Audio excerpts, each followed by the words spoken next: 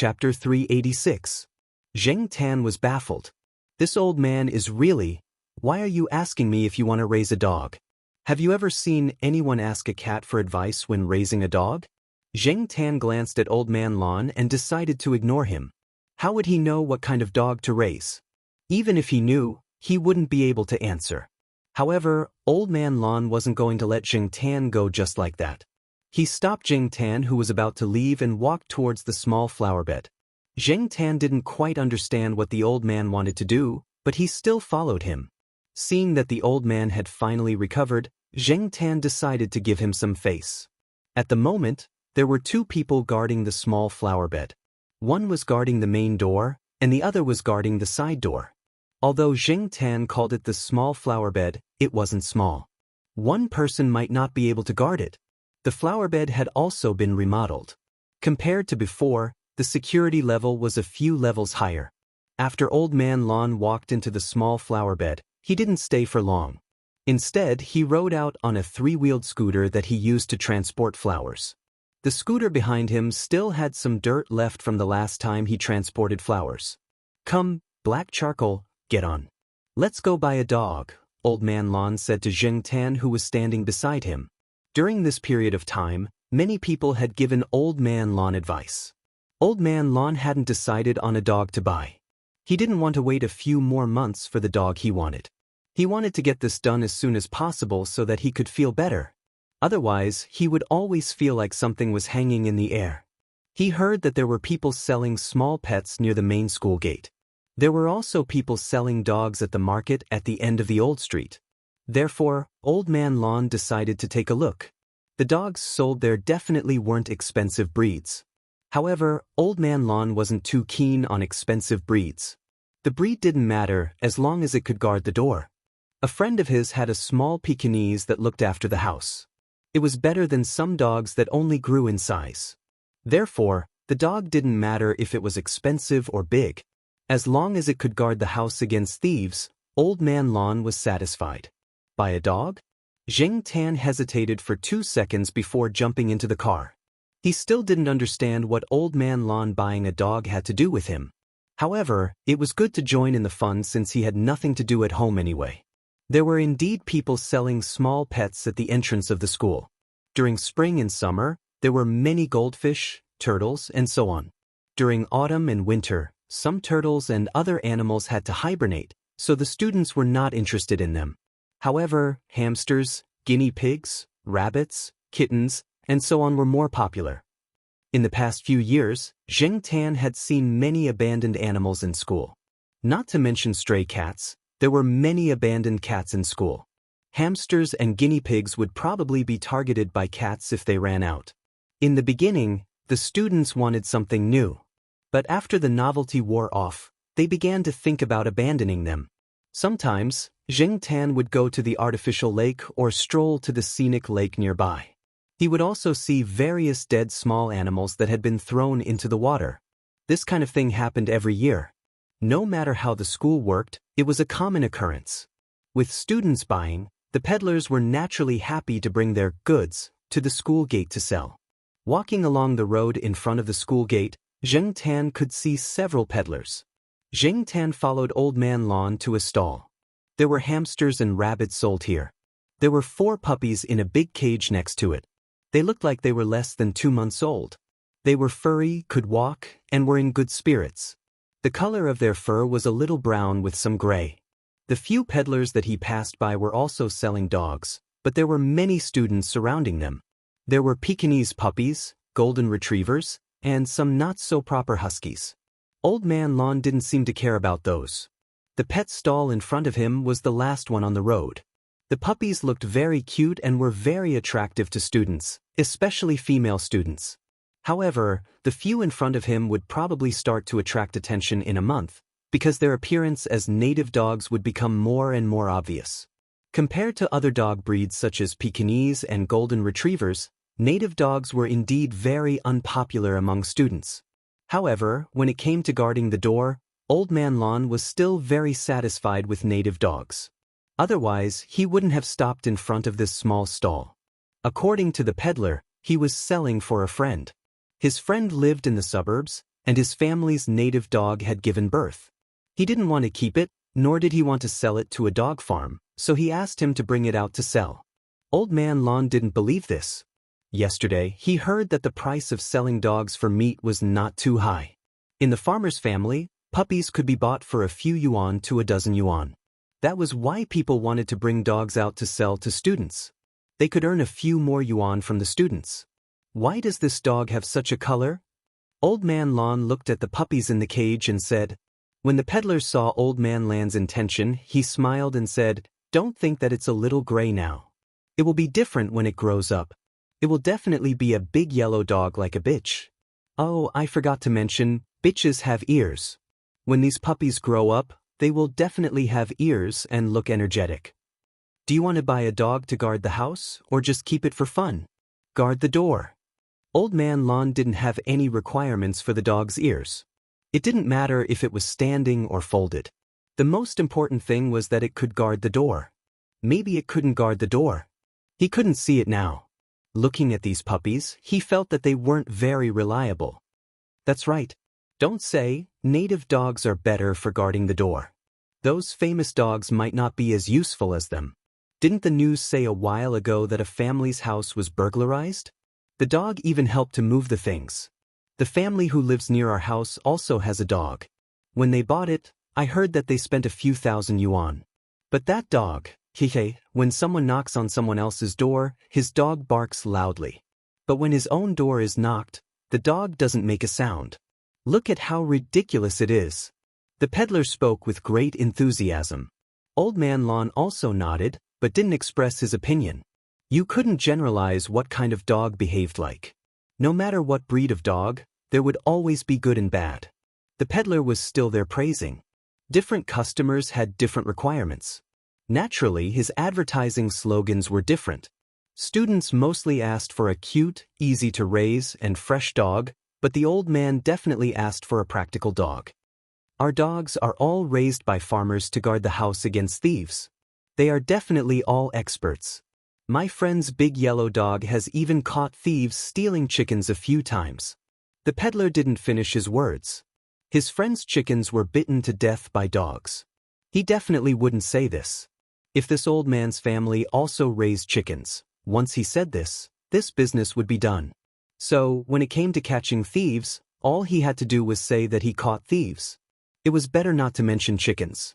Old Man Lon was a little tempted. A dog that caught thieves was good, but which one should he buy? Or buy a few more? Old Man Lon was really inexperienced when it came to this, so when he looked at the 4 puppies in the cage that looked about the same size and appearance, Old Man Lon couldn't make up his mind. Thus, he shifted his gaze and looked at Black Cat, who was squatting on the car and looking at the cage. He said, "Charcoal, what do you think? Which one should we buy?" The peddler didn't pay attention just now. Now that he heard Old Man Lon, he stretched his neck to take a look. Heh, this old man bought a dog with a cat. Who bought a dog with a cat? Hey, old man, your cat is really well raised. The peddler said. Everyone was willing to listen to good words. Old Man Lon nodded proudly.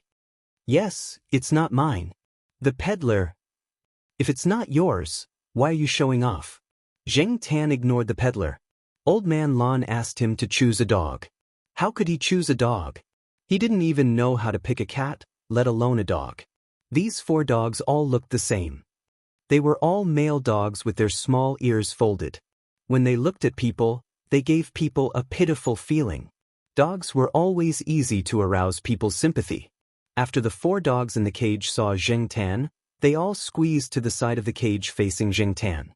They were very curious about Zheng Tan's cat.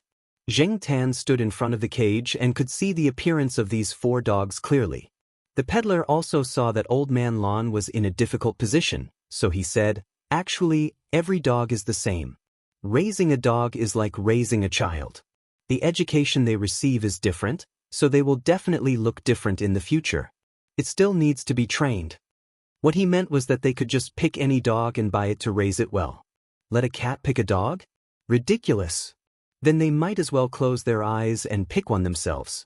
In fact, the temperament of these puppies could also be seen. When they were at the pet center, Zheng Tan saw Xiao Guo and the others examine the kittens' bodies. They also checked each kitten's temperament. Some cats were obedient when you caught them, while others struggled hard, scratched and bit. However, Zheng Tan looked at the 4 dogs in front of him. Their temperaments seemed to be about the same. None of them were particularly noisy, and none of them were particularly quiet. No wonder Old Man Lon found it difficult to decide. Black charcoal, don't worry and choose boldly. Choose any one of them. If they go astray in the future, I won't blame you. That's my responsibility. Old Man Lon said. In fact, Old Man Lan's idea was that the dogs in the courtyard were all good. Since Zheng Tan's cat had a good relationship with the dogs, then the dog he chose wouldn't be too bad, right? At least it would be more reliable than him, who was only interested in plants and was basically a layman when it came to animals. Zheng Tan didn't know what Old Man Lon was thinking. When he heard Old Man Lon say that, he raised his hand and patted the cage. Over there, a puppy was squeezing with its 3 brothers. When it saw Zheng Tan patting the cage, it even opened its mouth, as if it thought it was very funny. That one. Old Man Lon pointed at the puppy and said. The stall owner found it funny. He thought that the black cat was just waving its paw at the dog in the cage. It wasn't picking a dog. However, since the customer said so, he wouldn't explain more. He happily opened the cage and carried out the puppy that he just pointed at. Do you think it's this one? It's just weaned. You can feed it some rice paste or something like that. The stall owner handed the puppy to Old Man Lon. Black charcoal, is this the one? Old Man Lon looked at Zheng Tan. When he saw that Zheng Tan had already returned to the car, he looked at the puppy in his hand. He looked at it and didn't see any injuries, so he asked for the price. I originally planned to sell it for 80 to 100. Old man, you're the first one to buy a dog today. I'll give you a discount. 60. The stall owner said. 60? Are you trying to scare me? A few days ago, I heard that a 3-month-old dog was only sold for 50. Your price is a bit too low. Old Man Lon said. He didn't think it was expensive. He was just speaking the truth. Hey, you can't say it like that. Old man, you should be willing to pay any price for a dog. This dog is really good. It inherited its parents' ability to guard the door. It's not like other pampered dogs. Many dogs in the city have forgotten how to guard the door. In the end, the puppy was sold for 60. However, the stall owner gave them a cage. The cage wasn't big enough to hold 2 puppies of this size. It was just that the workmanship wasn't as good. After putting the cage in the car, Old Man Lon said to Zheng Tan, Black charcoal, help look after it. Let's go to the market over there to take a look. Chapter 387. The wet market that Old Man Lon was talking about was not the one near Chu Hua University. They still had to ride a bike to get there. On the bike, the dog in the cage didn't seem to be used to the unfamiliar environment. There was no familiar scent in the surroundings, so it wasn't as energetic as before. After a few grunts, it saw Zheng Tan and stuck its nose and mouth out of the gap in the cage's iron mesh. It bit the iron wire and even stretched out its paws to scratch it a few times. Zheng Tan looked at the dog playing with the iron wire. He raised his hand and patted its nose. He didn't expect the little guy to open its mouth and bite. Zheng Tan had nothing to do, so he patted the dog's nose and played with it. The dog's reaction wasn't fast, so it couldn't catch up. No matter how hard it tried, it couldn't bite Zheng Tan. The dog didn't bite because it wanted to bite something. It was just playing. Zheng Tan chose this dog because it wasn't as good or smart as Old Man Lon thought. Zheng Tan couldn't tell what was so good about this puppy. In fact, the main reason was that this dog had the biggest mouth. Zheng Tan carefully compared it just now. This dog's mouth was indeed a little bigger than its 3 brothers. Finally, he found a difference, so Zheng Tan chose this dog. 20 minutes later, Old Man Lon rode the bike to a wet market and pushed the cart in. At this time, the wet market had passed the morning rush hour. There weren't many people in the wet market. Generally, young people wouldn't go to the wet market to buy dogs. Firstly, it would give people the impression that they didn't like dogs. Secondly, the wet market basically only sold mutt puppies. Young people didn't like them. Therefore, the people who came to buy dogs were mostly middle-aged and old people. Old Man Lon only knew that mutt puppies were sold here because he didn't have this kind of experience before. After asking, Old Man Lon walked in the direction that someone pointed to. There were people selling dogs there. Dogs were sold in the vegetable market. They were either specially bought and sold for cooking, or they were originally selling vegetables and had puppies at home, so they decided to sell them. Old Man Lon looked at the two families.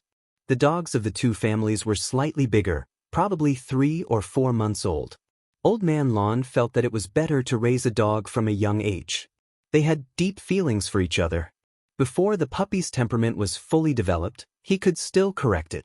Therefore, this time, he planned to buy 2 puppies that were 1 or 2 months old. He would raise them in a small garden from a young age. That would be more effective. It was also for this reason that he had rejected the kindness of a few friends who had sent him dogs.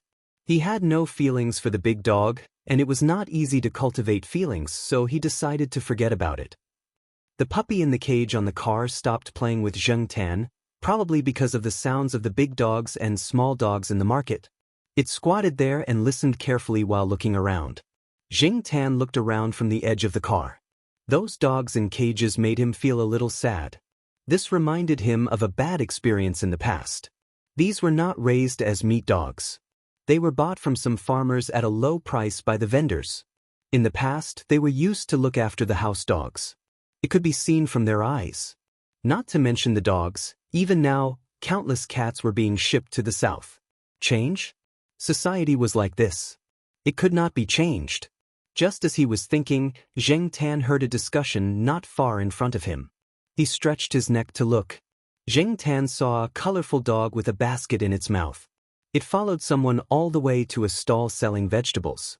There were puppies in the basket. They looked slightly smaller than the one in Old Man Lan's car. Because of the angle, Zheng Tan could not see how many puppies there were. He could only see half of a puppy's head. The rest could not be seen. Because of this, many people gathered around to watch. Old Man Lon also pushed the car over. Fortunately, there were not many people in the market at this time. Otherwise, the car would not be able to be pushed in. "This dog is for sale, right?" someone asked. "Yes, it's a family dog. It's very obedient. We let it carry the basket and it came over," the stall owner said. "This bitch doesn't know that it's selling puppies, right? Sigh, it looks so pitiful." Although some people pitied it, the people who gathered around were just saying. However, there were really people who wanted to buy a dog. One of them was a person who opened a restaurant nearby. It was not time for work yet. That person was looking for someone to chat with in the market. When he saw the dog, he wanted to raise it. The restaurant had to be guarded against thieves. It also served as a deterrent to those who wanted to cause trouble. "This dog is not bad. This shrimp waist is long." The restaurant owner looked at the bitch holding the basket just now. His eyes were shining. He had raised many dogs in the past few years. He had a good eye. "What's wrong? Boss Lu, is there such a thing about dogs? Tell me if I'm interested, we can buy one. My family's warehouse really needs a dog to guard it." Another middle-aged man came over and said, "Yo, Boss Wang, why are you here?" Boss Lu, who opened the restaurant, did not ask much. Seeing that everyone was looking at him, he began to talk. "This dog is not as lowly as others say. It can hunt and guard the house." Boss Lu talked about the dogs he raised in the past. The people around him had nothing to do at this time, so they all came to listen to the story. Old Man Lon also listened with interest, but because he was pushing the cart, he couldn't get too close. He could only see the bitch squatting next to him from the gap between the people in front of him. In fact, Zheng Tan listened to Boss Wang's words. This person might not really know much about dogs. He was just basing his words on the fact that he had raised a dog before. In addition, he had learned a little from other people. It was possible for him to bluff people here. That person also said that the dog he raised was good. "Oh hey, I laughed at that time. It was obviously a dog used for hunting, but he raised the dog to look like a pig with a bucket waist and was proud of it. I was embarrassed to say that he was far worse than the shrimp waist dog I raised before. Our dog can jump 3 or 4 meters in a jump. It can be sold in some places for tens of thousands of yuan." When the people around heard this, they couldn't help but exclaim. Listening to everyone's praise, Boss Lu, who opened the restaurant, became even more proud. He coughed, restrained the smile on his face, and said with the look of a professional expert, However, if it is used as a hunting dog, the choice of dog still depends on the terrain and the place. Is it a plain or a hill? Is it a small mountain or a big mountain? Different terrains require different hunting dogs. For example, if you get a thin dog to fight a big mountain, it can't fight a wild boar, so it still needs a big dog like Castro.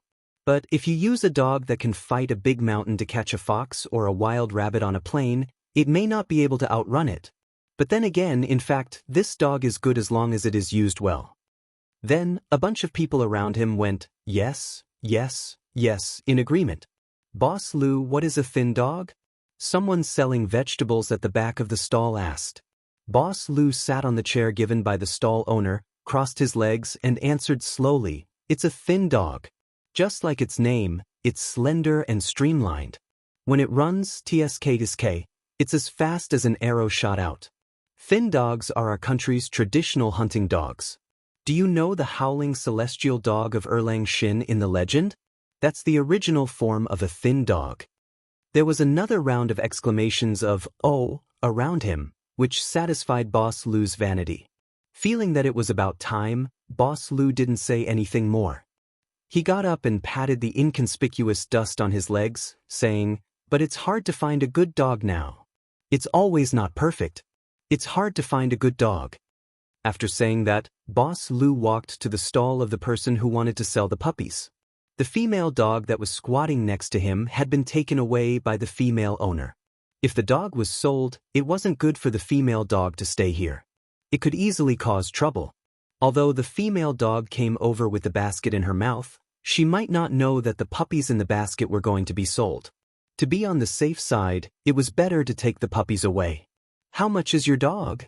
Boss Lou asked the stall owner. Don't sell it for tens of thousands of yuan just because of what I said just now. I won't do it.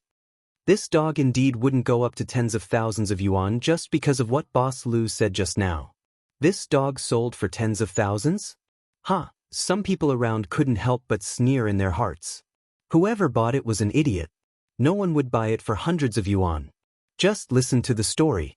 As experienced peddlers, these people around them would not be fooled by Boss Lou's few words and stories. How could they sell vegetables if they didn't have a brain? When the stall owner heard Boss Lou's words, he smiled honestly. How could we?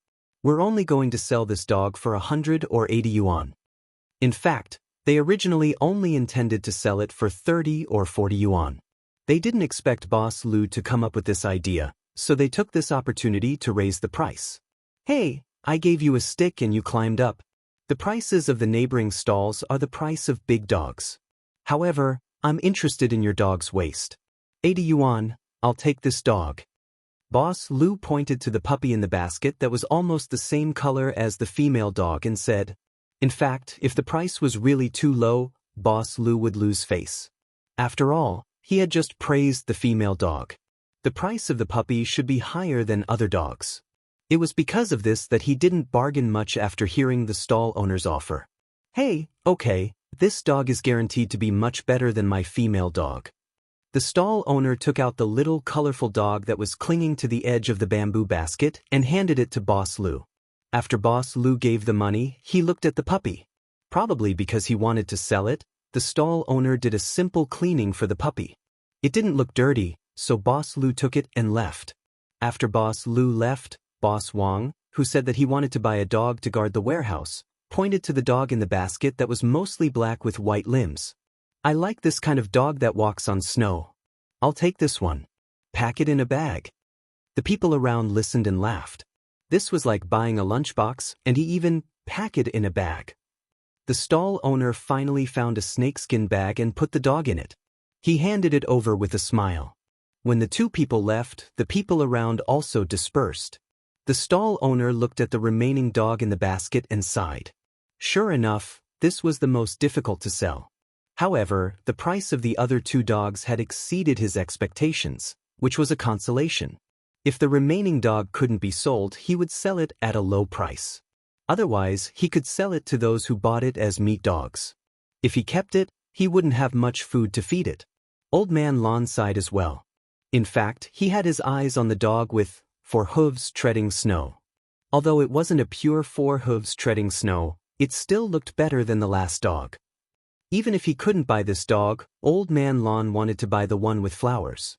He didn't expect that the first to be bought was the little colorful dog, and then the walks on snow was one step ahead. There were only 3 dogs. The 2 that Old Man Lon liked couldn't be bought. As for the remaining one, Old Man Lon frowned. He felt that it wasn't good enough. Not only did Old Man Lon look down on it, but the people around also looked down on it. In fact, as long as the fur color changed, there were still some people who were willing to buy it, but the problem was that many people disliked the fur color now. Moreover, the remaining dog in the basket didn't look as energetic as the previous 2. It quietly squatted in the basket. When the 2 dogs were making a big fuss, it didn't move much. The fur color was bad, and the spirit was poor. Who would want to buy it? Although it was only a few dozen yuan, the people in the market didn't want to spend it for nothing. For them, it was better to buy a few packs of cigarettes. I know dogs with this color. When they grow up, the color of their fur looks like they have skin disease. It's so ugly. Not far away, a stall owner selling pork said, "I don't think it looks good either." Another stall owner followed. "It really doesn't look good. It has mixed fur." Someone around agreed.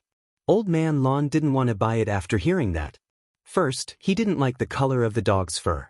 Perhaps it was because of the flowers, he preferred a slightly more pure color. Even if it wasn't a pure color, it was fine with some other colors. However, he didn't like this kind of mixed fur.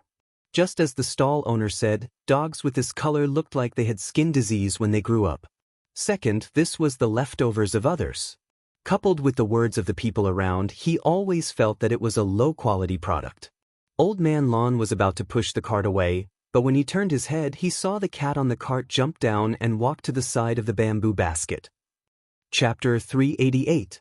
Although the dog in the basket was less active than the other 2, its eyes were not as listless as they looked. When Zheng Tan approached, he could see a little vigilance in the puppy's eyes. The remaining puppy's fur color was gray, and its fur was mixed with dark brown and even almost black stripes.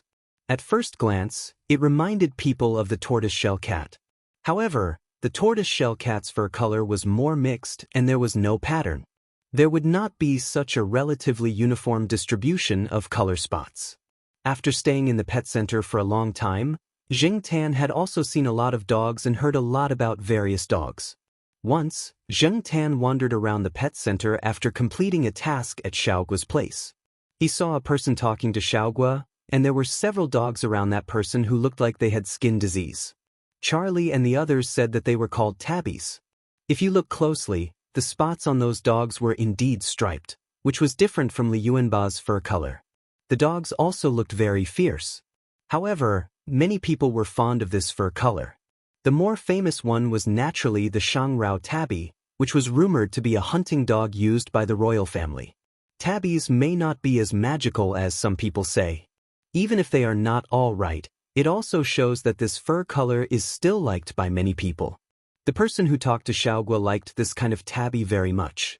Most of the dogs in his hand were of this color. In fact, in the countryside, this kind of fur color was not rare.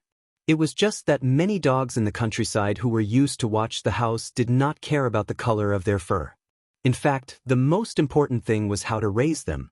Now, this puppy was the only one left among the 3 puppies. The fur color was the most important reason. Apart from the fur color, Zheng Tan looked at this puppy and found it quite pleasing to the eye. It was not noisy.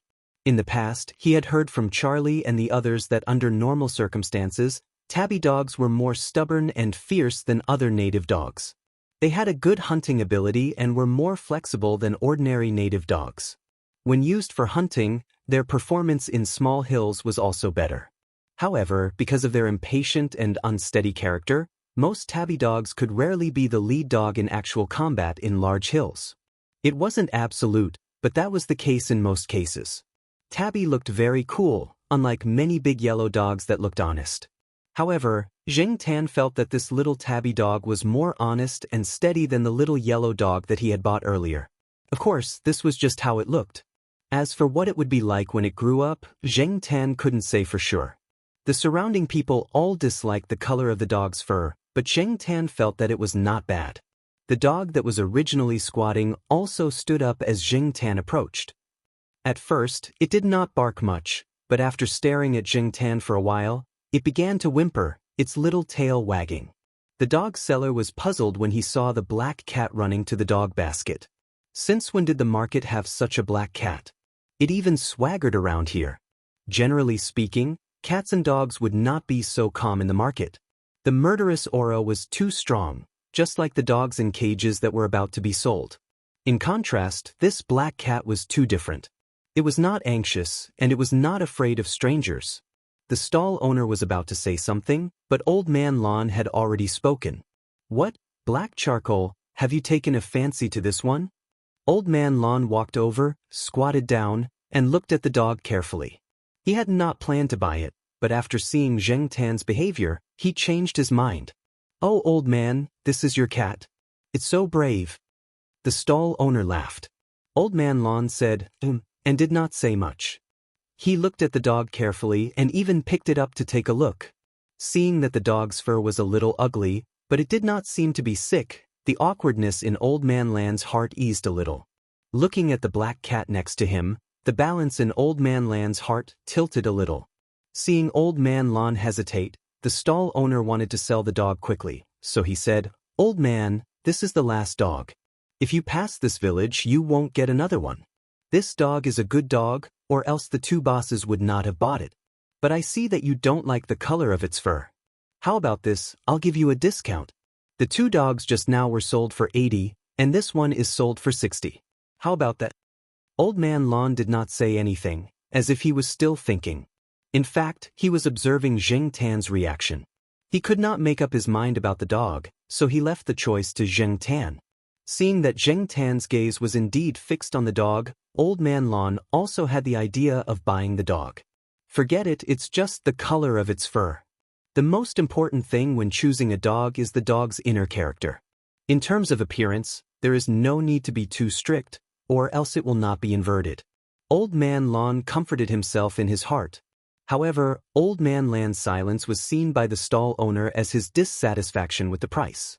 Looking at the old man in front of him, there was nothing special about his attire, and he did not look like a rich person. Moreover, he knew that old people at this age were very concerned about money and would not be willing to spend more. Therefore, the stall owner thought about whether or not to lower the price. Hearing the barking of a dog, the stall owner looked towards the electric tricycle. Seeing that there was a dog in the cage, he asked Old Man Lon, "Did you just buy the dog on the tricycle?" Old Man Lon, who had already made up his mind, put down the dog and slowly stood up. "Yes, I just bought it." "It's 60, and it comes with a cage," Old Man Lon said honestly.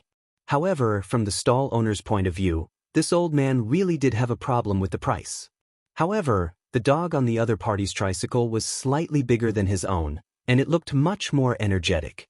It even came with a cage. If he shouted 60 again, this deal would probably be off. Seeing that no one around was interested in this dog, the stall owner thought for a moment and said, "How about this? I also want to sell this dog quickly. My wife left with the big dog and will be back soon. Before she comes back with the dog, I want to sell the dog. How about 40? That's half price.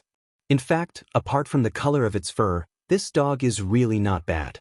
After it grows up, it will definitely be dedicated to guarding the house. Look at its eyes, this is the type that is willing to bark when it sees strangers. Moreover, it will bark more fiercely than other dogs.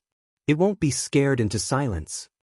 The stall owner looked very honest and seemed very sincere when he spoke, but in fact, the stall owner thought in his heart that 40 yuan was more than they had originally thought. No matter what, it was more than they had earned, and it was not a loss.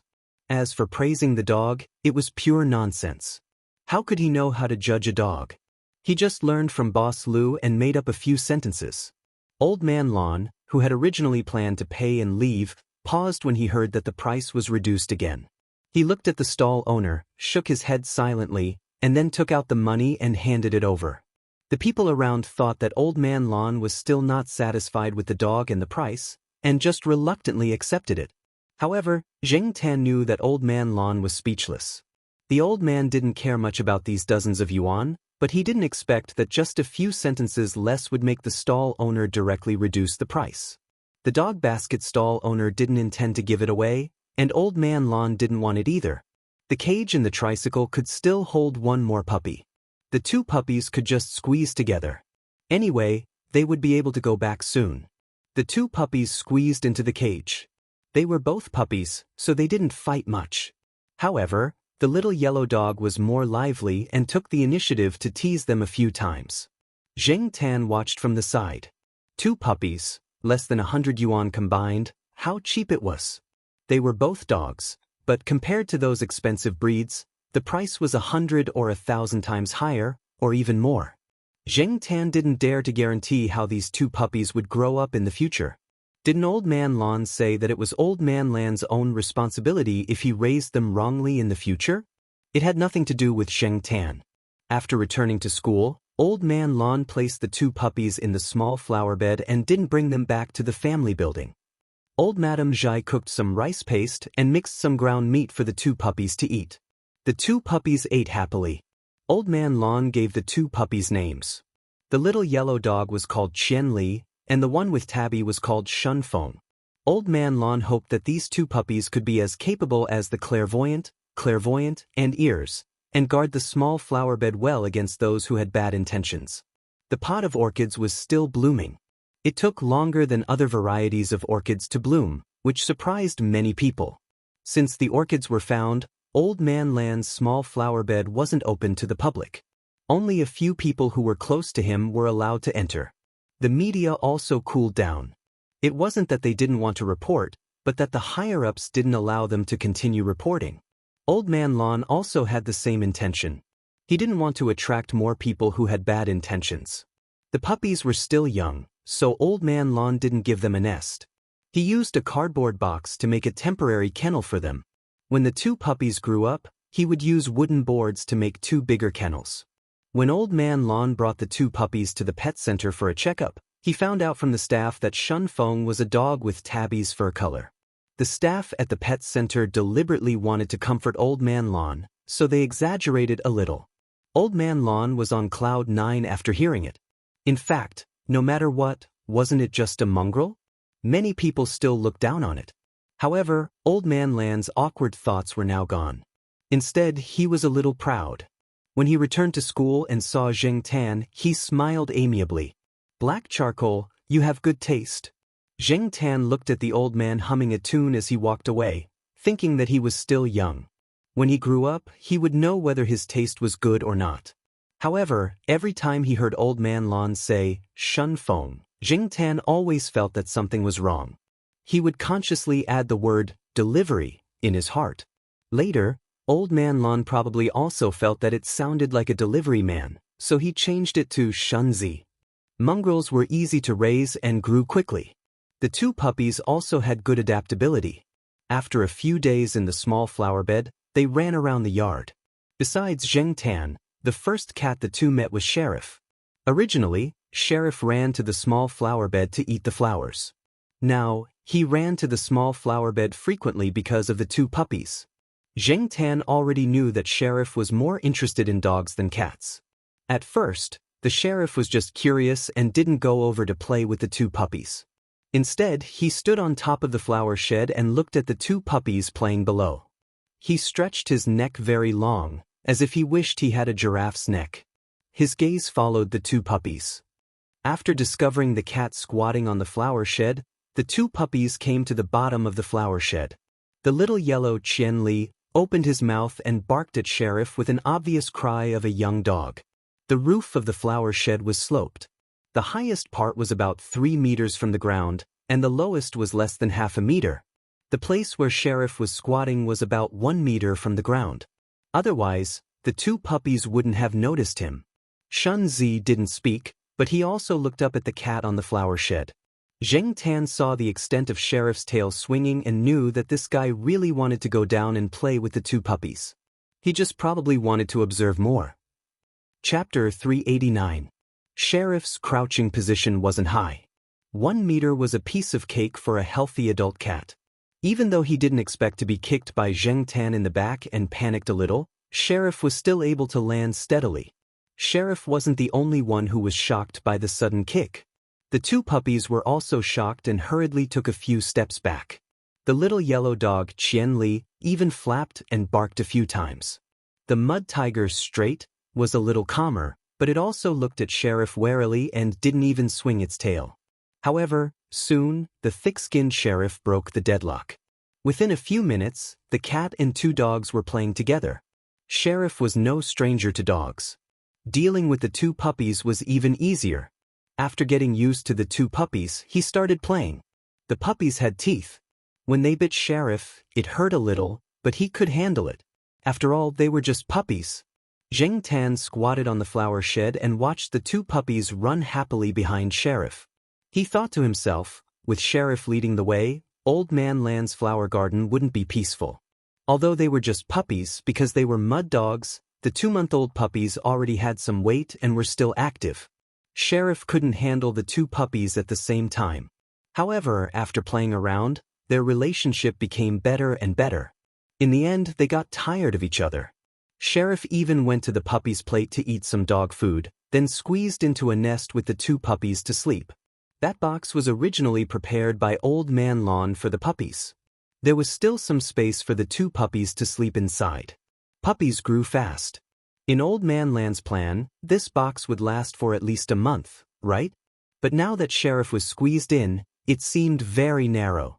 Sheriff's two hind legs were still exposed. However, cats were soft. They could sleep in any position. Zheng Tan looked at the three of them squeezed in the paper box and was happy. He estimated that in a few days, this paper box would be scrapped. It wouldn't be scrapped, but it would be tossed around until it was scrapped. Looking at the sky, Zheng Tan jumped down from the flower canopy and left. It was time for lunch. In a while, the students would be dismissed. It was inconvenient to move around with so many people. Zheng Tan decided to have lunch at Jiao Wei's small restaurant today. He left the small garden and went to the school gate. However, on the way to the school gate, Zheng Tan passed by a building near the school's logistics department. Just as he was thinking about how much trouble Old Man Lawn would be in for in the future, he wasn't paying attention to his surroundings. Suddenly, he heard a shout, "Be careful!" The next moment, he felt as if a bucket of cold water had been poured over him. Zheng Tan's fur was all wet. He turned his head and looked helplessly at the surprised auntie who was standing at the door with a basin in her hand. That auntie obviously didn't do it on purpose. Under normal circumstances, no one would come here, and she was used to splashing water. Who knew that a cat would suddenly appear? It was probably the water used to wash fruit. Zheng Tan could even smell a bit of fruit. The auntie holding the plastic basin was stunned for a moment. Then she said to Zheng Tan, "Hey me, come here. Auntie will help you wipe it." As she said that, she took out a pack of tissues from her pocket and waved at Zheng Tan. Zheng Tan looked at the auntie's figure. She was, well, a strong woman. Her arms looked very strong. Zheng Tan thought about it and decided to leave. After he left, Zheng Tan saw that there was no one around. He stopped and shook his fur twice. Not much water came out. He looked up at the sun in the sky. The sun was not bad. It should be fine after a while. Zheng Tan didn't think much of it. He ran out of the school gate with water stains all over his body. However, although there was sun today, it was already December. The temperature wouldn't be high. When the wind blew, it was a little cold. When Jiao Wei's parents saw Zheng Tan, his fur was still wet. Jiao Wei's mother joked that Zheng Tan had gone swimming or catching fish. Although she said that, Jiao Wei's mother still took a hairdryer for Zheng Tan to dry. After drying, he felt much warmer. However, when Zheng Tan walked back from the small restaurant after eating, he felt a little dizzy and sneezed a few times. It seemed that his nose was running. Zheng Tan couldn't find any tissues to wipe his nose, so he raised his hand to wipe his nose. "I'll wipe it on my fur first. I'll wash it when I get back." Originally, Zheng Tan wanted to go to the small garden to see how the three of them were doing. He wanted to see if they had rebelled in the small garden.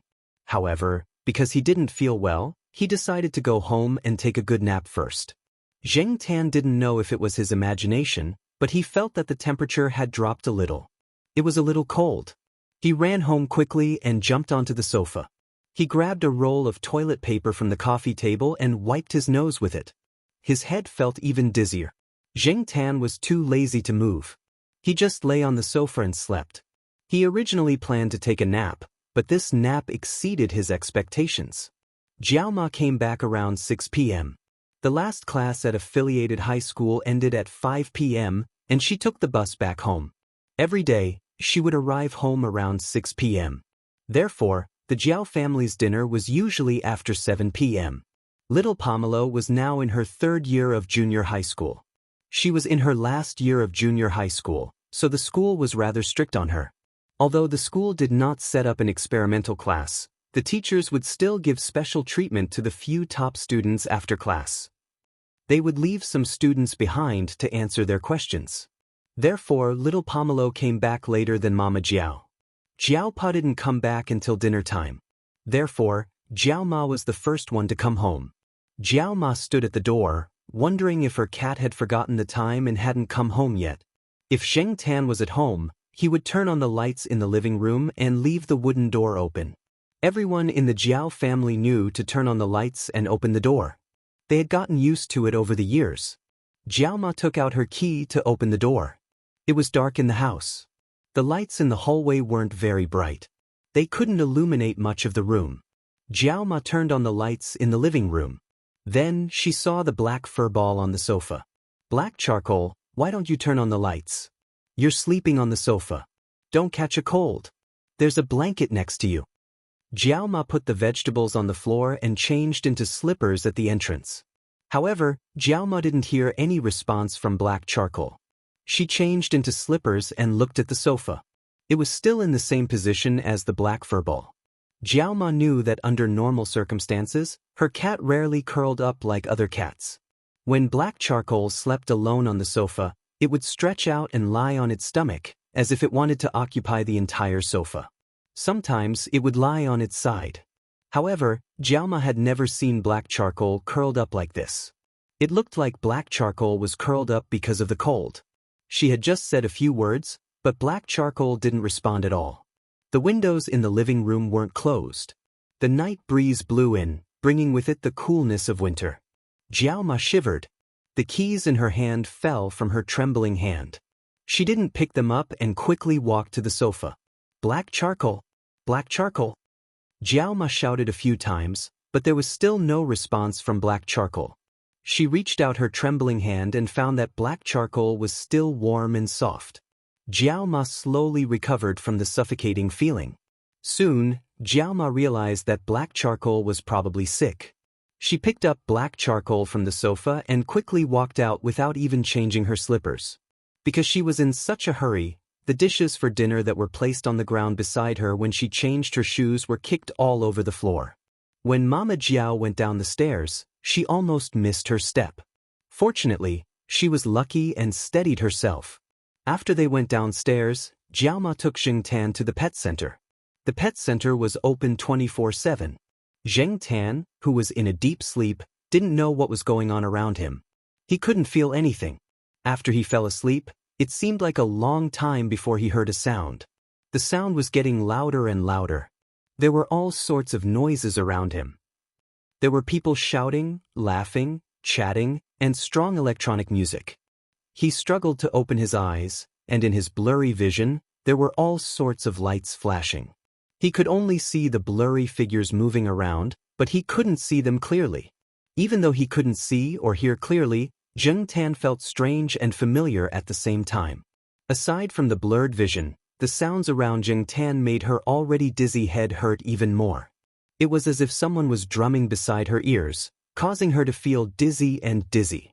A figure approached him. Even though it was close, Zheng Tan couldn't see what the person looked like. Zheng Tan, are you really drunk? You can't hold your liquor at all. His voice sounded indistinct and indistinct. It had been a long time since someone called him Zheng Tan. When he heard it, Zheng Tan didn't react. Even after he reacted, he couldn't remember who the owner of the voice was. Zheng Tan tried to open his eyes wide to see who was in front of him, where he was, and what was going on. But it was still in vain. He was so close that he could touch him, but he seemed to be thousands of miles away. This made Zheng Tan feel conflicted. This feeling didn't last long. Zheng Tan found that the world was gradually out of balance and became distorted. His blurry vision was distorted and he couldn't see anything. The people and things around him seemed to be farther and farther away. Zheng Tan wanted to say, "Wait, I haven't seen clearly yet." But the world became quiet again and there was nothing around him. After a long time, Zheng Tan gradually heard a vague sound. The sound gradually became louder and clearer. It wasn't as blurry as before. Zheng Tan felt that he was poked. It wasn't hard, just a light poke, and it was a little itchy. Then, Zheng Tan heard a familiar voice. "Why isn't Brother He awake yet?" Oh, it was Air Yuan from Air Mao's family. Air Yuan was almost 2 years old now. With Air Mao's talkative father around, Air Yuan learned to speak very quickly. "Air Yuan, don't mess around. Brother He is just sick and sleeping. He needs to rest." It was another voice. It was Fatty Wei, Celestine's brat, who was getting rounder and rounder. "Sick?" Air Yuan asked. "Yes, my dad said so." His original words were He. What's Brother He's name?" Fatty Wei wanted to repeat his dad's words, but he forgot what He was. What was his name again? Fatty Wei suddenly couldn't remember. They usually only called him Brother He and had almost forgotten Zheng Tan's cat name. "Air Yuan, what's Brother He's name?" Fatty Wei asked. "Hey." Air Yuan tried hard to remember how his dad called him Brother He. After thinking for a few seconds, he slowly said, "It's Hey Bun." Chapter 390. When Zheng Tan opened his eyes, he found himself in a small room of about 10 square meters. There were some medical equipment in the room, and there was an unpleasant smell of medicine in the air. The only people in the room were Fatty Wei, Yuan Air, and Yuan Air's mother. When the two children were talking, Yuan Air's mother, Gong Qin, was sitting at the side reading a book about how to take care of sick pets. As for the black steamed bun that Yuan Air mentioned, she had misheard and remembered wrongly. Air Mao kept calling Zheng Tan black coal, and Yuan Air only remembered 3 words. After thinking for a long time, she thought that it was probably black steamed bun. She had eaten steamed buns this morning, so she directly thought of the word steamed bun. Fatty Wei and Yuan Air were arguing about whether Brother He's name was 2 or 3 words. When they saw Zheng Tan open his eyes, the two children were stunned for a moment, then shouted loudly, Mom, Brother He woke up." "Dad, coming quickly." Brother He opened his eyes. Celestine and Air Mao were talking outside. When they heard the voices inside, they opened the door and came in. When they looked at the cat bed, the cat on the bed was stretching his limbs and yawning. "Yo, Black Coal woke up." Air Mao laughed. After saying that, he called Xiaogua and informed the Jiao family. "It's good that he woke up. He's fine now that he's awake," Celestine said. When Zheng Tan was unconscious, Xiaogua asked someone to check on Zheng Tan. They suspected that he had caught a cold, but what was strange was that after injections and medicine, his body temperature returned to normal, and his breathing returned to normal. He recovered much faster than other cats, and it seemed that there shouldn't be any major problems. However, Zheng Tan didn't wake up. It was as if he was in a deep sleep, and he maintained this state for a week. This really worried the Jiao family. Xiaogua also invited a lot of specialists and even asked some famous veterinarians, but none of them could solve the problem. He could only wait. Now, after learning that Zheng Tan had woken up, Xiaogua brought some people to give Zheng Tan a comprehensive checkup. The result of the checkup was that everything was normal, and its condition was much better than that of other cats of the same age. Whether in terms of bones or muscles, it was much better than other cats of the same age. There was no sign of aging at all. The Jiao family breathed a sigh of relief when they received the diagnosis. However, when they asked if something similar would happen again, the doctor at the pet center could not give a definite answer. Compared to humans, the treatment methods for pet diseases were not as perfect. All kinds of situations were possible. All they could do was record the case and then discuss it. If they couldn't find the answer, there was nothing they could do. So, the best way is to pay more attention to the cat. Don't let the cat get sick, so it can stay in good condition for a longer time, Xiaogua said to the Jiao Pa, Jiao Ma, and Jiao Ma. Since everything was normal, Zheng Tan didn't want to stay in the pet center anymore. He went straight home with the Jiao Pa, Jiao Ma, and Jiao Ma. Zheng Tan was sick for a week. During this week, Zheng Tan stayed in the pet center. Xiaoguo specially prepared a separate room for Zheng Tan. This was a special treatment. The Jiao family was very worried when they found out that Zheng Tan was sick. They blamed themselves for neglecting Zheng Tan because they were busy with their own things. That was why Zheng Tan caught a cold. It wasn't a big deal for humans to catch a cold, but it was different for animals. A small illness could be dangerous if it wasn't treated properly, let alone Zheng Tan, who was gradually entering his old age in everyone's eyes. During his hospitalization, the Jiao family came to visit him several times a day. Their phones were turned on 24 hours a day in case something happened. Little Pomelo and Jiao Yuan were in their third year of middle school and high school respectively. Both of them had their monthly exams at the end of November. Because of Zheng Tan's illness, their exams were affected, especially little Pomelo. If it weren't for the Jiao Pa's supervision, she would have missed the exam. As for the Jiao Yuan, Jiao Pa, Jiao Ma didn't intend to tell the Jiao Yuan. Unexpectedly, the Jiao Yuan noticed something was wrong from Jiao Ma's condition. He called several eyes and ears in the villa complex to find out what was going on. Only then did he know that Zheng Tan was hospitalized, so he asked for leave and went back home that day. Knowing that the Jiao family wasn't in their best condition because of his illness, Zheng Tan felt very complicated. He probably didn't expect that he would have such a big influence. He felt a little guilty, but at the same time, he was a little happy. It was a good thing to be valued and cared about, because it proved that others cared about you. However, after this, Zheng Tan thought that he had to be more careful.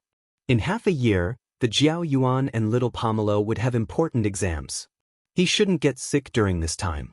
Even if he got sick, he had to hold it in until the two finished their exams. He didn't want to affect their performance in the exam. At that time, the Jiao family didn't spread Zheng Tan's condition, but Heir Mao, who lived in the same building, found out very quickly. After he found out, Celestine also found out very quickly. The two of them even came to visit Zheng Tan a few times when they were free. It was just that Zheng Tan hadn't woken up at that time. Today, Celestine got off work early, so she brought Fatty Wei over. Heir Mao also brought Heir Yuan.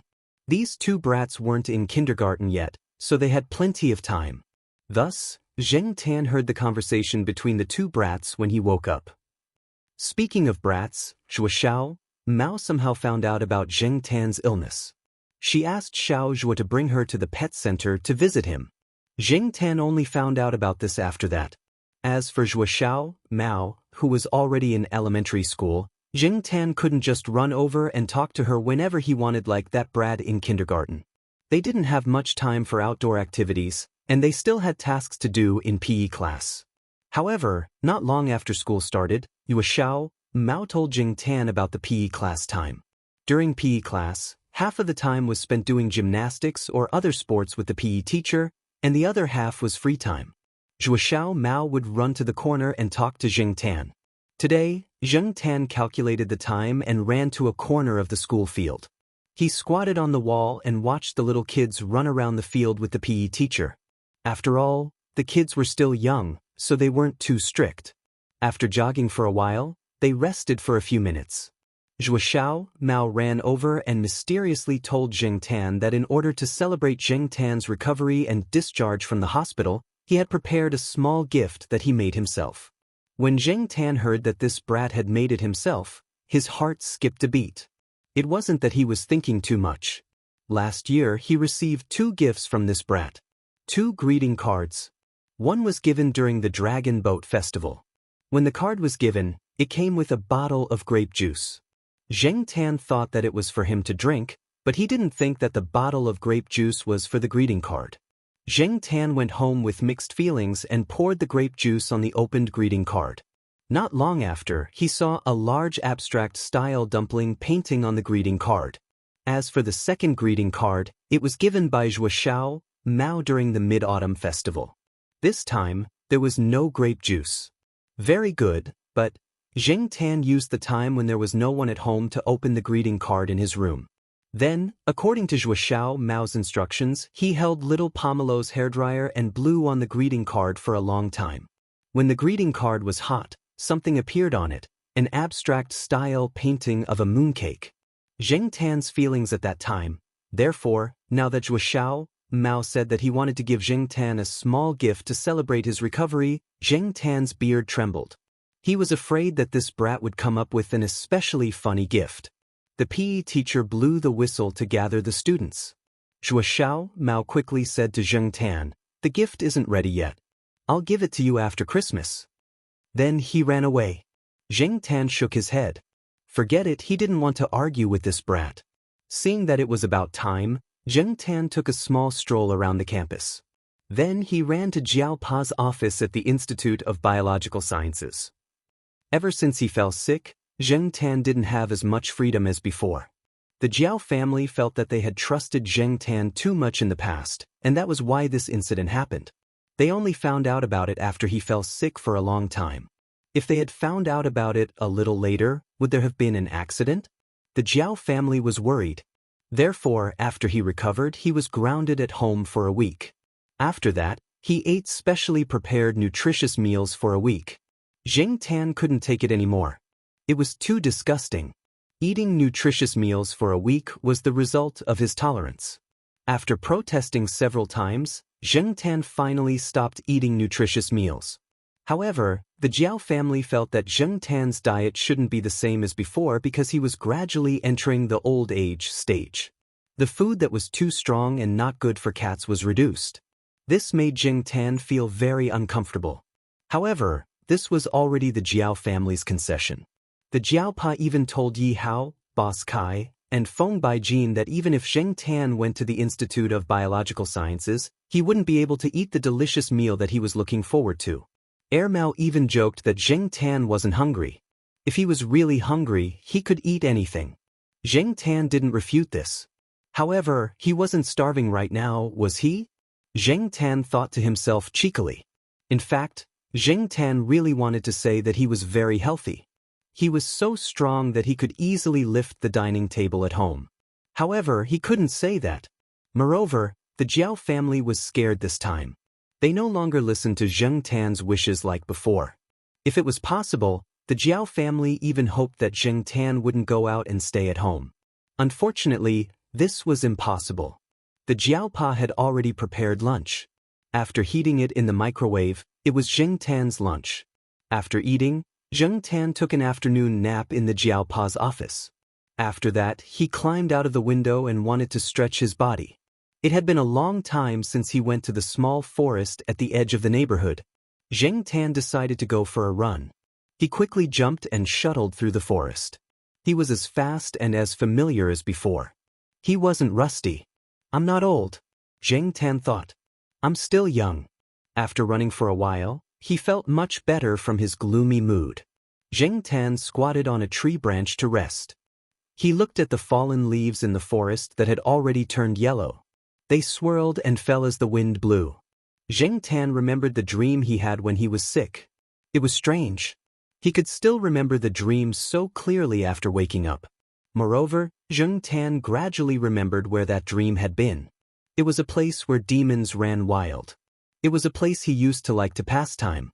Sometimes, when he was in a bad mood, he wouldn't even go to class.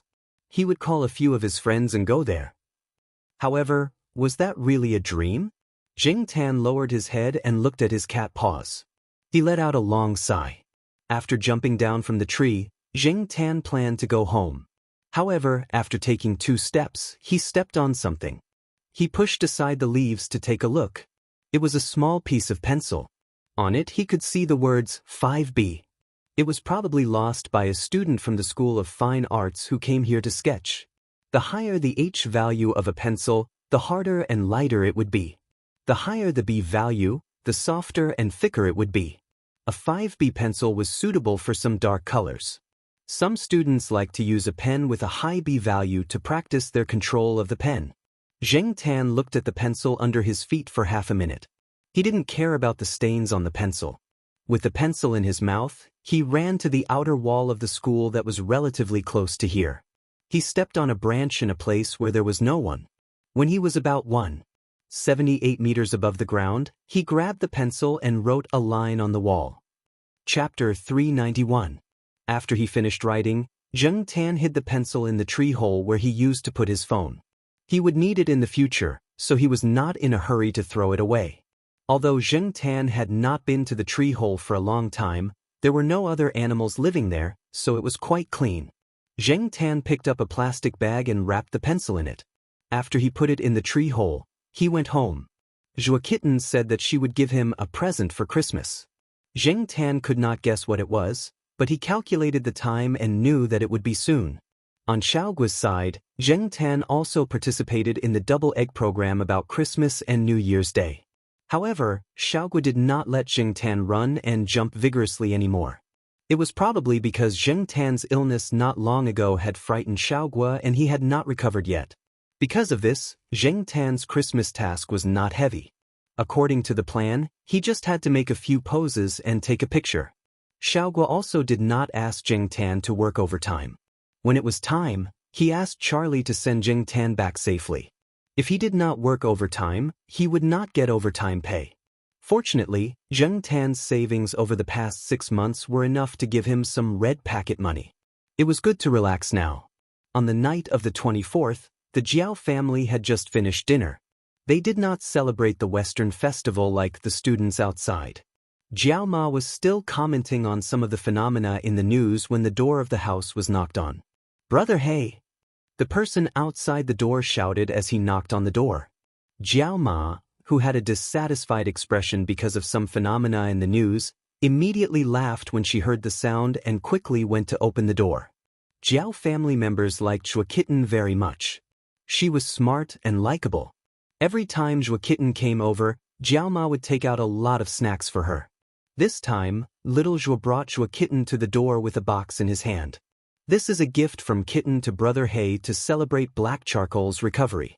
I hope that Black Charcoal will always be healthy," little Zhua said as he handed over the box in his hand. "Oh, a gift from the kitten." Mama Jiao took the box and said with a smile. Zheng Tan was also curious and came over to take a look. Little kitten Zhua couldn't wait to show off her gift. When the box was opened, there were some parts inside. Although they weren't pieced together, it could be seen that it would be a miniature bicycle when assembled. "Bicycle?" Jiao Ma was puzzled. "Yes." Little kitten Zhua chuckled as she took out the parts and put them together with some effort. When she couldn't use her strength, little Zhua came over to help. In less than 2 minutes, a miniature bicycle was assembled. It was only about half a meter long. The material used was strong but not heavy. It was very light. Jiao Ma estimated that it weighed less than half a kilogram. Kitten said that she used to drive a 4-wheeled car with black charcoal, and she missed it a lot. There are still pictures of the past pasted on the bedroom wall. Now that she's learning to ride a bicycle, she also wants to ride it with black charcoal for fun, little Zhua explained. Many students in primary school ride bicycles, but they don't rely on this to go to school. They just ride it in their respective courtyards for fun. Little brats sometimes compete with each other. Little kitten Zhua would no longer touch the 4-wheeled children's car that was completely used to deal with children. Instead, she was learning to ride a bicycle. Therefore, when she was thinking about preparing a gift for Zheng Tan, she thought about riding a bicycle. However, little kitten Zhua was still young after all. She didn't consider Zheng Tan's uniqueness. In little kitten Zhua's heart, Zheng Tan knew everything and was omnipotent. What's the big deal about riding a bicycle? However, even if Zheng Tan could ride a bicycle, considering some factors, he wouldn't ride it in broad daylight. When the 4-wheeled car was driven, he could still control it in a hidden place. Riding a bicycle was not possible. Riding a bicycle would attract a large number of cameras. Now that the internet was developed, electronic products were updated rapidly. Zheng Tan didn't want to be discussed on the internet. However, no matter what, this was little kitten Zhua's kind intentions. It was a gift that he personally made. Although little Zhua's help was indispensable, he had already given her his kind intentions. Compared to the previous 2 silly greeting cards, this was much better. "This bicycle is really small. Can it be ridden?" Jiao Ma asked. "It can be ridden, and this is made according to the size of black charcoal. There are 2 auxiliary wheels. I just don't know if black charcoal can ride it." Little Zhua laughed. In little Zhua's opinion, this bicycle was not needed, But little kitten Zhuo wanted to make it, so she helped. She also asked a junior brother to get some strong and light materials. Jiaoma didn't expect to use it, but this bicycle was the same as Zheng Tan's four-wheeled cat car. It could be used as an ornament at home. In the end, Zheng Tan didn't ride the bicycle in front of these people. When little kitten Zhuo left, she was very disappointed. She also advised Zheng Tan to learn how to ride a bicycle early and go out for a walk. Unfortunately, this matter was probably not going to happen. This miniature bicycle was not dismantled for the time being. It was placed in Jiao Yuan's room. Anyway, Jiao Yuan now stayed at home for a short time every week. There was no place to put things, so he put them in his room. Zheng Tan didn't plan to ride the bicycle out, but for this bicycle, Zheng Tan still liked it very much. He had seen little kitten Zhuo play with a bicycle model toy before. It was a toy model car made of plastic. This bicycle was probably built according to those models. Little kitten Zhuo's current ability was not enough, so the main contributor was little Zhuo. There was no one in Jiao Yuan's room. Zheng Tan squatted in front of the bicycle. When no one was looking at the room, he reached out and lifted it. Yes, it was very light. For other cats, it was heavy, but for Zheng Tan, it was no problem at all. Zheng Tan planned to ride it when there was no one at home to play. Just as he was thinking, the Jiao Pa, who had just answered the phone in the master bedroom, shouted, "Black Charcoal, come here. You have a call." Usually, it was Air Mao or Celestine who called. However, they wouldn't call Zheng Tan directly. Usually, they would call the Jiao Pa to talk about something. Now, it was really hard to think of anyone who would call Zheng Tan directly. Zheng Tan came to the master bedroom and jumped onto the bedside table where the phone was placed. The phone was on speaker mode, and Zheng Tan could hear the sound of laughter on the other end. There were both men and women, and they seemed to be talking in hushed tones. There was laughter in their voices, but Zheng Tan could not recognize them. They were probably strangers. "Okay, Black Charcoal is here," the Jiao Pa said from the side. Then, there were two sounds on the other side of the phone, like the sound of flapping wings. Then, Zheng Tan heard a voice that he hadn't heard in a long time. "I didn't forget you forgot me, you even said the wrong name, this proves that you were lying to me, let's see what you'd say today, Zheng Tan." As soon as he heard this voice, Zheng Tan immediately took a few steps back. "F***CK, I'm not answering this guy's call." At the beginning of November, because the temperature in Chuhua City dropped sharply, the B***TCH bird was listless at home all day. However, after its owner took it to the warm south, the bird began to show off again. There was some laughter on the other side of the phone. It was obvious that there were a few people on the other side of the phone. They were probably the family of the B***TCH bird's owner, Professor Tan, who lived in the south. Professor Tan didn't let General Tan show off too much over the phone. Soon, he took the right to speak and started chatting with the Jiao Pa. Professor Tan had been in contact with the Jiao Pa before. Professor Tan had given the keys to his house on the 4th floor to the Jiao Pa. There were some plants in the house that needed to be watered. Although there was an automatic watering machine, he still had to check on them from time to time. Therefore, the Jiao Pa would go to Professor Tan's house on the 4th floor every week and then send him an email to explain the situation. The Jiao Pa talked about Zheng Tan's illness later on when he chatted with Professor Tan. Today's phone call wasn't made by Professor Tan. Instead, General Tan pecked the number with his beak in the name of showing concern for Zheng Tan. In the end, when Zheng Tan arrived, he heard the B***TCH bird singing an old song that it had just learned. He didn't know who taught it in Professor Tan's house. General probably hadn't finished singing on the other side. Professor Tan was still complaining that General was pecking the phone line to vent his anger. Apart from General Tan, Professor Tan had originally planned to call the Jiao Pa in the next 2 days. "I heard that you were selected as this year's Provincial Person of the Year?" Congratulations, said Professor Tan. Zheng Tan was just about to leave when he heard the voice coming from the phone. He stopped in his tracks and decided to listen a little longer. Person of the Year? It sounded so awesome. However, when did Jiao Pa get selected as the Provincial Person of the Year? The Jiao Pa held the phone and caught a glimpse of Zheng Tan's movements from the corner of his eye. He glanced over and then looked away. Then, he started chatting with Professor Tan.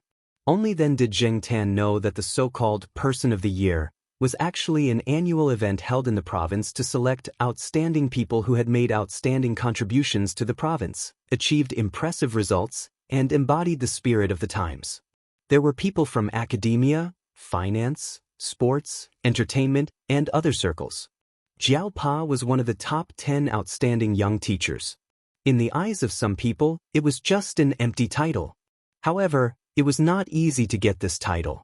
Not only did one have to be strong, but one also had to have a good relationship with others. Listening to the conversation between Jiao Pa and Professor Tan, it seemed like the two of them did not care much about this title. Generally speaking, people who did not care about this title were either jealous or sour grapes. Otherwise, they were people like Jiao Pa and Professor Tan who had already received better titles. Actually, if it were not for the previous accolades, the honor of this kind of annual awards would not have been given to Jiao Pa. Speaking of which, Jiao Pa had worked very hard for the past 2 years. He was so busy that he was rarely seen. His influence in the Institute of Biological Sciences was also getting bigger and bigger.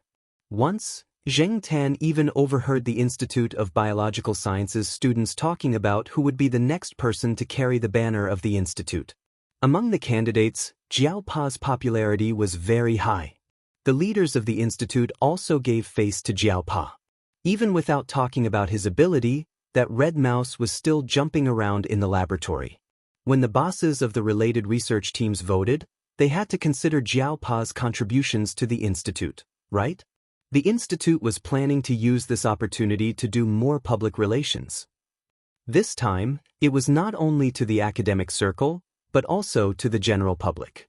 The award ceremony would also be broadcasted on the provincial TV station. Because it involved a wide range of people, including big entrepreneurs and CEOs of big companies, as well as more well-known sports and entertainment celebrities, the program's viewership ratings would also be higher.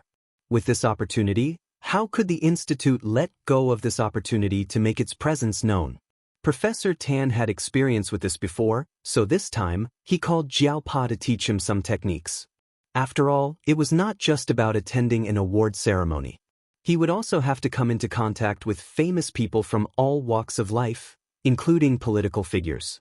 He could not afford to make any mistakes.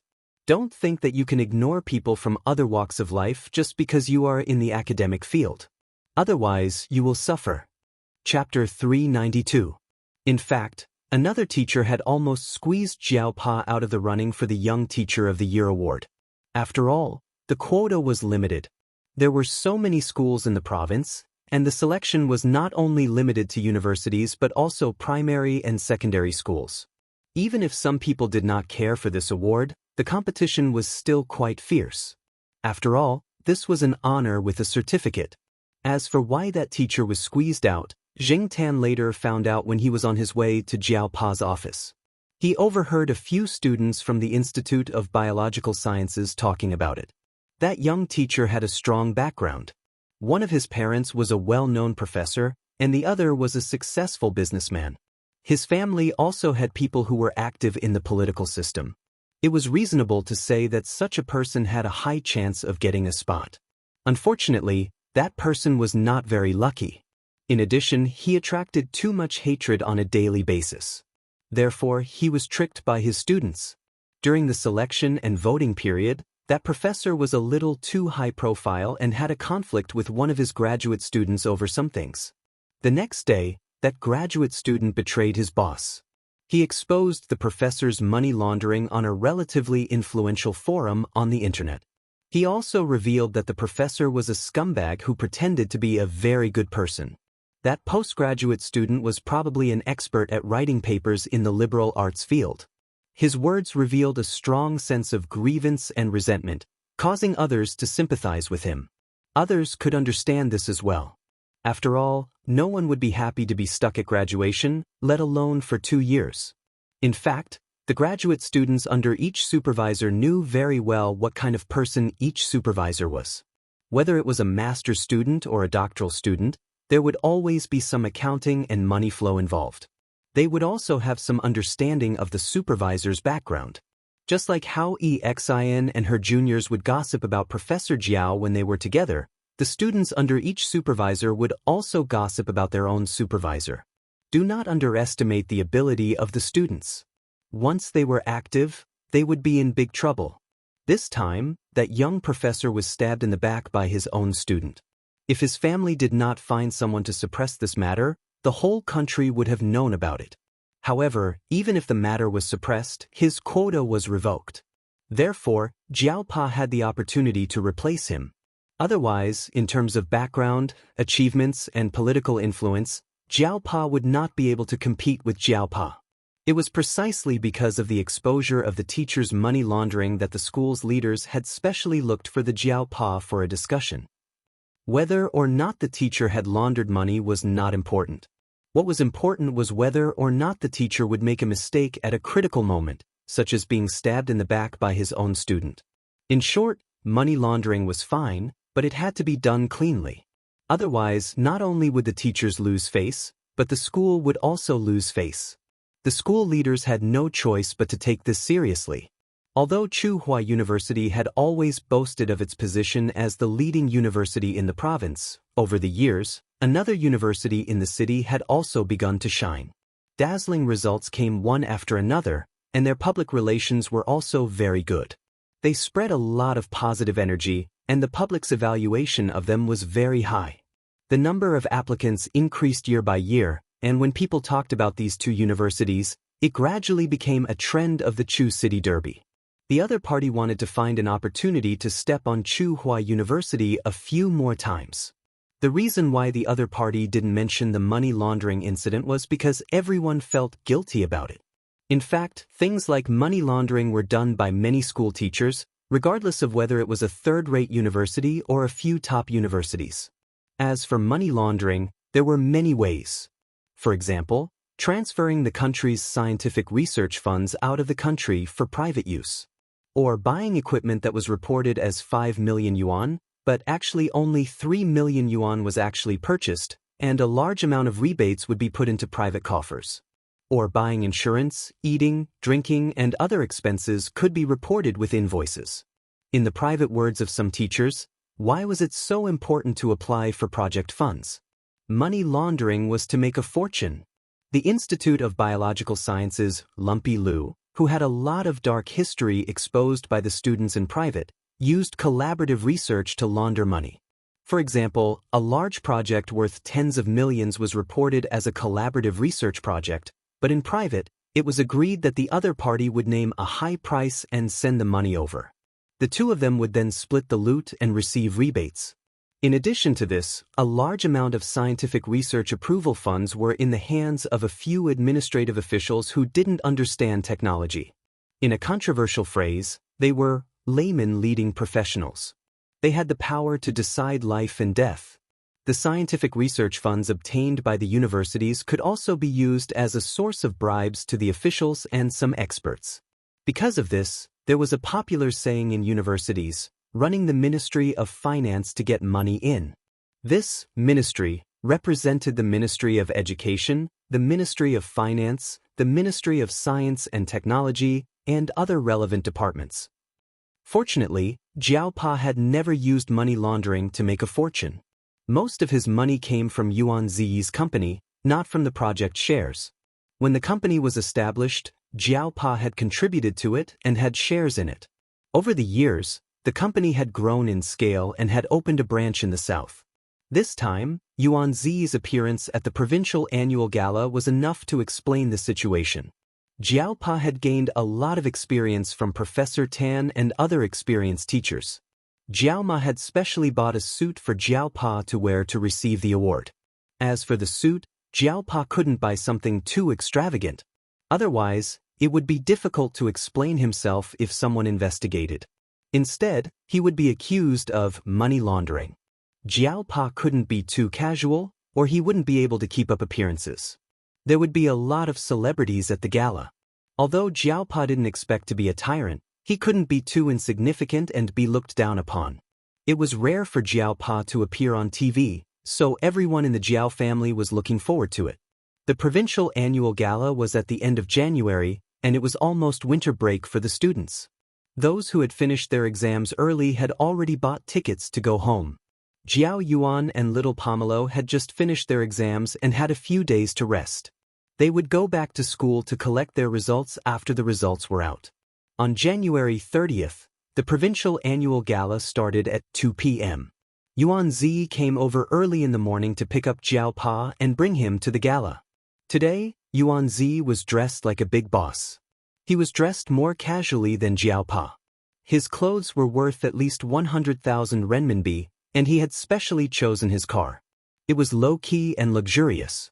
Jiao Pa had wanted to drive himself, but Yuan Zi looked down on him. Jiao Pa's car was too embarrassing for Yuan Zi. Anyway, they had the same destination, and they could just give each other a lift. Jiao Pa went to attend the gala, and the Jiao family sat in front of the TV. Actually, the gala was not broadcasted live. The provincial TV station's news would report about the gala, and tomorrow's newspapers and internet would report about it. Even though the Jiao family knew they couldn't watch the gala live, they still sat in front of the TV and waited. Jiao Yuan even turned on his computer to surf the internet. Unfortunately, he didn't find anything until lunchtime. During the gala, Jiao Pa's phone was set to silent. It was not convenient for him to answer the call while he was sitting in the hall. Dinner will be served in the afternoon, and Jiao Pa called home at 6 p.m. He said he would not be home for dinner and would be home later. Jiao Ma didn't want to ask too much over the phone. She was relieved to know everything was going well. Jiao Yuan, little Pomelo, and Zheng Tan listened to Jiao Ma while she was on the phone. Jiao Yuan still wanted to ask Jiao Pa to ask those celebrities for autographs, but Jiao Ma had already hung up.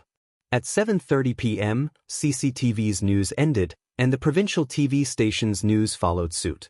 This time, the Jiao family's 3 people and 1 cat were all watching the news attentively. They didn't want to miss a single detail. "It's out! It's out!" Jiao Yuan said excitedly. On the TV, the provincial TV station's news was talking about the annual gala that was going to be held today. The venue was huge, and it looked very grand. There were several special shots of the provincial leaders. Jing Tan saw Heir Mao's father. He looked quite similar to Heir Mao, but he looked more serious. He looked more like Heir Mao's older brother. Well, to be a leader, one had to look mature. For someone like Heir Mao, who often made silly mistakes, it was better for him to be a freelancer. Most of the shots were focused on the provincial leaders. Zheng Tan also saw a few familiar faces, such as Mr. Lu. However, Fang Xiaokong was more familiar with Mr. Lu. Zheng Tan was more familiar with Mr. Lu's son, Lu Yao. He used to race cars with Mr. Lu. Now that Mr. Lu had grown up, he didn't play with remote control cars anymore. Instead, he played with the small sports car his father had custom-made for him. The rest of the people were mostly shown for a short time. A few celebrities could be seen. Jiao Pa was not very conspicuous in that short time, but he was still found out by the Jiao family. Yuan Zi was also found out. Among the top 10 outstanding young teachers, the one who was shown the most was a woman in her 30s who was teaching in a mountainous area. Everyone could understand this. Therefore, everyone was relieved that Jiao Pa was only shown for a short time. When Jiao Pa came back in the evening, Yuan Ziyi came up to talk with him. Compared to Jiao Pa's calmness, Yuan Ziyi was in a good mood. It was not because of the award ceremony, but because of what he had seen and heard during the gala. Jiao Pa knew that children in their teens like to chase after celebrities. Without Jiao Yuan telling him, Jiao Pa brought a book to the celebrities to ask for their autographs. When the celebrities arrived, Jiao Pa gave each of them an autograph. Jiao Yuan and little Pomelo looked at the autographs while listening to Yuan Zi talk about the awards ceremony and what happened at the buffet after the ceremony. When they heard that Jiao Pa had asked for an autograph, one of the celebrities was very cold and impatient. Jiao Yuan, little Pomelo, and Zheng Tan stopped what they were doing. "Which celebrity?" Jiao Yuan asked. "That one." Yuan Zi thought for a long time before he finally remembered the name of the celebrity. After Yuan Zi left, when Jiao Pa and Jiao Ma were not paying attention, Zheng Tan saw Jiao Yuan tear the page with the cold celebrity's autograph from the book and throw it into the wastebasket in the toilet. "Say this kid. Well done." The next day, there were indeed a lot of discussions about yesterday's ceremony in the newspapers and online forums. In the more political pages of the newspapers, the ones who were mentioned most were the typical ones who had been selected by the provincial government. The others were just names, and there were only 1 or 2 sentences at most. However, in the entertainment section, there was a huge report. There were also many large photos of the celebrities sitting in the seats at the venue. There were also many articles that touched on many topics, such as which brand the celebrities were wearing at the venue, whether they had plastic surgery, what their hairstyles were like, how their breasts were, whether there were any family conflicts, whether the recent scandals were true, and so on. It was fine if it was in the newspapers. After all, it was in the entertainment section. But what about online? If one did not look at the entertainment section, one would look at the large community forums. On some of the more active public communication platforms, the majority of the articles were still about the celebrities. From their clothes, family conflicts, and their recent movies, everything was mentioned. Although there were some studios and promoters involved, there were too many articles. Some of the photos taken by the reporters at the gala were mostly celebrities. In the photos, there were many famous celebrities. Compared to the celebrities who were being chased by the reporters and getting autographs, interviews, and photos taken with them, the rest of the people seemed to be reduced to the background. There were more photos of the financial figures. People like Jiao Pa, who was a young teacher, were not paid much attention to. Jiao Yuan found a photo. The majority of the photo was of a celebrity with exquisite makeup. The people next to her and diagonally behind her were not mentioned in the article. They were reduced to mere passers-by. Many people replied to the post with words like, "Awesome." The reason why Jiao Yuan saved this photo was because it was the only photo of Jiao Pa that he could find. Although in the photo, Jiao Pa was only a passerby. This was a very common phenomenon. Many people who saw it felt that it was natural. Jiao Yuan had an argument with the people on the forum. He had just replied, "The fame and attention of a celebrity is already high enough. Why don't you share it with others?" And was attacked by the fans. Now, he was arguing with the people in a fit of pique.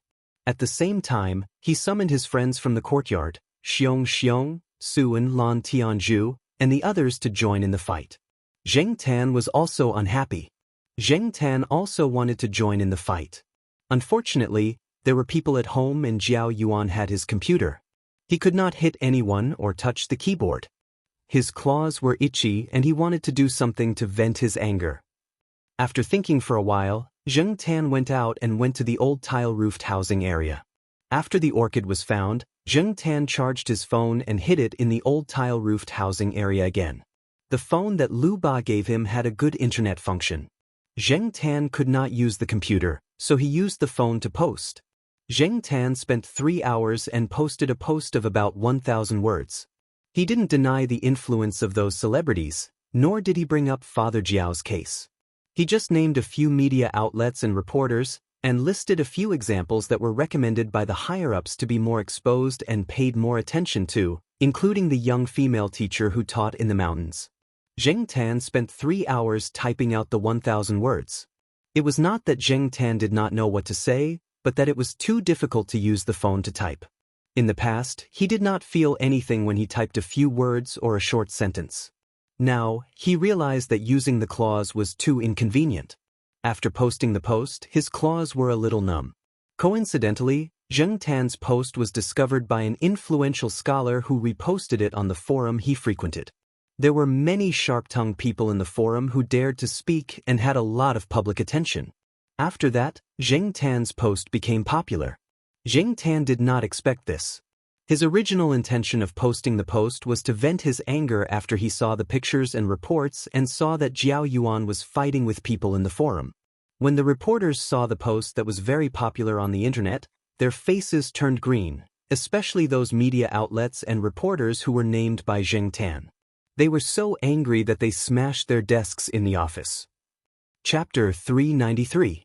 No matter how much the reporters hated the person who wrote the article, it did cause a heated discussion for a period of time. Some mainstream media also came out to explain due to the public's influence. In a short time, the entertainment industry's coverage would be reduced by a lot, but at least it would be controlled to a certain extent. Because of this, some TV stations even aired interviews full of positive energy in response to the call of the higher-ups. There would definitely be people who would secretly investigate the person who wrote the article. Unfortunately, Zheng Tan's mobile phone was given to him by Lu Ba, and it was automatically protected when he posted on the internet. Those people would not be able to find out at all. This also saved Zheng Tan a lot of trouble. During this period of time when Zheng Tan's impulsive post caused a heated discussion, Zheng Tan did not pay much attention to the direction of the discussion. The Jiao family's attention was all on Jiao Yuan's exam. It was not the college entrance examination, but the qualification examination of Beijing University. After the written exam, Jiao Pa took him to Beijing for the interview. While attending the interview, he also visited 2 teachers of Beijing University. One was an old professor that Jiao Pa had known for a long time, and the other was a young teacher that Jiao Pa had met when he was abroad. Because they knew people there, they were informed early. Before the teachers of affiliated high school called, the Jiao family had already received the news that Jiao Yuan had successfully obtained the recommendation. In addition to Jiao Yuan, Su En was also recommended to Ninghai University. His father's supervisor was a very good professor at Ninghai University. This was also part of Su En's family's plan. As for Lan Tianzhu, she was recommended to the University of South China. Since he had obtained the recommendation, Jiao Yuan did not plan to go to school to make enemies. Many students were busy preparing for the exam. It was the last sprint for the third-year students. It was not good for people like Jiao Yuan, who had obtained the recommendation, to hang around in front of others. It might disturb their morale. Therefore, after talking to the teachers of affiliated high school, Jiao Pa asked Jiao Yuan to stay in the laboratory with his graduate students. The Jiao family was not worried about little Pomelo's exams. Based on the results of the last 6 months of the third year of junior high school and the awards she had won in the past, it would not be a problem for her to get into the high school affiliated to Renmin University of China. Xiong and Fu Lei both had to pass the college entrance examination. Therefore, during the period before the college entrance examination, Jiao Yuan, Lan Tianzhu, and Su En dragged Xiong and Fu Lei for tutoring. When the exam was finally over, Xiong was so excited that he almost waved his arms and ran out naked. After the college entrance examination, his 4 friends from the courtyard and Fu Lei went out to party. Zheng Tan was dragged along by them. But this was because Jiao Yuan and the others had long wanted to go to Victorious Return, and Zheng Tan was a very good pass. Therefore, Zheng Tan brought the 5 guys, who already had personal IDs, into the private room in Victorious Return that belonged to Zheng Tan. Although the 5 of them weren't all 18 years old, this was a special situation. Because of Zheng Tan's special access card, the person in charge of Victorious Return didn't want to bicker with these youngsters who were still in a state of excitement after finishing their college entrance exams. While the 5 of them were discussing Zheng Tan's special cat room treatment, which was even better than that of a person, Zheng Tan was thinking about whether or not he should give them something if they were to graduate. Thinking back, when these guys were still primary school students with backpacks, knocking on the door and rummaging through the fridge, Xian was just a first-year nanny.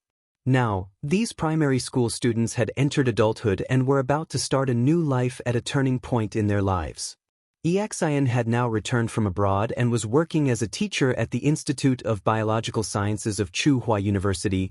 Working together with Jiao Pa was now teaching a lot of graduate students, but among these people, whether it was Zheng Tan or the other members of the Jiao family, Xian was still the most amiable. As Jiao Pa's first student, Xian had been his assistant and nanny back then, so the Jiao family had the deepest feelings for him.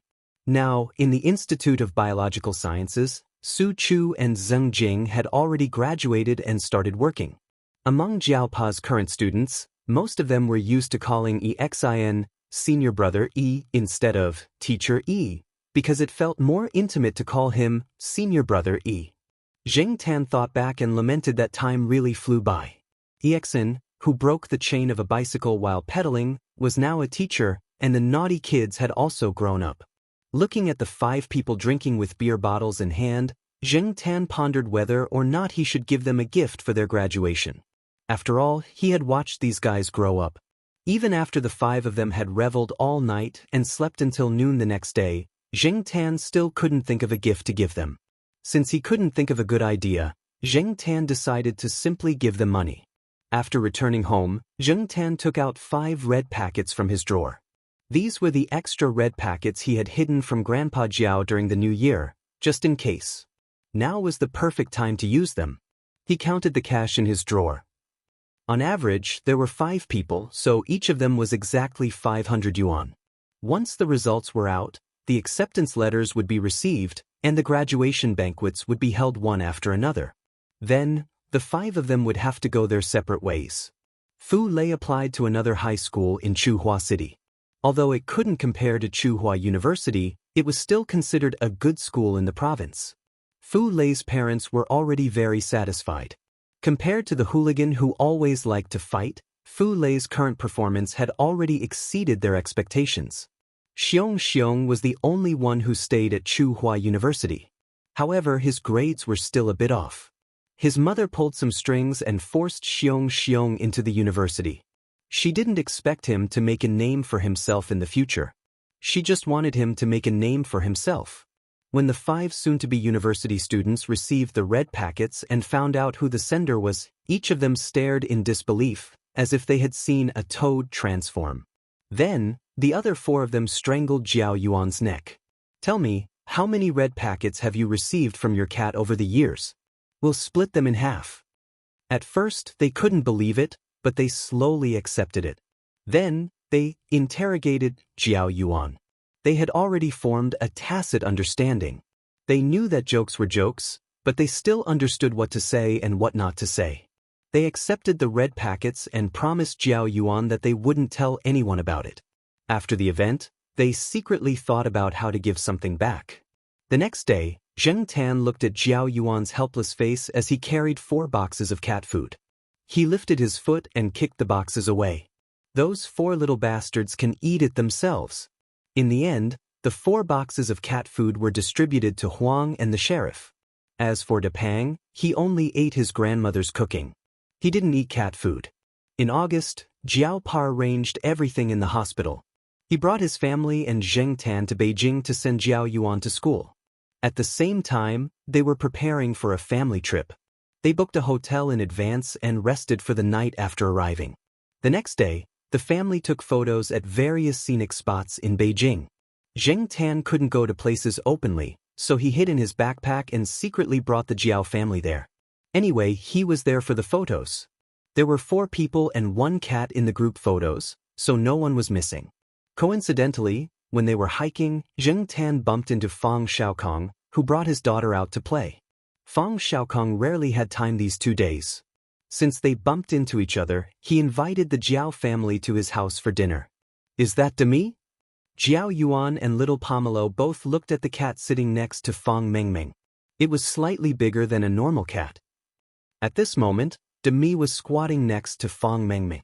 It was too lazy to care about the people and things around it.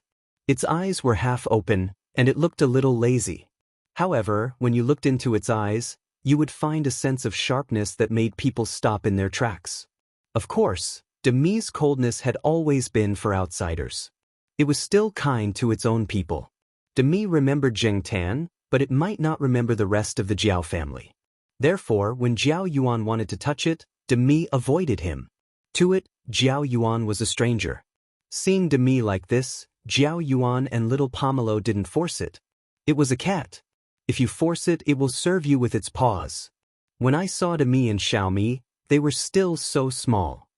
Jiao Yuan gestured with his hands and said, "Yeah, Demi is so big now." Jiao Ma looked at Demi, then asked Fang Xiaokong, "Oh right, have you seen Demi's uncle?" "Demi's uncle?" Fang Mengmeng was curious. It's Demi's father, Peanut Candy's younger brother." Jiao Ma said. "What does Demi's uncle look like?" Fang Mengmeng was curious. She had only seen the photos of Peanut Candy and Black Rice taken by her father. She had never seen anything else. However, Jiao Pa and Jiao Ma had never taken any photos. Jiao Yuan and little Pomelo had only seen him once or twice. Fortunately, Sesame left a deep impression on them. They could talk about it without any photos. Demi's uncle is a spotted cat. Yeah, it's similar to a spotted dog. It's white with black spots, but its fur is slightly longer. It's a very mischievous fellow. Speaking of cats, Jiao Yuan, little Pomelo, and Fang Mingmeng started chatting. On the other side, the adults' conversation was also in progress. Knowing that Jiao Yuan was going to study at Beijing University, Fang Xiaokong assured Jiao Pa that he knew many people at Beijing University. When the time came, he would ask someone to take care of him. Although he had already visited a few teachers and friends at Beijing University, Jiao Pa and Jiao Ma were still worried that their child would be alone in such a big city. Now, with Fang Xiaokong's words, they felt more at ease. The situation in Beijing was too complicated. If anything happened, Jiao Pa could not take care of it in Chuhua City. Distant water could not put out a nearby fire. Third Master Fang, who was familiar with Beijing, was more reliable. This was the second time Zheng Tan had come to Fang Xiaokong's house. The first time was when he came to Beijing to film a documentary and stayed for a few days. This time, Zheng Tan was coming, so Fang Mingmeng also informed her friends. Especially Hou Junyi. When he saw Zheng Tan, the first thing he said was, "How's my treasure chest?"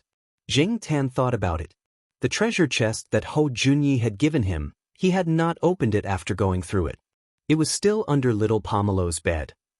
Although Hou Junyi was still a little confused, he knew that what he had done back then was a little stupid. Giving a cat a treasure chest? Wasn't that nonsense? However, Hou Junyi would not ask for it back. Firstly, he was really grateful for Zheng Tan's help back then. Secondly, there was no reason for him to ask for something that he had given away back. Furthermore, in the past 2 years, he had obtained new treasure chests and collected more tools. He had upgraded some of the items and did not need the old ones anymore.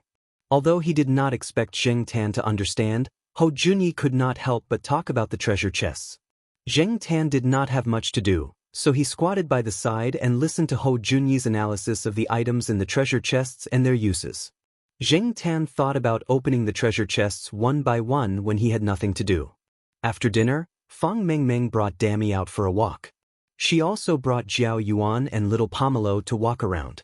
The greenery in their residential area was quite good. When he heard that there were some celebrities living around, Jiao Yuan asked curiously. However, Fang Mingmeng was not very enthusiastic. Zheng Tan thought that it was probably because the incident back then had a greater impact on Fang Mingmeng's 3 children. Therefore, they were no longer enthusiastic about the topic of celebrities. Although there was a sense of overturning a group of people, children were like that. Past experiences would affect their thinking in the future. As they were talking, Jiao Yuan suddenly poked little Pomelo, who was beside him. "Hey Pomelo, it's Wei Kala." Wei Kala was a celebrity who had acted in many television dramas and movies. When Jiao Yuan and the others were still in primary school, they had watched many television dramas where Wei Kala acted. Now, Wei Kala acted less in television dramas and more in movies. Jiao Yuan and the others liked Wei Kala because, firstly, Wei Kala was really beautiful, had a good figure, was popular, and had little negative news. Secondly, Wei Kala was born in Chuhua City.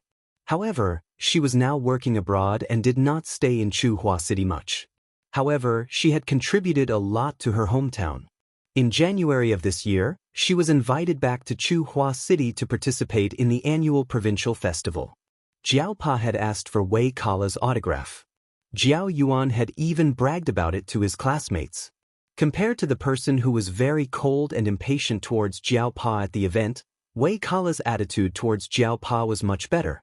Whether she was good on the surface or really kind, at least she did not embarrass him.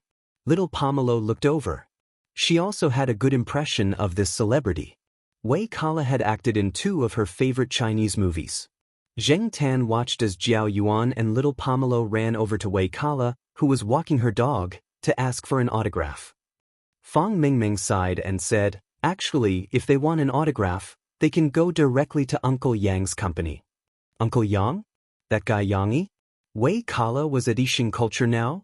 Thinking that it was rare for him to come to Beijing, Zheng Tan wondered if he should go to Yang Yi's place and get some autographs for Jiao Yuan and little Pomelo. He was also a hero. That movie not only brought Yang Yi a lot of profits, but also increased the exposure of Yang Yi's company and his popularity. Yang Yi would not have any objections to asking for a celebrity's autograph, right? While Zheng Tan was thinking, Jiao Pa also received a call from Yang. Yang Yi had been resting at home today and did not go out. The one who saw Jiao Pa and Wei Kala was the director, Kong Han, who was now a little famous. Today, Kong Han sent a friend to a hotel and happened to see the Jiao family and Zheng Tan. However, he was entertaining his friend at that time and the Jiao family left quickly. Kong Han did not have time to say hello. After returning home in the afternoon, he called Yang Yi and told him about it. He also advised Yang Yi to think of a way to make Zheng Tan stay. When he heard that Zheng Tan was coming to Beijing, Yang Yi, who was planning to take a nap, was suddenly energized. He immediately called Jiao Pa. Chapter 394. After making an appointment, Jiao Pa drove his family to the location Yang Yi mentioned. After all, children of this age were influenced by their upbringing and were inevitably curious about celebrities. Although Jiao Yuan, Su Wen, and the others usually looked serious in front of the elders, they actually had a lot of thoughts. In private, they would also talk about Ming Xing, especially sports stars and female movie stars. As for little Pomelo, although she wasn't a fan of celebrities, she often watched TV and had her favorite TV series. Naturally, she would have her favorite celebrities. Knowing that they were going to the headquarters of Yixing culture to see celebrities, the two of them were very happy. Jiao Pa and Jiao Ma were thinking about how to reject Yang Yi's request for their cats to act in TV shows or movies. Zheng Tan had already decided not to get involved in those things. One movie was enough. He wasn't a professional in this field, so there was no need for him to work in that direction. Yang Yi asked one of his assistants to pick them up. After showing their identification, they went to the underground parking lot to park their car and took the elevator up. The elevator was a dedicated one. One had to swipe a card and enter a password. Usually, only Yang Yi and a few other core members used it. When they were in the parking lot, they saw a few familiar faces from TV. Jiao Ma and Jiao Yuan even glanced at them a few times. After the Jiao family was led into the elevator, the few people who had parked their cars walked to the other elevator. However, they were not in a hurry to go in. Instead, they gossiped. They were not in a hurry for the time being. Is that Boss Yang's relative? Maybe. Otherwise, he wouldn't have asked Sarah to pick them up, said another. The Sarah they were talking about was the assistant sent by Yang Yi. There was a cat there just now. It was black. Did you see it? Speaking of cats, it can't be that one, right? You mean the movie that caused a lot of discussion last year? What's the name of the cat? Z. I heard from Xue Ding that it was called Z. At that time, Boss Yang and Kong Han treasured it so much that they didn't leak any information about it.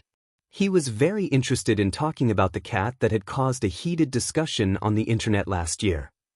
How about we go up and take a look later? Last year, Xue Ding and Tao Qi became famous, as well as Shi Xiaotian and Wei Wen. Yang Yi's name had also spread far and wide. However, there were still many questionable points that no one could uncover. None of the actors or actresses, including Ronald, were willing to answer. To be exact, they did not dare to. After a year, no one brought up the biggest question. The entertainment industry was turbulent and turbulent. No one brought up the storm that had already passed. It was just that now that they had encountered it, they couldn't help but feel a little curious. What are you guys talking about? The person asked as the sound of high heels approached. Hello, Sister Wei. A younger person among them smiled and said. It was Wei Kala and her manager. Kala, I heard that you're going to act in Totem? A man in his 30s asked. Totem was a big-budget movie. Being selected to act in it was considered an acknowledgement of the status of a celebrity. However, he was a singer and was not very interested in acting in movies. Most of his friends were singers and there were very few actors. Hence, he did not have much competition with Wei Kala. Hence, he did not sound jealous. It hasn't been confirmed yet. Wei Kala did not want to say much. Instead, she asked, Brother Wang, what were you guys talking about just now? Brother Wang did not hide anything and gave her a brief explanation. Wei Kala's heart skipped a beat. She thought of the people she met at the residential area yesterday and the black cat. After they entered the elevator, Brother Wang suddenly said, Kala, Your hometown friend is doing very well recently. In the elevator, Wei Kala frowned and said calmly, "Oh, she's quite talented." There are plenty of talented people. Brother Wang did not say much and left with his two friends after the elevator arrived. When only Wei Kala and her manager were left in the elevator, the manager standing beside her looked at the changing numbers and said, "Stay away from your hometown friend. She's getting more and more unrestrained. Sooner or later, she'll get herself into trouble." Wei Kala lowered her head slightly. No one knew what she was thinking. She only responded softly. On the other hand, the person and the cat who were brought to Yang Yi's office were staring at the cover of the magazine Yang Yi gave them. Jiao family members did not usually read fashion magazines. The only two magazines in the house were given to them by someone else after they finished reading them. Now they were placed under the table leg. As for the new fashion magazine, no one in the Jiao family paid attention to it. At this moment, on the cover of one of the top-selling fashion magazines in the country, there was a cool-looking model and a black cat. Jiao Ma stared at the magazine carefully and said uncertainly, "Is this really our family's black charcoal?" It didn't look like it. Not only Mother Jiao, but the other members of the Jiao family also felt that the cat on the cover of the magazine, which looked like a black panther with a cold aura, was not at all like the naughty and mischievous cat at home. Although it's affected by the filming technique, this is definitely it. Yang Yi pointed at Zheng Tan and said to the Jiao family. Yang Yi was in a hurry to find Zheng Tan, not because he wanted to invest in another cat movie, but because someone asked him to. Almost no one paid attention to last year's magazine anymore. However, Li Wei's manager had contacted Yang Yi and said that they hoped to work together again. At that time, Yang Yi knew that the Jiao family did not want to increase the exposure of their cat, so he told Li Wei's manager and put the matter aside. But not long ago, Li Wei came to Beijing to participate in a fashion show. Her manager and Yang Yi talked about this topic again. When he received Kong Han's call yesterday, Yang Yi wanted to persuade the Jiao family again and see if they would change their mind. The Jiao Pa glanced at Zheng Tan. Zheng Tan turned his head and took a small step back. This was to tell the Jiao Pa that he was not happy. After thinking about it, the Jiao Pa said, "To be honest, Black Charcoal fell seriously ill at the end of last year and was hospitalized at the pet center for a week. Nowadays, some of the pet commercials have greatly reduced their filming time." This was the truth. Compared to before, Zheng Tan did participate in Xiaoguo's filming time a lot less. However, Xiaoguo was observing Zheng Tan's physical condition. If he was sure that Zheng Tan was still very strong, he would increase the workload. The Jiao Pa did not mention this. The older cats in the pet center were getting older, and now some of them were less active. The new cats were still in the training period and had not been used well. So recently, Xiaoguo was worried. Zheng Tan was the only cat that was still active. After he fell ill, other than reporting to the Jiao Pa's office, he did not seem to have restrained himself. If it weren't for the fact that the Jiao family was traveling with Jiao Yuan, Zheng Tan would have been dragged by Xiaoguo to support them. Sick? Yang Yi did not know about Zheng Tan's illness. He had been busy for the past year and did not talk to Xiaoguo much. The Jiao family did not take the initiative to talk about it, so Yang Yi naturally did not know about it. When Zheng Tan's illness was mentioned, the four members of the Jiao family were not happy. Jiao Ma did not want to recall the situation at that time. Looking at the expressions on the Jiao family's faces, Yang Yi knew that they could not talk about it anymore. Otherwise, they would be hated. He thought that it would be better to investigate it thoroughly. After that, Yang Yi did not mention the matter of Zheng Tan's acting or other filming.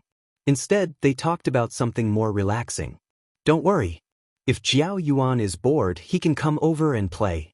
There are not many things here, but there are many stars," Yang Yi said jokingly. Jiao Ma did not want Jiao Yuan to meet more stars. Although she had a few stars that she liked, letting Jiao Yuan meet more female stars? Forget it. She would rather Jiao Yuan never come over again. Yang even planned to treat the Jiao family to a meal, but Jiao Pa politely declined. Yang Yi did not force it. Instead, he gave the Jiao family some albums and DVDs signed by the stars. He also handed over a magazine with Zheng Tan and Li Wei's picture on the cover. Jiao Ma was happy to accept the gift. Compared to celebrities' autographs, She would rather read a magazine with her cat on it. After thanking them, the Jiao family left. Yang Yi asked Sarah to show them around the company. Yang Yi could tell that Jiao Yuan and little Pomelo were curious about the company. It was rare for them to come over, so Yang Yi was happy to do them a favor. One reason was because of Zheng Tan, and the other was because of Fang Xiaokong. Knowing that the Jiao family had a good relationship with Fang Xiaokong, Yang Yi would think more about it. When Sarah showed them around the company, they met many familiar faces. They were also curious about the Jiao family, but they knew that they should not ask too much. When they left, the Jiao family met Wei Kala again. As they had asked for an autograph yesterday, and they were from the same hometown, when Wei Kala greeted them, Jiao Yuan and little Pomelo exchanged a few more words with her. Sarah just smiled at the side and did not say anything. After Sarah led the Jiao family into the elevator, Wei Kala and her manager went to an empty corner. "Who were those people just now?" the manager asked. "Probably boss's friends." After a pause, Wei Kala said, "At the beginning of the year, I went back to Chuhua City to attend the provincial awards ceremony. I saw Professor Jiao just now." Wei Kala had a good memory. During the awards ceremony, she carefully memorized the faces and information of everyone who went up on stage to receive the award. She even watched the internal recording after the ceremony. These people could stand on the podium today, and they could stand even higher tomorrow. Even if they did not cross each other's lives, Wei Kala would not make enemies with them. Of course, she did not have to be too attentive. If she met them, she would just treat them with basic courtesy.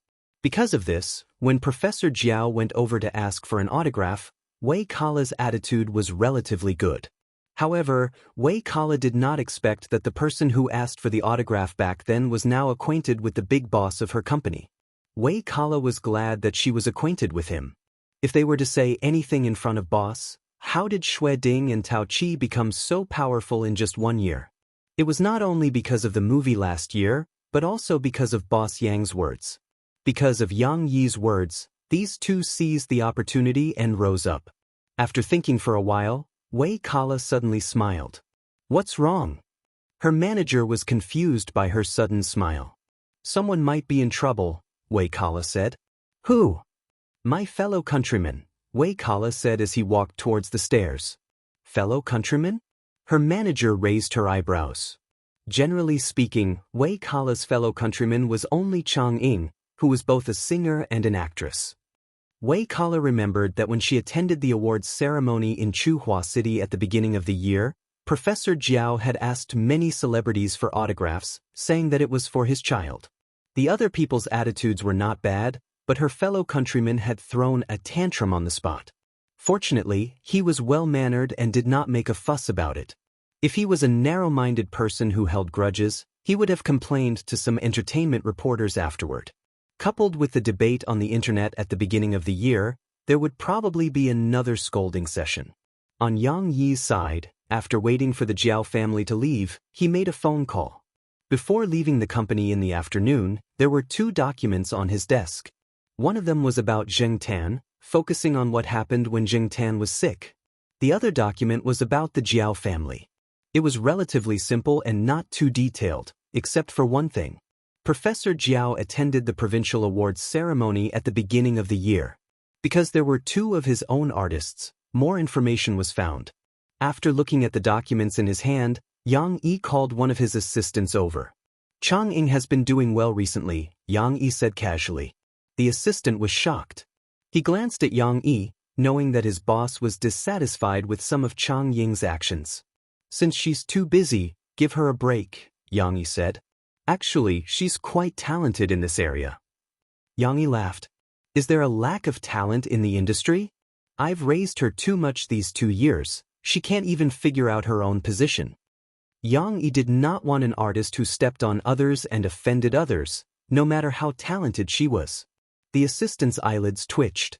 This meant that he had to give her a warning. If she did not repent, she would probably be removed from Big Boss Yang's support list.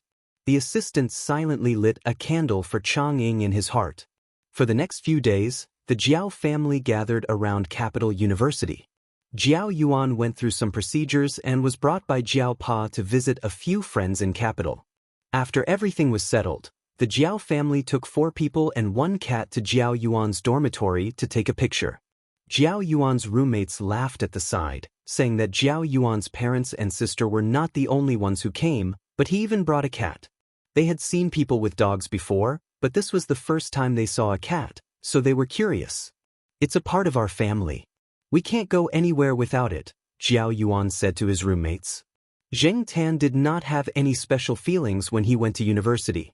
He did not live in the school dormitory, so he had no impression of his own dormitory. After comparing it to some of the dormitories in Tsinghua University, Jiao Yuan's dormitory was more or less the same, except for some slight differences. No matter how reluctant Jiao Ma was, she still had to leave when the time came. Once she left, the next time she saw Jiao Yuan would probably be Chinese New Year. Every year, when Zheng Tan strolled around Tsinghua University, he would see parents who sent their children to school wiping their tears as they left. This time, it was Jiao Ma's turn. A mother would be worried for her son. Jiao Yuan stood at the entrance of Capital University, watching Jiao Pa's car leave. Beside him, many confident and ambitious young students walked in and out. Among these people, Jiao Yuan did not stand out. After the car disappeared from his sight, Jiao Yuan stood there for another minute. He looked back at the 4 big words above the school gate, took a deep breath, clenched his fists, and walked into the school gate. Although Jiao Yuan had been smiling when Jiao Ma said goodbye to Jiao Ma at the school gate, her eyes turned red after she got into the car. She did not even look back when she left. On the way back to Tsinghua from Capital University, Jiao Ma cried her eyes out. Little Pomelo also cried. Jiao Pa comforted them for a long time, but to no avail. He continued to look ahead as he drove. Jiao Pa did not know if he was talking to Jiao Ma or himself. Chapter 395. Jiao Ma was in a bad mood when she thought about the fact that her son, whom she had kept by her side for more than 10 years, was suddenly separated, and that she would only be able to see him again in half a year.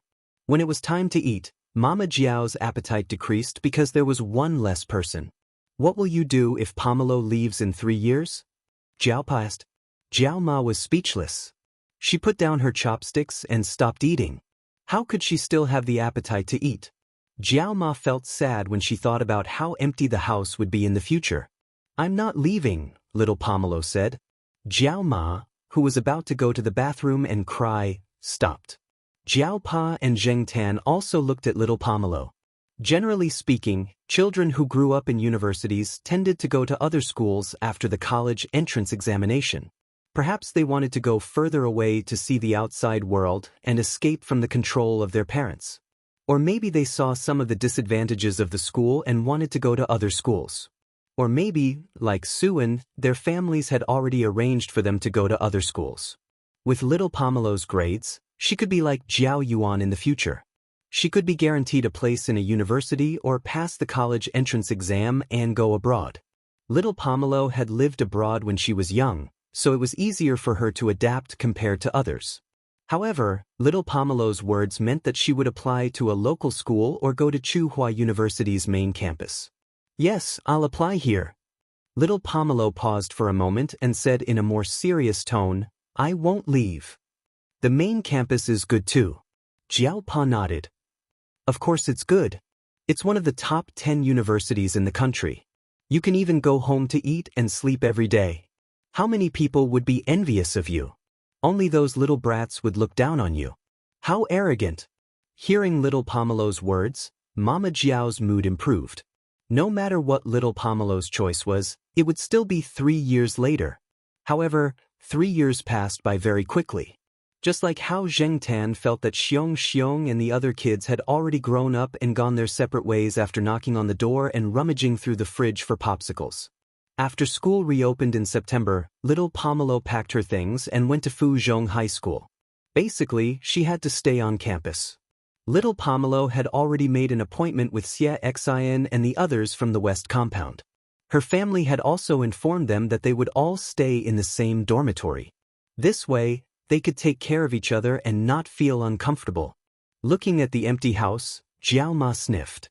There was no need to wait for 3 years. 3 years later, things would not be like now. At least, little Pomelo could still eat and sleep at home if she was admitted to Tsinghua University. Now, she was studying in high school, which was so far away from home. She could only go home after a week. Although Jiao Ma could see little Pomelo at school every day as a teacher in Fuzhong High School, she was not used to not being at home. Zheng Tan felt it the most. He had to sleep alone at night. Jiao Yuan could only see him half a year. Little Pomelo could only see him once a week. The house was about 70 square meters. He used to feel crowded, but now he felt empty.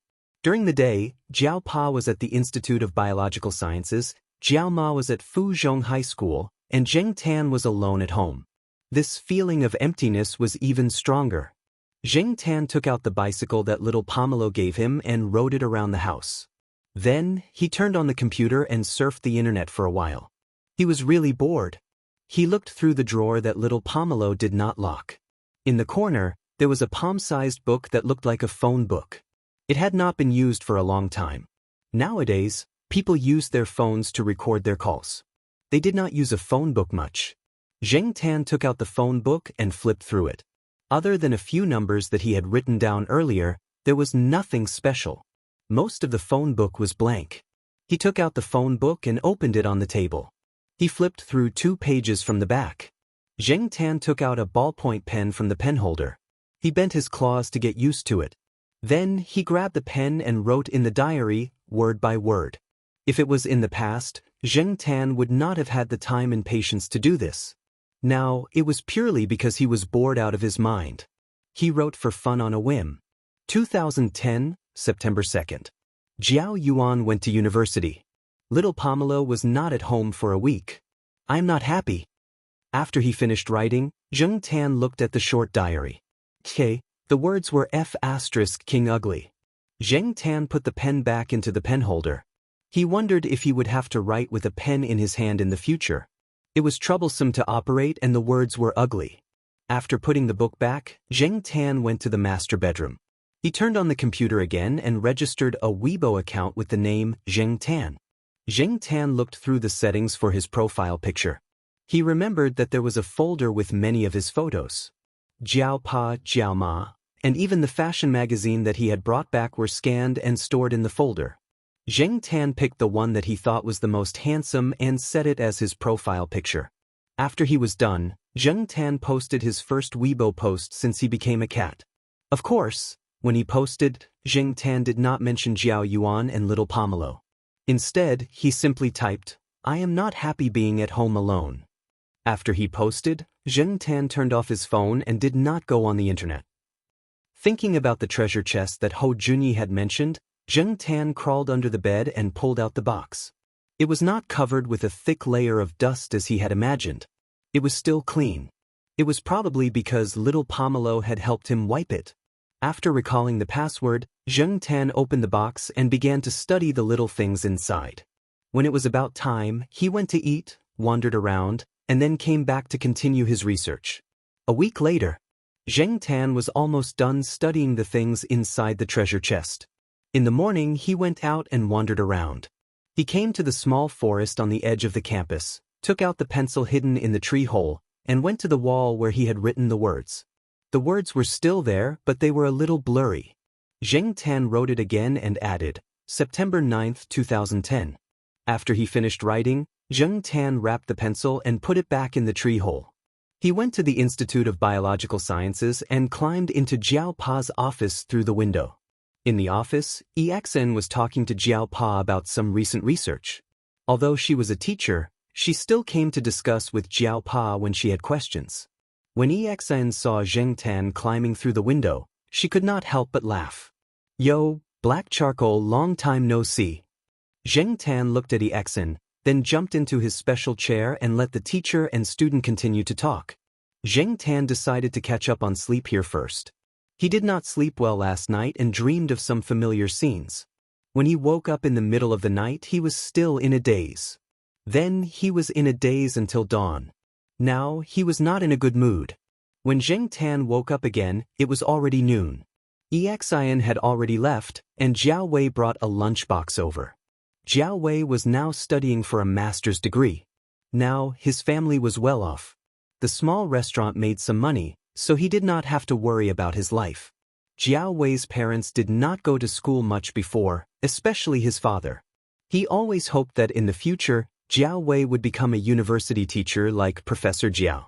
University teachers, especially those in famous universities, had very high requirements, so Jiao Wei had to continue to study. Most of the graduate students in China did not get much subsidies. Some of the students who had graduated would always talk about how much money they made by buying houses and cars. This inevitably put a lot of pressure on those who were still in school, especially those whose family conditions were not very good. It was inevitable that they would be swayed by some of the comments. In addition, many people found that the postgraduate life was not what they imagined. Many people gave up halfway through their studies.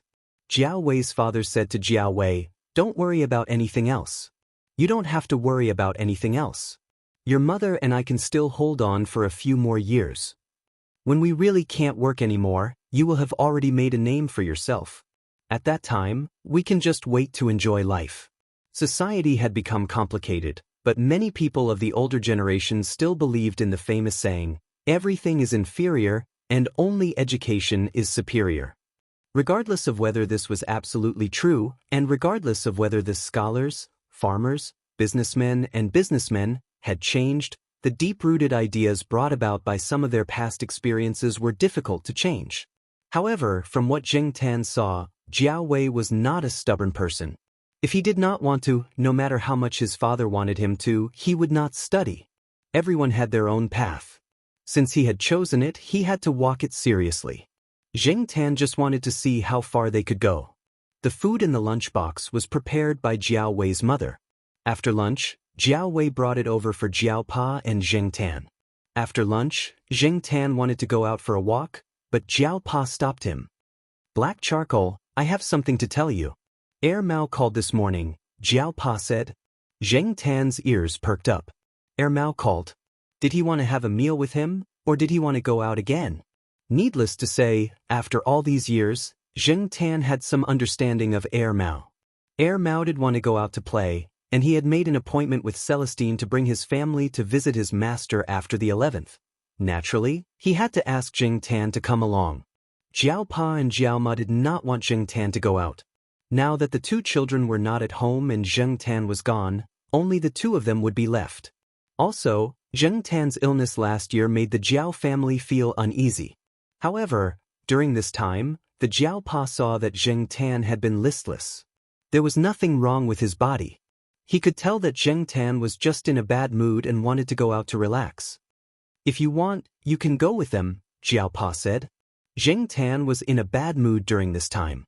When he heard that he could go out to play, he was tempted. "As I said, don't cause trouble." There was still some time before Mao said.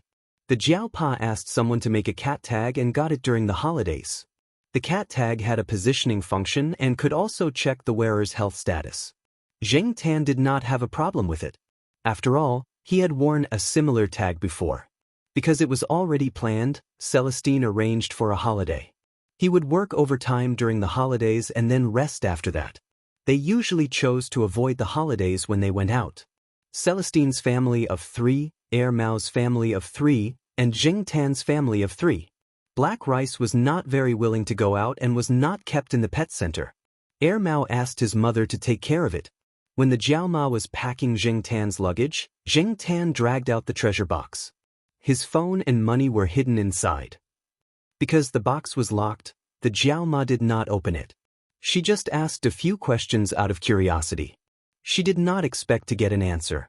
After packing, she asked the Jiao Pa to carry the luggage downstairs and put it in the trunk of Mao's car. "Why are you carrying it?" "It's so heavy," Mao said casually as he lifted the big bag. He did not open it. The Jiao Ma told Zheng Tan a few words and asked Mao to remember to call. Mao promised repeatedly. Gong Qin and Yuan sat in the back seat. Zheng Tan sat in the front passenger seat. According to Mao's plan, they would go to Boss Qi's house first and play along the road. Then they would meet up with Pei Liang and go to the old man's house together. Yuan had never been to Boss Qi's house. Celestine also wanted to take the opportunity to travel with his wife and children. Boss Qi's house was a very good tourist spot. Zheng Tan did some calculations and estimated that this journey would take at least half a month to a month, or even longer. No wonder the Jiaoma was reluctant when she was at home. Chapter 396. After 4 years, he came back to Chi Dada's hometown again. Looking at the scenery and buildings outside the car window, Zheng Tan compared it to the images in his memory and found that the village seemed to have expanded a lot. Even though the holidays had passed, there were still many people here. There were also more vendors around than 4 years ago. The planning was done, the advertisements were out, and there were more tourists. There were obviously many people like Celestine and Air Mao who went out after the peak hours. As the number of tourists increased, the management of the place became stricter. In the past, when Zheng Tan came here, he saw monkeys throwing things at each other. Now, when he passed by the stalls, the monkeys either stood obediently by the side or did some performances to attract customers. In short, the throwing incident 4 years ago did not happen again. Thinking about it, since they planned to make this a tourist attraction, they would not allow these monkeys to be too arrogant. What if they threw feces and hit the tourists? That would not just be a problem of complaints. No one would want to be thrown a suspicious object in front of them while they were on a trip. Air Mao also asked about this problem. Pei Liang said proudly, "The monkeys that went down the mountain now have turned over a new leaf. They are not as naughty as before. These guys are smart. They know that they won't get any benefits from doing that. But if they just act obedient and perform a little, they can still get a lot of food." Pei Liang drove the car in front to lead the way. Because it was replanned, the route was different from 4 years ago. Zheng Tan originally thought that Chi Dada would wear its tiger skin skirt and show off with the Jingu Bang. Unexpectedly, Chi Dada had been too boastful a few days ago and had forgotten its place. It was injured by a falling stone and was now recuperating at home. "Is it okay?" Air Mao asked. "It's okay. It just lay down for 2 days at the beginning. Then it was alive and kicking. But the elders at home were afraid that it would get infected, so they kept it at home." When Zheng Tan saw Chi Dada, the funny monkey was sitting on a bamboo chair at home. It even crossed its legs and was eating something. Its head was wrapped in a circle of gauze, but looking at this guy's expression, there was nothing wrong with it. It was very energetic. After seeing Zheng Tan, Chi Dada immediately stood up from the chair and shouted at Zheng Tan condescendingly, as if to deter him. Zheng Tan ignored it. It was always like this every time they met. There was nothing new about it. Compared to Zheng Tan's indifference, Air and Fatty Wei were very interested and were brought over by their father. "Chi Dada, this is Wei Xiaopang and this is Air Yuan. Treat them well." Pei Liang said to Chi Dada. Chi Dada's vigilant gaze shifted away from Zheng Tan. His attitude towards Wei Xiaopang and Yuan Air was much better, but he still glanced at Zheng Tan from time to time. Zheng Tan didn't care about Big Brother Chi's little scheme at all. He knew that Big Brother Chi couldn't beat him and had even suffered a few times, so he was on guard against him. However, Zheng Tan didn't come here to look at Big Brother Chi's monkey face. Zheng Tan was thinking about sneaking up the mountain to take a look. As usual, they would rest well on the first day and only go out on the second day. Originally, Air Mao wanted to bring the children to stroll around the village and buy some toys, but the two children seemed to be more interested in the mountain. Especially after hearing from Pei Liang's youngest son that there were wild fruits to eat and even more monkeys on the mountain, the two children wanted to go up the mountain even more. This was just right. Zheng Tan followed them up the mountain. As for Big Brother Chi, he was still forced to stay at home to recuperate. The mountain was different from the village, and there weren't many changes. Air Mao and Celestine brought their wives and children to take pictures, while Zheng Tan directly ran off. "Black Hole, don't run too far." Air Mao shouted. "Father, where did Brother Black go?" Air Yuan asked. "Your Brother Black went to find his friends to play." Air Mao said. "Brother Black's friends?" Yuan Air was curious. "Let's go take a look." She was very interested in Brother Black's friends. Fatty Wei was obviously interested as well. He didn't want to stay there to take pictures, so he pulled Celestine over. Celestine gave Air Mao a punch. "Who told you to talk nonsense?" Air Mao shrugged. He was just making things up. He didn't know that the two children would take it seriously and even insist on going over. Looking around, Zheng Tan was already nowhere to be seen. However, because Jing Tan was wearing the cat pen with a GPS function, it wasn't hard to find him. Thus, Mao took out his phone and opened an app. He looked at the screen and pointed. Over there. Although Mao knew Jing Tan's location, Jing Tan was running, while Mao was walking. He also had to take care of the two children, so he was much slower. After not coming for 4 years, his memory was a little fuzzy. Jing Tan searched through some fragments of his memory, and after a few tries, he found the general location. However, when he approached the steep slope, Jing Tan encountered some obstacles. This time, Big Brother Qi didn't cause trouble and wouldn't summon more monkeys. Jing Tan ran all the way and encountered a few, shaking off some trouble. As for the guy hiding in the tree and throwing fruits at Jing Tan, it was a little monkey. Why didn't this monkey follow its mother and its community? What was it doing here? Jing Tan glanced at the tree. When the little monkey saw Jing Tan, it shrunk into the branches timidly. Seeing this, Jing Tan didn't have the mood to bully the weak. He turned and continued to approach the steep slope. Don't. His head was hit. Jing Tan, who said that the monkeys here had turned over a new leaf? Jing Tan turned and glared at the tree. When the little monkey saw Jing Tan looking at it, it shrunk back into the branches. Jing Tan. F***ck monkey children were as annoying as naughty children. Jing Tan glared at the annoying little monkey into the branches, then quickly ran to the steep slope and jumped down. Jing Tan didn't notice it before, but when he came down the steep slope, he realized that this place was completely different from 4 years ago. 4 years ago, although there was garbage here, there were also many plants, including that large cluster of orchids. But now, there was less garbage, but there were traces of burning everywhere. Although it seemed that the disaster had happened a long time ago, and some weeds had grown, the black color on the stone wall next to it was still there. As for the original plants, those flowers and flowers, they had probably been destroyed in the fire long ago. He thought that if he came over at the same time, he would see large clusters of orchids and more jade cat fairy. He didn't expect it to be like this. No wonder he didn't smell it when he came. Not only were the flowers that were rare and once sensational, but they also burned money. A pot of jade cat fairy was valued at tens of millions. The more orchids that were originally here were even more valuable. If Old Man Lon knew about this, he would probably be so excited that he would be hospitalized again. Just as he was thinking, a stone hit Jing Tan's feet. Jing Tan looked up. It was still that annoying little monkey. Because of the situation here, Jing Tan's mood became very bad. Now, with this annoying little monkey causing trouble, Jing Tan's mood became even worse. Jing Tan planned to go to the place where the orchids originally grew to take a closer look, and then go up to settle the score with the little monkey. Unexpectedly, when Jing Tan approached that side, the little monkey on the steep slope screamed even louder and threw stones more frequently. Jing Tan's footsteps paused, avoiding the stones thrown by the monkey, and continued to walk in that direction.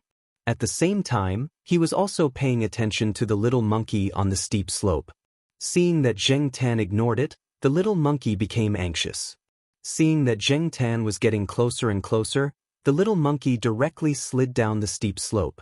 Because it was too anxious, it almost missed a step and fell down. Fortunately, there were some weeds below, so it was fine. After rolling on the weeds, the little monkey quickly ran to the place where the orchids once grew. It jumped and jumped in front of Jing Tan, showing its fangs and claws to bluff. If it was an ordinary cat, it would have run away. But Jing Tan didn't fall for this trick. Even Jing Tan kicked Chidada, so he didn't take this little monkey seriously. He lifted his foot and pounced over. Seeing Jing Tan like this, the little monkey was scared and hid to the side. It stared at Jing Tan in fear and made some sounds. It didn't know if it was asking its companions for help or Jing Tan. Jing Tan glanced at the little monkey beside her who was trembling and curled up into a ball. She pushed aside some weeds and took a closer look. She realized that the orchids from before were indeed gone. However, there were some small buds in their original places. Jing Tan sniffed carefully. The smell was a bit like the leaves of orchids. He sniffed again. He couldn't tell if it was the wild type or the naturally mutated type. However, these few buds were better than all of them being wiped out. His bad mood just now was a little better. Looking at the little monkey next to him, Zheng Tan thought, could it be that this monkey was protecting these few leaf buds just now? The little monkey didn't cry now, but looked at Zheng Tan curiously. Some sounds came from above. It was a few big monkeys. The little monkey's mother was also inside. After seeing the little monkey, she jumped down from above and held the little monkey in her arms, looking at Zheng Tan warily. Zheng Tan ignored them and looked at the few leaf buds. The surrounding soil was a little dry. Zheng Tan glanced around. There was an empty mineral water bottle in the corner. It was probably thrown away a few days ago. Zheng Tan listened carefully to the movements around. After confirming that no one was coming, he stood up and went over to pick up the bottle. There was a small stream nearby. Zheng Tan carried the empty bottle to the stream, twisted the cap, and filled it with water. Sensing something, Zheng Tan turned around and found that the big monkeys were looking at him. The little monkey hung on the mother monkey and stared at Zheng Tan's movements. After filling the bottle with water, Zheng Tan twisted the cap again and walked back with it. The monkeys followed Zheng Tan back to the steep slope and watched Zheng Tan twist the cap loose and pour the water on the leaves of the orchids. After pouring the water, Zheng Tan twisted the cap and put it aside. A gust of mountain wind blew, and the empty mineral water bottle was blown down and rolled down the slope. The little monkey that was hanging on the mother monkey quickly ran over to pick up the bottle. The mother monkey didn't have time to stop it. The little monkey was probably used to being naughty. The little monkey wanted to imitate Zheng Tan's actions just now, but found that the bottle cap couldn't be opened. It couldn't help but cry out twice. The big monkeys also came over and took the bottle. They fiddled with it twice, but still couldn't open it. They looked at it and wanted to bite it with their teeth. Zheng Tan couldn't stand it and walked over. Weren't the monkeys in the village at the foot of the mountain quite smart? He could do anything, such as making jokes, climbing up the roof and overturning the tiles. However, it was probably because the monkeys on the mountain basically didn't enter the village and didn't have much contact with those. The big monkey holding the bottle saw Zheng Tan coming over and quickly threw the bottle down and retreated. The little monkey wanted to pick up the bottle, but the mother monkey grabbed its tail and dragged it back. But when Zheng Tan picked up the bottle, the monkeys stretched their necks and stared at Zheng Tan's movements. Chapter 398. There was once a report on genetic research that said that the similarity between humans and chimpanzees was very high. The difference was only about 1 to 2%. It was this 2% genetic difference that caused chimpanzees to be quite different from humans in terms of intelligence, behavior, psychology, and so on. As the saying goes, a small difference can lead to a great error. But this did not mean that orangutans and monkeys were stupid. Compared to many animals, they were considered smart. The monkeys watched Zheng Tan twist the bottle cap, tighten it, twist it again, and tighten it again. After repeating it several times, their hands were probably itching. Zheng Tan saw that the demonstration was almost done, so he put the bottle on the ground again and took a few steps back. When the little monkey in the arms of the mother monkey saw Zheng Tan's behavior, it could not wait to break free and get the empty mineral water bottle. This time, the mother monkey did not drag it back by its tail. Several big monkeys gathered together to watch the little monkey's movements. Zheng Tan did not tighten the bottle cap when he twisted it just now, so the little monkey tried twice according to Zheng Tan's movements just now and twisted the bottle cap open. Seeing that it succeeded, the little monkey was so excited that it danced and screamed, as if it was showing off. A big monkey took the bottle and put the twisted bottle cap on the mouth of the bottle. When it moved, the bottle cap fell, put it on and fell again. Another big monkey next to it could not stand it and snatched the bottle cap, then took the bottle cap and carefully put it on top. Its fingers pinched the bottle cap and twisted it again, but it was not right. It stared at the bottle a few times and twisted it in another direction. This time it was right. After waving the plastic bottle twice, it did not see the bottle cap fall down. The big monkey cried out happily. Zheng Tan watched the monkeys play around with the bottle. The little monkey could not snatch it this time, so it looked around and ran away. When the mother monkey looked back, the little monkey had already run far away and could not be called back. Now Zheng Tan finally knew why the little monkey was alone before. Among human children, it was the type that would not listen to anything. Not long after, the little monkey picked up a slightly smaller bottle from somewhere. The bottle cap was not twisted tightly, so the little monkey twisted it open and then tightened the cap again. Seeing the monkeys play with the bottle cap, Zheng Tan sighed. They were so happy playing with a mineral water bottle like a toy. Just as he was thinking, Zheng Tan's ears twitched. He heard voices. It was Mao and the others. Soon, the monkeys noticed the people coming over and were a little vigilant. The little monkey was called over by the mother monkey. When it hung on the mother monkey, the little monkey did not throw away the bottle in its hand. When Mao and the others arrived at the steep slope, Zheng Tan had already climbed up and was waiting. "Black Coal, what are you doing here?" asked. Actually, Mao had his own questions. He was reminded of the orchid sprout that was taken out by this cat 4 years ago. Taking a step forward, Mao glanced down the steep slope. "Hey, Senior Pei, was there a fire here?" Mao pointed down and asked. Pei Liang said helplessly, "Yes, actually, not many people come to this place. Because of this, some of the people patrolling the mountain didn't pay attention to this place. In addition, some people neglected their duties and neglected this area. A lot of trash has accumulated here. On the 1st of May, someone threw something down here and it caught fire. Almost all the plants at the bottom of the slope were burned. The surrounding stone walls are still black. Even if many tourist attractions had signs, there would still be some people who did not care. They would casually throw, spit, and even throw away dangerous things. It was probably for fun. If the person who threw the fire knew how much money he had burned, how would he feel? After that, a few more trash cans were placed around here." Pei Liang pointed at something that looked like a wooden stake. In order to match the surrounding environment of the tourist attraction, the trash cans were made to be closer to nature. Zheng Tan looked at the trash can. There should be many places nearby where such trash cans were placed. However, even if there were trash cans, Zheng Tan still saw plastic bottles being thrown down. Although they were not thrown everywhere like 4 years ago, they were still there. The phenomenon of littering still exists. Mao looked at some inconspicuous wrapping paper at the bottom of the steep slope and said, "Of course, it is not completely avoided. However, there is also the credit of the monkeys." Pei Liang said, "What credit?" "The monkeys on the mountain are very vigilant. They stay away from strangers, so they rarely go down the mountain to interact with people in the village.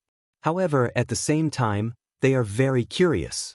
I saw monkeys rummaging through the trash cans several times when I went up the mountain.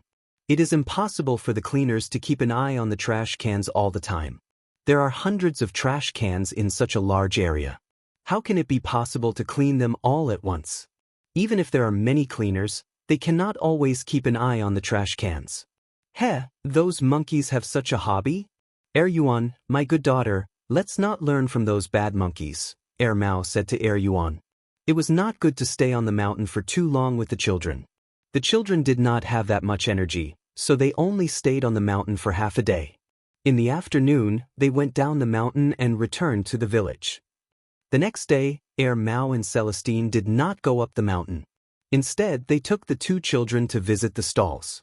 Zheng Tan followed Pei Liang up the mountain. Pei Liang wanted to go to the hotel on the mountain, and Zheng Tan went to the steep slope. When Zheng Tan went over, he saw the little monkey holding a bottle of water to the place where the long leaf buds were. It followed Zheng Tan's actions yesterday and poured the water there. The technique was a bit clumsy. It was still not so smooth when twisting the bottle cap, but it was much better than yesterday when it did not know anything. Originally, Zheng Tan was worried that the orchids there would wither because they were too dry. Now, he was worried that he would water too much. Moderate watering could not be taught to the monkey in a short time. Zheng Tan could only think positively. No matter what, the orchids there would not wither because of a lack of water, right? The weather here had indeed been relatively dry recently. The little monkey also discovered Zheng Tan. Perhaps because it was too young, it was not as vigilant as the older monkeys on the mountain. Furthermore, yesterday's incident also made the little monkey less wary of Zheng Tan and not so timid.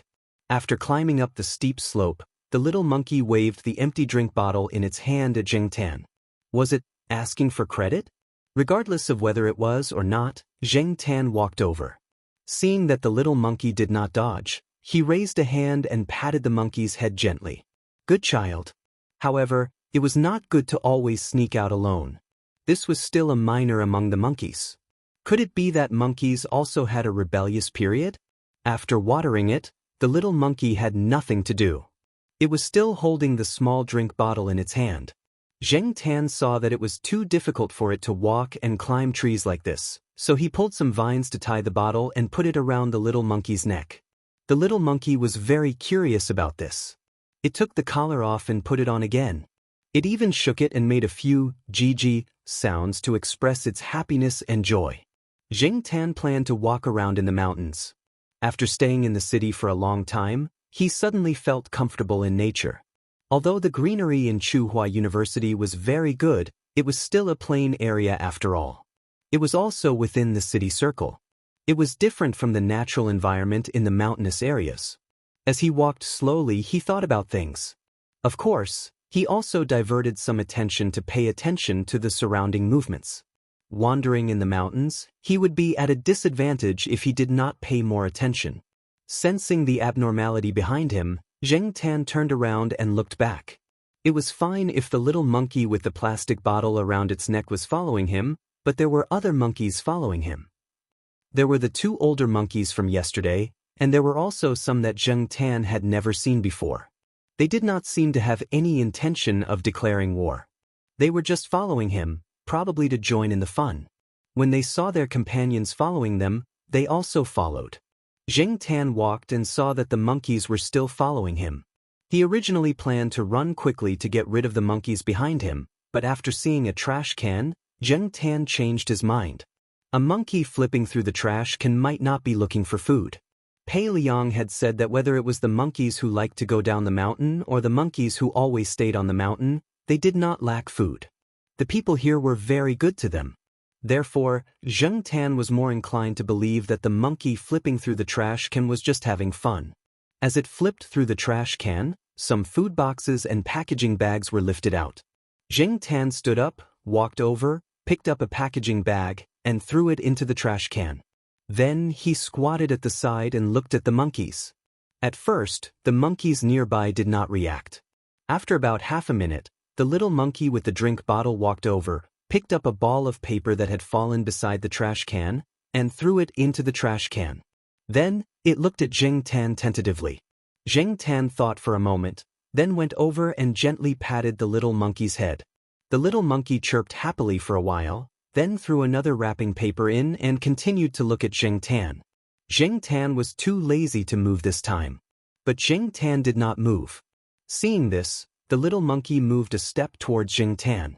It moved again and again until it was next to Xianxia. Looking at the monkey staring at him with wide eyes, Xianxia's beard trembled. He raised his hand and patted the monkey's head again. Looking at the monkey excitedly rushing to pick up the trash, Xianxia thought that he should slip away quickly. A big monkey next to him was originally standing on the tree scratching.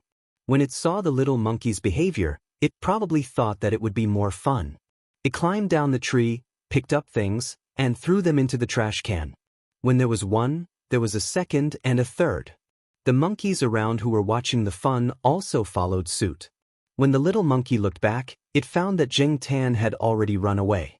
And here, no one expected that what happened between these monkeys was subtly changing the behavior of a large number of monkeys on the mountain. So much so that when tourists who came here later casually threw trash or threw it into the trash can but did not throw it in but fell next to the trash can, there would always be monkeys who would pick up the things that fell next to the trash can and throw them into the trash can. For this matter, the local TV station and the provincial TV station came over to interview and use examples to educate some people.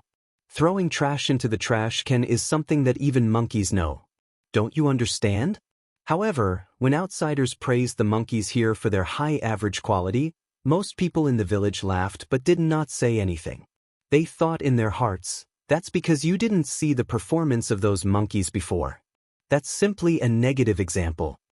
Of course, that was all for later. Let's not talk about it for now. Xianxia did not know that his whim for fun would cause a series of changes. He looked at the time and went down the mountain to Pei Liang's house on time. Later, Mao would complain to Jiao Pa and Jiao Ma. At night, The two children were taken to sleep by their respective mothers, leaving Celestine, Mao, and Pei Liang, the three senior brothers, drinking there. Most people tend to get drunk when they're happy or sad. Pei Liang was even more so. After drinking too much, he and Chi Dada performed a set of strange monkey boxing together.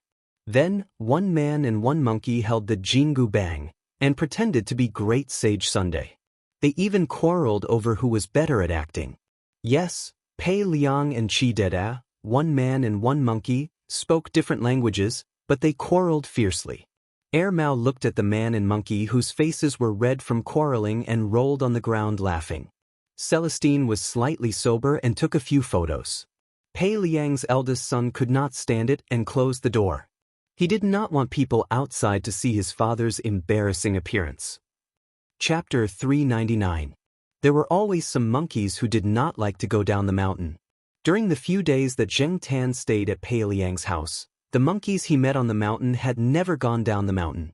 However, when Zheng Tan went up the mountain, those monkeys would give Zheng Tan things. At first, it was the little monkey who handed over a fruit that Zheng Tan had never eaten. Zheng Tan was with Pei Liang, Mao, and the others at that time. The little monkey was more vigilant towards strangers. Compared to animals, it seemed to be more vigilant and afraid of humans. Therefore, the little monkey ran away after putting the fruit in front of Zheng Tan. This kind of fruit is edible. I've eaten it once, Pei Liang said as he walked over to take a look. He had also eaten it from Chi Dada in the past. It was not poisonous. However, he did not like the taste very much. Perhaps it was only delicious in the eyes of monkeys. Black coal, I'll keep this for you first. I'll give it to you when we get back. Mao came over and picked up the fruit. After looking at it, he put it into his bag.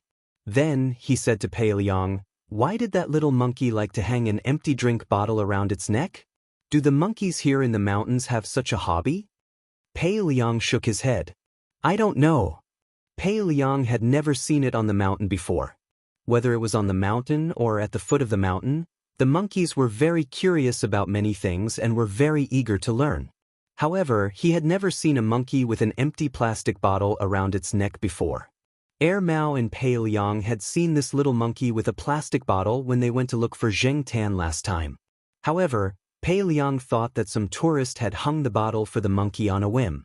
When the monkey lost interest, it would throw the bottle away. However, these few days on the mountain, every time they saw the little monkey, the empty plastic bottle was still hanging around its neck. It could only be said that the little monkey liked to do this and was not tired of playing with it. However, I think black coal should have helped that little monkey. Monkeys were also sentient creatures. When I was chatting with some students at the university base, I heard them say that if Monkey A helped Monkey B, the latter would reward him with delicious food, thus establishing a tolerant and cooperative society. In addition, if there were two people, for example, A and B, the probability that the monkeys would take food from them was almost equal. It was hard to tell who they liked more. However, if B refused to cooperate with A and appeared selfish, many of the monkeys would choose to avoid the food provided by B. Some people said that this was because they had developed feelings of disgust towards B, and from an emotional point of view, they evaluated B's character and ability and felt that B might not be easy to get along with. Our family's Dada Chi is like that. He has a lot of emotions and is very cunning. With that said, Pei Liang pointed at Zheng Tan and continued, since that little monkey chose to provide food to black coal, one possibility is that black coal helped it. Another possibility is that based on the little monkey's behavior just now, it probably thinks that black coal is easier to get along with, so it's showing goodwill. Mao looked at Zheng Tan, who had a blank look on his face, and said, "Black coal seems to get along well with a lot of animals." Meanwhile, Zheng Tan was thinking about what he had helped those monkeys with. Other than twisting a bottle cap, there was nothing else, let alone providing food to the monkeys. Zheng Tan never brought food up the mountain. For many animals in the wild, wasn't food the most important thing? Without continuing to dwell on this question, the group continued to walk up the mountain. Mao and Celestine went up the mountain today to help Pei Liang deal with some matters on the mountain, so they did not bring their wives and children. They walked faster, so the earlier they finished, the earlier they could go down the mountain and have a good night's sleep. They planned to leave tomorrow. When they went down the mountain, they met the little monkey again as well as a few other big monkeys. When they saw Jing Tan, they called out to Jing Tan. A few of them also came over to give him things. They were all fruits and the like. Some were the same kind of fruits that the little monkey had given him before, and some were wild fruits that grew on the mountain during this season. What are they chirping about? Mao asked Pei Liang. Greetings. To be precise, they are greeting Black Coal, Pei Liang explained.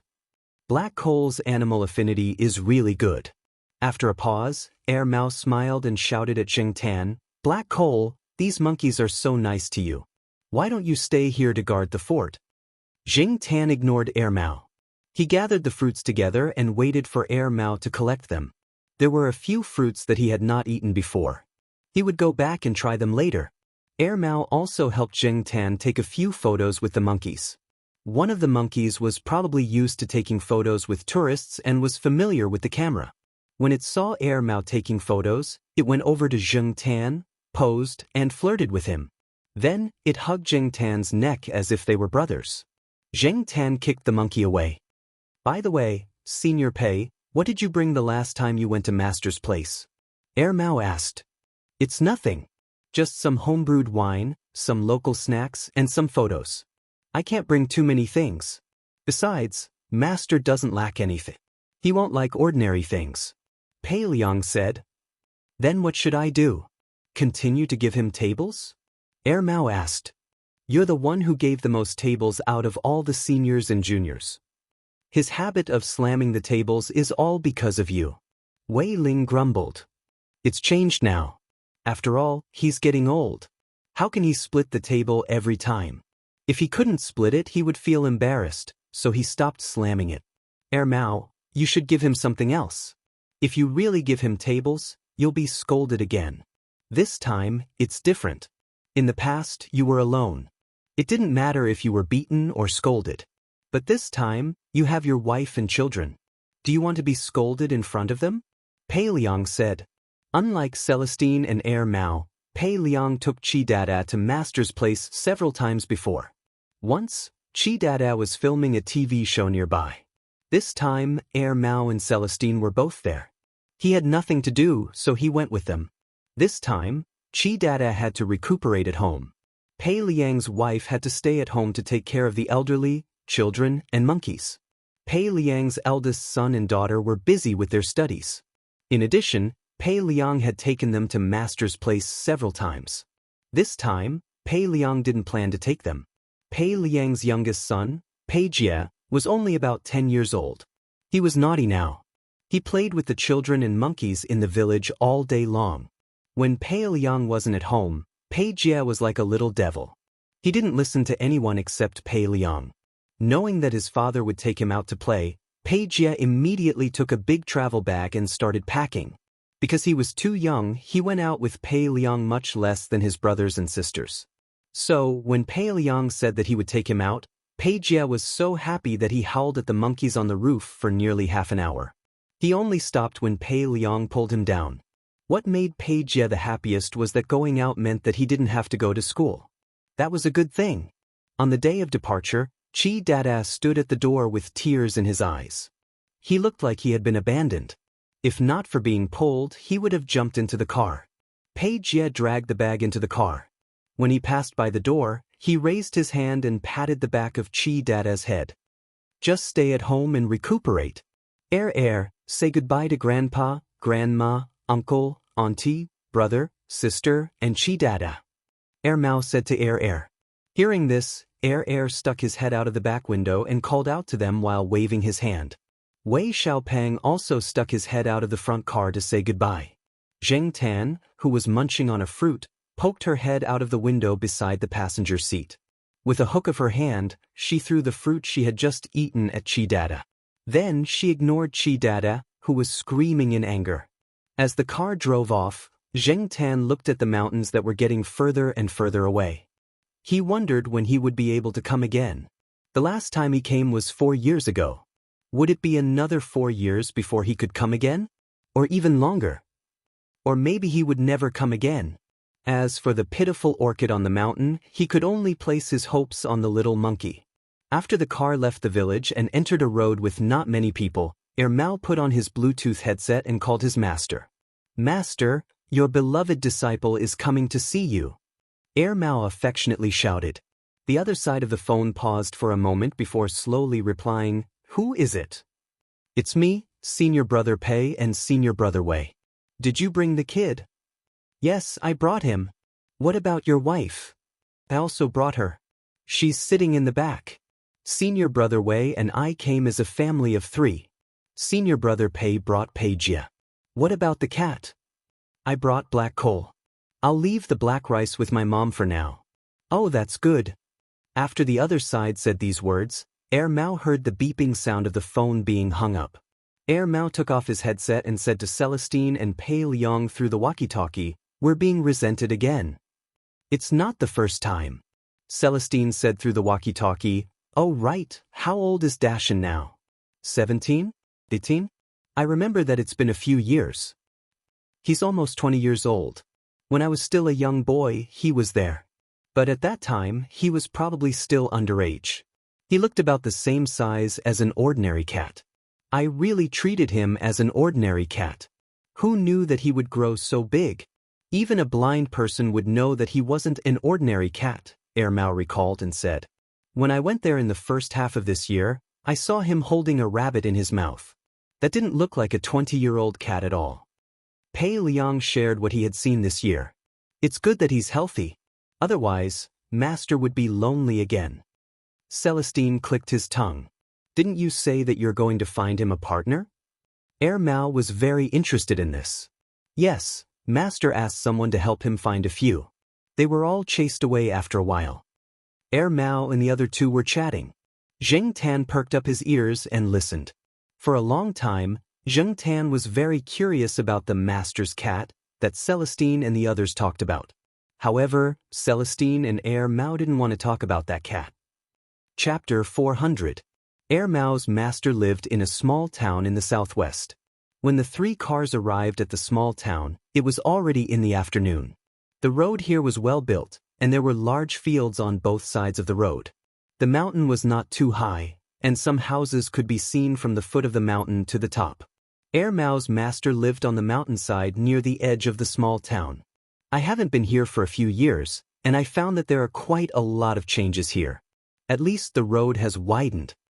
Mao looked at the scenery and buildings outside the car and said, "There are more houses and they are built well." Celestine also said, because Pei Liang had been here many times, he was not so emotional. "Do you still remember the road?" Pei Liang asked. "Of course." Even though this place had changed a lot compared to what he remembered, he still remembered the road. Mao and Wei Lung didn't need Pei Liang to remind them as they drove along the road. After passing a fork in the road, there were fewer houses. Along the road, the car drove up the mountain. Zheng Tan, like Mao and Mao in the back seat, also looked out of the window. He could see more clearly from the front seat, and after standing up, he could see the front and the side. While he was looking, Zheng Tan saw something squatting on a stone block next to the cement road about 100 meters away. It was a brownish-yellow lump.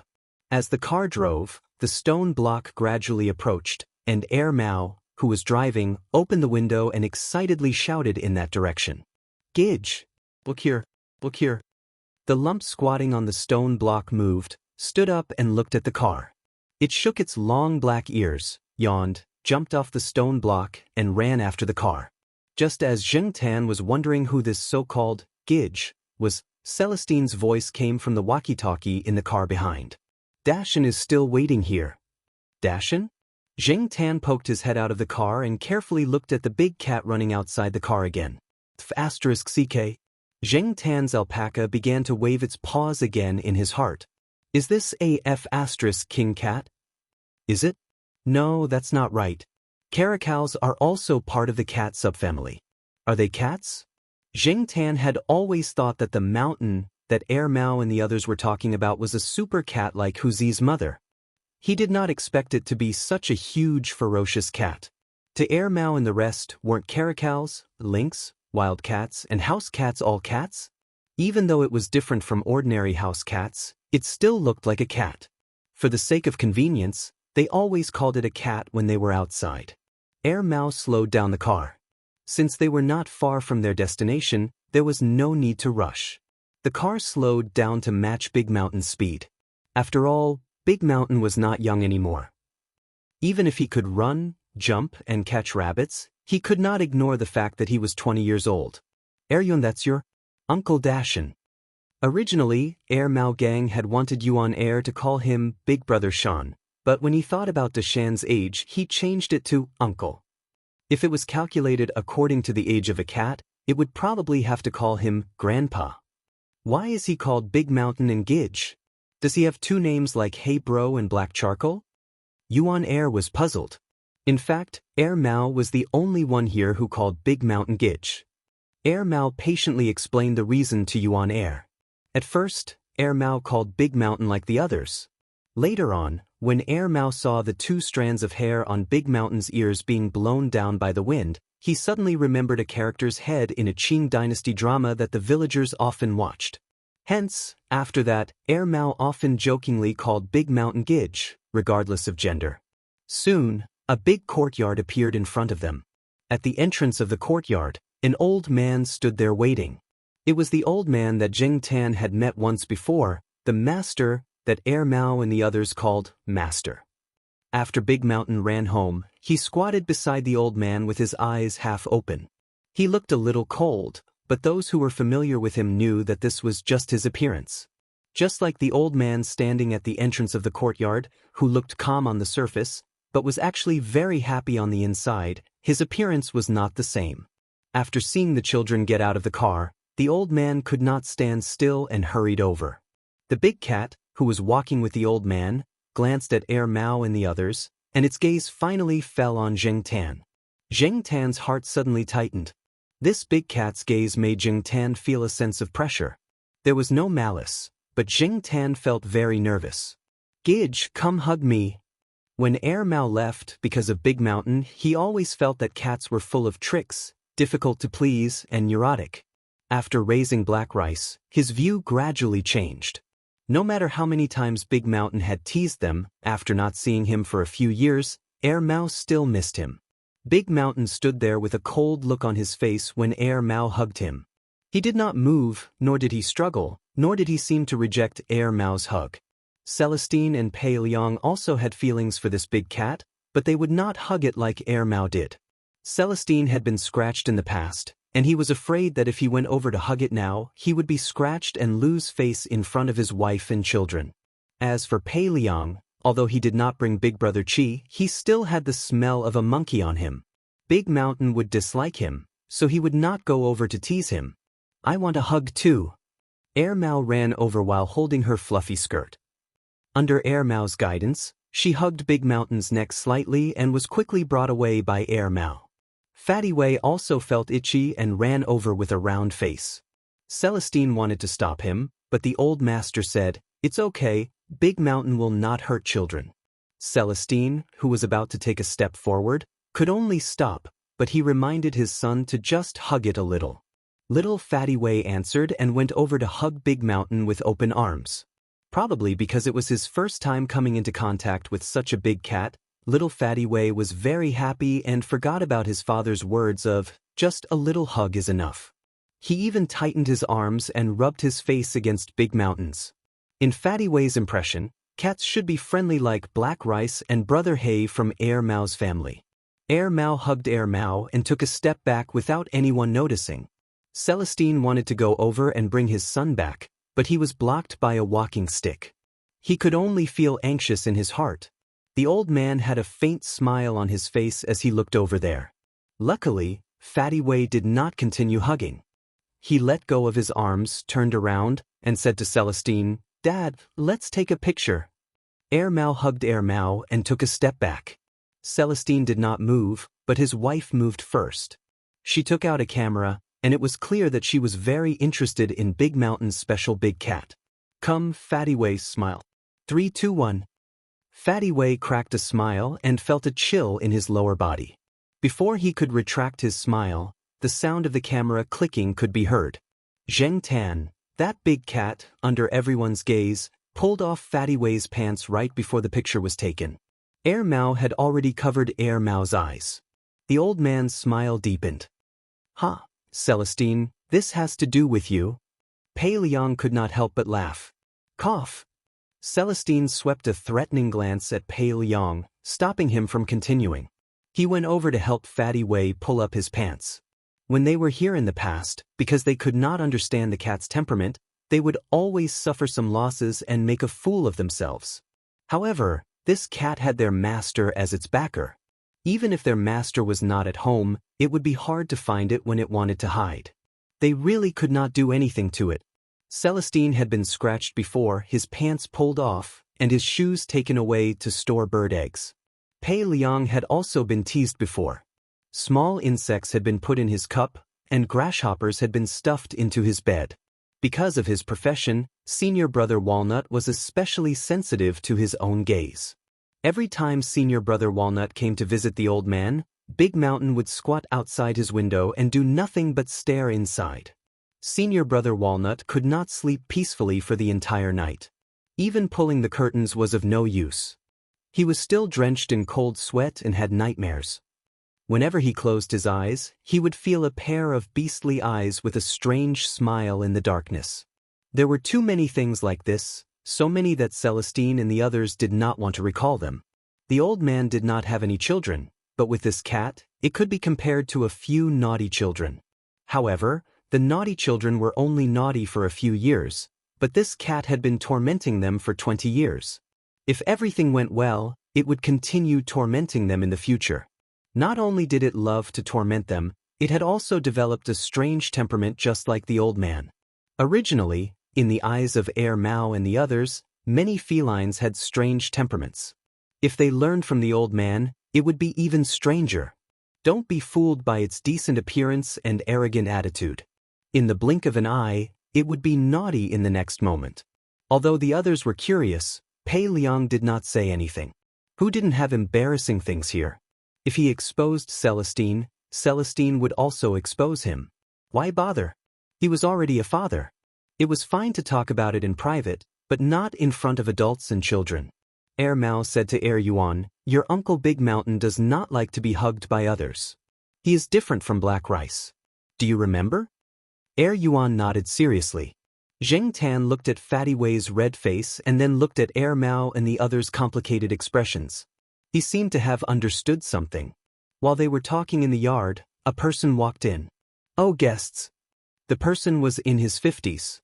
He was wearing faded green clothes and carried a box in. After seeing the person, Air Mao, Celestine, and Pei Liang all smiled. "Uncle Lin, you are here. Air Mao, Celestine, and Pei Liang are back. They even brought their wives and children. No wonder the yard was filled with joy even before I came in," Uncle Lin said. "Let's talk inside."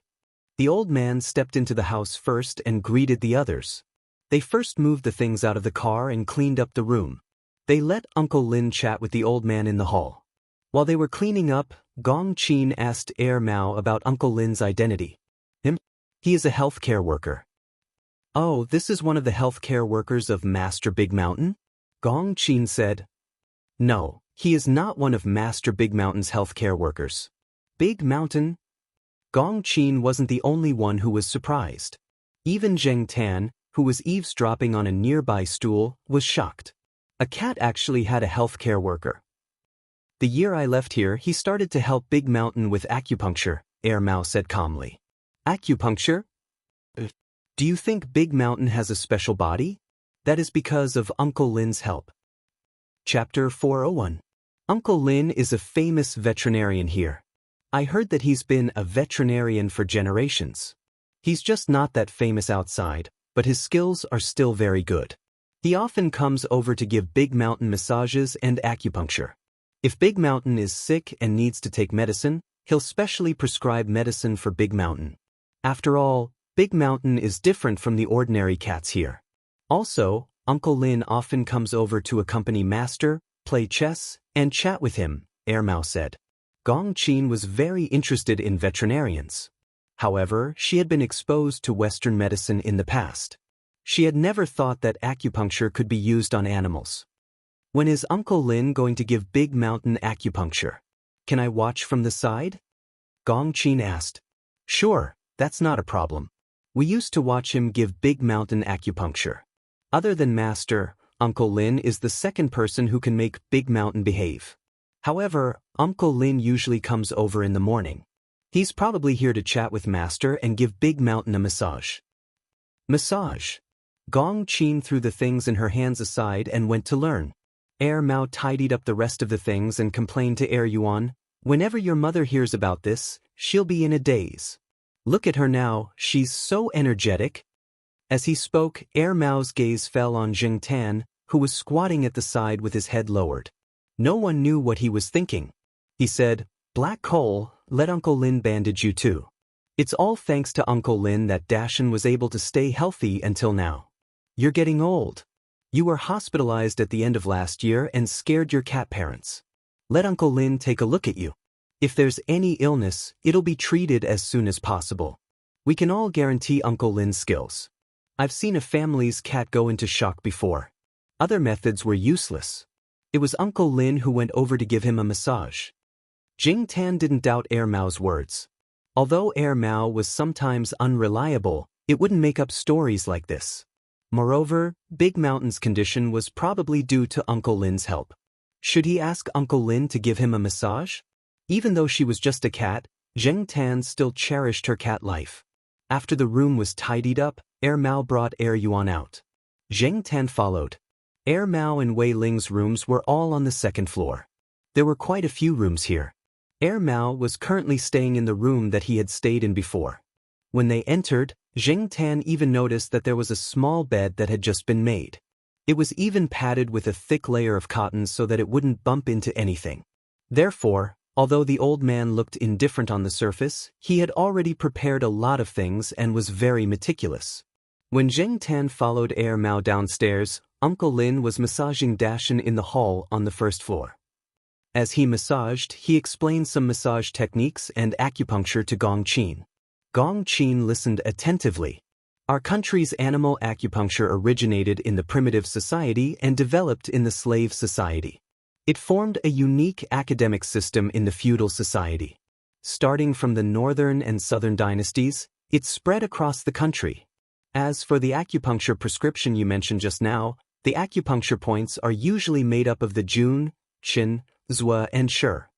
Sun Jinjindong says, the main point of the disease is the Jun, Zhua is the Qin, and Qin is the Shi. The Jun point is the main point in the prescription. It is mainly used to treat the main symptoms of the disease. The Qin point is used to strengthen the Jun point.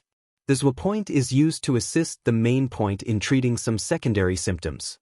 The Shi point is used to coordinate the effects of the other points. Let me give you an example. The prescription for treating the symptoms of spleen deficiency and diarrhea you mentioned just now is made up of the spleen Shu, Jiaoqiao, Jigan, and Ho Sanli. These 4 points are the Jun, Qin, Zhua, and Shi points. Uncle Lin pointed at the 4 acupoints on Dashan's body and explained to Gong Qin why he chose those 4 acupoints. The Jun point, spleen Shu, is the back Shu point of the spleen. It is the point where the spleen is infused into the back of the spleen. It is the main point for strengthening the spleen and stomach and regulating qi to stop diarrhea. One of them was talking excitedly while the other was listening attentively. They completely forgot about the old man sitting in the main seat. However, the old man was sitting next to them and drinking tea. He didn't care at all and seemed to be in a good mood. Big Mountain, on the other hand, was squinting his eyes and lying there with a satisfied look on his face. He was enjoying himself very much. After hearing Mao and the others coming in, Big Mountain only moved his ears but didn't open his eyes. Every time Jing Tan saw the 2 tufts of hair on the tip of Big Mountain's ears, he wanted to pull them. Of course, it was just a thought. He wouldn't really pull them. Otherwise, they would definitely fight. Seeing Jing Tan following Mao into the hall, Uncle Lin's eyes lit up. He didn't pay much attention to Jing Tan when he came in. Now that he took a closer look, he found that something was wrong. This cat is a little special, Uncle Lin said. What special? Tell me. Mao held Mao's hand and found a chair to sit down. At this time, Celestine's family had also packed up and came downstairs. When they heard Uncle Lin's words, They also wanted to know what Uncle Lin meant. This cat is a little old, right? Uncle Lin said. Although it was a question, his words were full of certainty. Mao nodded. Yes, at least 7 or 8 years old. Uncle Lin nodded. Among cats, it is indeed entering old age. But from what I see, this cat is very healthy. Uncle Lin used the word healthy, and not just healthy. Mao gave Uncle Lin a thumbs up. Your eyes are really sharp. You didn't even touch its bones and you can tell the truth. It's not that I want to say this, but Black Coal is the only cat I've ever seen that eats human food, drinks spicy food, and wanders around causing trouble all day long. It's still healthy until now, but it suddenly fell ill at the end of last year and was in a coma for a week. But that was the only time. After it recovered, it returned to its original state. It didn't look weak at all. The people at the pet center also said that they couldn't find any abnormalities. Uncle Lin, why don't you take a look? Mao said so much to let Uncle Lin take a look at Zheng Tan. If it didn't say it in detail, Uncle Lin might not spend too much effort on Zheng Tan.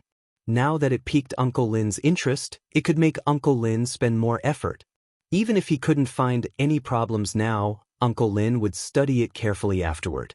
When Mao said, causing trouble, Zheng Tan's beard trembled. But thinking that Mao was doing it for his own good, Zheng Tan didn't protest. Sure enough, Uncle Lin was very curious after hearing Mao's words. He stopped massaging and patted Big Mountain gently. Big Mountain, sit over there first. I'll take a look at this little black cat. After Big Mountain got up, he didn't jump directly to the ground. Instead, he jumped onto a chair next to him and looked at Zheng Tan like everyone else. Under the gaze of so many people and cats, Zheng Tan came to the oval shelf where Big Mountain had just laid down. He was a little unused to it, but for his own little life, he had to endure it. Uncle Lin had interacted with countless cats and dogs. When he saw Zheng Tan, he knew that this cat would be obedient. He put out his hand and pressed Zheng Tan's body with ease. Zheng Tan cooperated with Uncle Lin's inspection. Soon, Uncle Lin thought for a moment and said, "This cat hasn't been sleeping very well recently." This was the truth. Zheng Tan had recently started to dream again. In addition, because of the long-distance travel, he was not used to being in the car for a long time, so his sleep was not as good as when he was at home. If Uncle Lin could see this, Zheng Tan now further believed in this man's ability. It's just that. Uncle Lin paused and continued, except for the lack of sleep and some other small problems, this cat's physical fitness is not at all like what you said about a cat that always eats human food, drinks spicy food, and jumps outside all day long. Human food was heavier in salt, let alone a cat that ate spicy food. Hey, Uncle Lin, I'm not lying to you. Things like onions, garlic, chocolate, and many other things that even cats don't eat, but this cat eats them freely. Mao said. Zheng Tan and Uncle Lin were speechless. This sounded very awkward. What did it mean that even cats don't eat? Wasn't this cat a cat? Uncle Lin glared at Mao. Don't look at me like that. I haven't finished yet. This cat not only eats these things, it also drinks coffee and drinks cream. My black rice doesn't even touch these things. Mao pointed at Uncle Lin with his chin, meaning, look, it's so weird. With suspicion, Uncle Lin checked Zheng Tan again, and the results were the same as before. There are all kinds of strange things in the world. There will always be a few exceptions. Uncle Lin said, how about this? I'll give it a few acupuncture needles to relieve its insomnia. I'll also check if there are any other problems that haven't been detected yet. Okay, I'll have to trouble you. Black Coal, bear with it. For the sake of your little life, a few acupuncture needles is no problem. Mao said. Uncle Lin opened the medicine box that he always carried with him and began to prepare the tools. Mao and Celestine helped move the things, so the acupuncture needles definitely wouldn't be in the hall. Yuan and Fatty Wei had been warned by their father not to make any noise. Since they wanted to watch from the side, they couldn't cause any trouble. Thus, the two children quietly sat on the chairs. When they saw the needles in Uncle Lin's hands, they looked as if they were facing a great enemy. Uncle Lin, isn't there a particular reason for the needles? Gong Qin said after seeing the needles that Uncle Lin took out. That's for sure. Giving acupuncture needles to animals is different from giving acupuncture needles to humans. The size of the acupuncture point is related to the cross-sectional area of the needle used. If the needle is too thick, it will definitely cause harm. For example, most clinical people use 28 to 30 size needles, 32 38 millimeters, but if you use a 28 to 30 size needle, 38 millimeters, on a mouse, the stimulation will be too strong. It's the same as using such a thick needle to prick a human. Uncle Lin used his hand to indicate the width of the needle, which made everyone present tremble.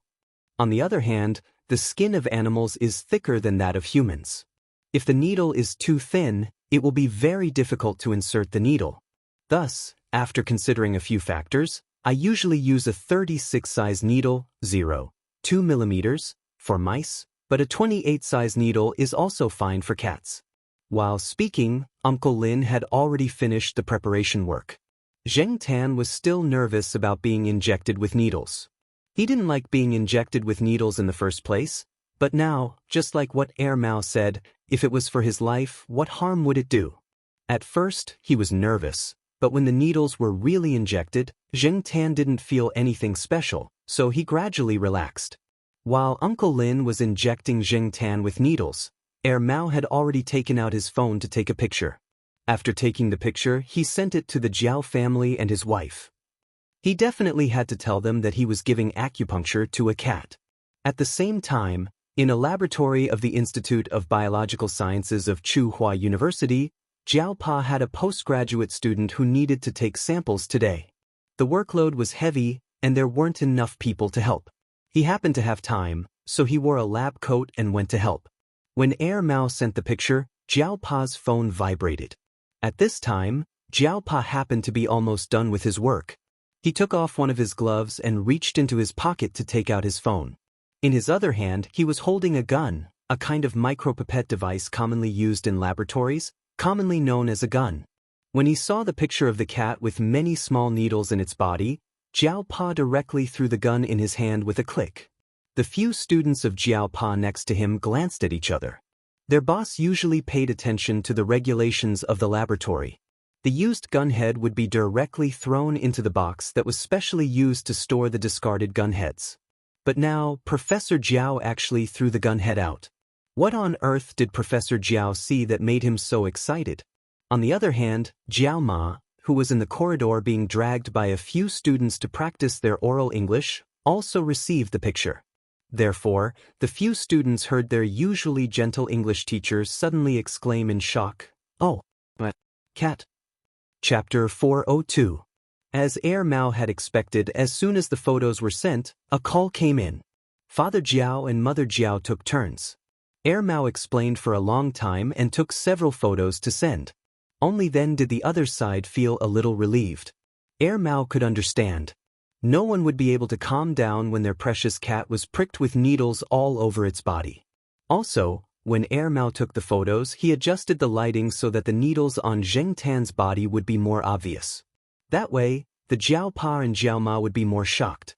No wonder the two of them had such a big reaction.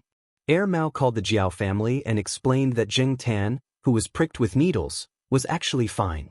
There wasn't much pain, and it wasn't as comfortable as Mao had expected. Mao wasn't sick, so needles shouldn't cause too much of a reaction. What did Uncle Lin say before he pricked Zhang Zian? First, he said he would relieve Zheng Tan's sleeping condition, then use acupuncture to check if there were any hidden diseases. Now, it seemed that his judgment was the same as before. "He's not sick?" Celestine asked. Now that the needles had been pricked, Uncle Lin should be able to tell if there were any problems. Uncle Lin shook his head in silence. After a while, he said, looking at his body, "I really can't believe that this is a cat that is about to be classified as old. He's unbelievably strong." "He's really not sick?" "He was really sick at the time. He slept for a week. The veterinarians at the pet center couldn't do anything about it." Mao had already finished the phone call. He had also told the Jiao family about Uncle Lin's diagnosis, but after hanging up, he still asked his question. Uncle Lin continued to shake his head. Only Zheng Tan knew that this probably had something to do with his biggest secret. It was just like how no normal cat had the strength of an adult. Also, Zheng Tan could feel his own body. Except for sleep problems and dreams, he didn't feel any other health problems. Mao exaggerated a little when he commented on Zheng Tan, but most of what he said was correct. Zheng Tan could eat, drink, run, and jump. It had been 7 years, but he still felt the same as when he had just turned into a cat. The so-called old could only be compared to a cat's age. Other than that, it couldn't be explained. After putting away the needles, Uncle Lin said, "I'll do some research when I get back." Mao, how long will you stay here?" 1 or 2 weeks, said Okay, I'll use this time to think about it. Although Uncle Lin had always been confident in himself, he was really confused this time. He had treated all kinds of animals for so many years, but this was the first time he had encountered such a situation. He originally thought that this black cat's condition would be similar to Dashin's, but he didn't expect. After Zheng Tan finished the treatment, the master asked Uncle Lin to play chess with him. He also asked about Dashin's condition. As for the food preparation, the master didn't usually have to worry about it. There were professional staff in charge of it. But today, Mao and Celestine were here, so the food preparation was done by their wives. Seeing that Zheng Tan really ate the same food as a human, the old lady and Uncle Lin were convinced. They had even specially prepared a plate of scrambled eggs with onions and 2 relatively spicy dishes to go with wine. These were things that Big Mountain would never touch, but Zheng Tan still ate them all. Moreover, nothing happened to him after eating them. At that time, Uncle Lin didn't care about the unfinished wine in his glass. He put down the glass and took Zheng Tan for examination. The conclusion was still the same as before, which made Uncle Lin, who had been in contact with veterinarians since childhood, amazed. Several men at the table were also talking. When Zheng Tan heard them mention Dashin, he realized why they didn't usually talk about Dashin outside. One was because of some of their experiences in the past, and they didn't want to recall the embarrassing past caused by Dashin. The other reason was that Dashin's species was more special in China. After all, it was not abroad, and they couldn't openly raise it as a pet. It was enough to keep it as a secret. It was also a kind of protection for Dashin. Therefore, they only occasionally mentioned the master's cat outside, but they rarely talked about what kind of cat Dashin was. Originally, they thought that the master would scold them. Unexpectedly, the master was quite considerate and didn't scold them in front of the women and children. After the meal, Uncle Lin took his leave. The old man chatted with Mao and the others about the current state of the 3 of them, how their families were doing, whether there were any troubles, how their children were, and other topics. After that, the old man also talked about Dashin. The master picked up this unique cat in the mountains, which was a little far from here, and named it Dashin. Generally speaking, creatures like caracals shouldn't exist in the local area. However, he heard that there were people who illegally brought in wild animals, so it should be those people who brought it in. When Dashin was young, the master only thought that it was a slightly special cat. He had never seen a caracal before, so he didn't think much of it. Later, he heard from some people that it was a caracal. It was just that there were no caracals in the area, and after it was brought in, it became the only one in the area. Over the years, the master didn't think about finding a partner for Dashin, but every time this guy spent some time with him, he would kick away the partner that he went through a lot of trouble to get. Even though Dashin had a bad temper, was always causing trouble, and did things that were not always satisfactory, the master always kept Dashin by his side. After a long time, it became a habit, and the master treated Dashin as a friend in his old age. Dashin also got along well with his master. He didn't like to be carried by others, especially children, but that was others, not the master. Old people were special. Uncle Lin was one of them. After getting older, Dashin doesn't like to cause trouble as much as before, the master said. Celestine curled his lips. Not causing trouble? Who was the one who took off his son's pants? It could only be said that Dashin didn't cause trouble as much as before. He was old and didn't have the energy to cause trouble for others. He wanted to, but he didn't have the strength. As for Dashin, he didn't really dislike Mao and the others. He usually paid attention to hiding outside. Dashin wasn't a pure family pet. He was in a semi-wild state and kept many wild habits. Yesterday, because he wanted to welcome Air Mao and the others, he squatted at a conspicuous stone block by the roadside. Otherwise, passers-by wouldn't have noticed him so easily. According to Air Mao and the others, Dashan used to often welcome them there. This seemed to have become a habit. From these words and Dashan's behavior, this cat was still very humane. On the first night here, Zheng Tan slept in a foldable tent. This was a small tent that would be propped up after it was opened. This was a gift from Xiaogua, but Zheng Tan didn't use it much at home. This time he brought it out. Some soft cushions prepared by Jiaoma were placed in the tent as a mattress. Zheng Tan slept in it at night. The foldable tent was placed on a small square table close to Er Yuan's small bed. Maybe it was the acupuncture treatment during the day, or maybe it was the relaxation after the long journey, but Zheng Tan slept very well that night and didn't feel uncomfortable in an unfamiliar environment. Early the next morning, the ear-piercing sound of something being scratched on a hard board rang out. It gave people goosebumps just by listening to it. Moreover, it was quite rhythmic, as if someone was shouting slogans, 1, 2, 1, 2. Zheng Tan's hearing was good. This sound made Zheng Tan unable to sleep anymore. After being awakened by the sound, Zheng Tan came out of the small tent. Er Mao had already sat up, his hand on his forehead. He looked at Gong Qin, who was still a little confused, and Er Yuan, who was sleeping on the small bed, and said, "I almost forgot.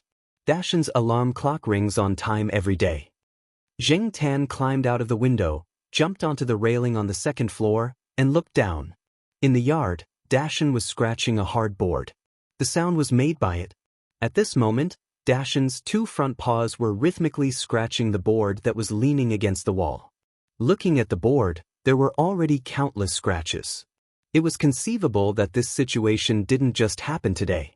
Just like Er Mao said, this was a Dashan's alarm clock. In an open space outside the yard, the old man was practicing boxing. The speed wasn't fast, but it wasn't Tai Chi either. It might be a set of fitness boxing that the old man practiced himself. After the three families on the second floor woke up, Er Mao and his two brothers went to practice boxing with the old man. They had learned this set of fitness boxing a long time ago. It was just that they didn't practice it much after leaving this place, but they were still familiar with it. On the other side, a master and three disciples were practicing boxing. On the other side, the two mothers took out their cameras to take pictures. Er Mao, Fatty Wei, and Pei Jie were all curious. Pei Jie had seen it before, so he went over to practice.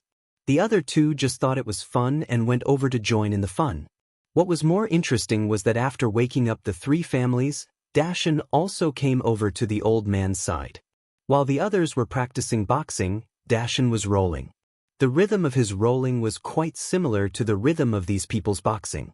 Even the movement of his arms and legs could sometimes match that of Er Mao and the others. Dashan's rolling style was not uncommon.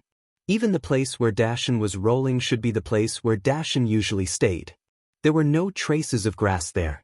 Compared to the ground in other places, the surface had been rubbed off a lot, and the color was obviously different. Cats seemed to be unable to get rid of their carefree appearance. Even when they were sharpening their claws, they sometimes looked absent-minded. Uncle Lin said that other than the treatment and maintenance he gave Dashan, the reason why Dashan could live for so long and be so healthy might be related to his own personality. In other words, it might be related to some of the feline's habits. It was always difficult to determine who was better in a battle between cats and dogs, but in a battle of life expectancy, cats were better. This might be related to their hidden unruliness, which was more leisurely compared to dogs, and their way of coping with domestic life. Take domestic cats as an example. Although most cats died of old age in their teens, there were many cats in their 20s and 30s. It was said that there were experts who estimated that their theoretical value could reach up to 40 years old. With Dashan here, even if Er Mao and the others weren't here, this yard wouldn't feel lethargic, Gong Qin said. The sun hadn't risen yet, and the air was slightly cold. An old man and an old cat. One was practicing boxing, and the other was rolling. Chapter 403. Zheng Tan realized that there was something wrong with the big cat for the past 2 days. Or perhaps, it had always been like this? In short, other than the first day, Zheng Tan felt that the big cat had been looking at him strangely for the next few days.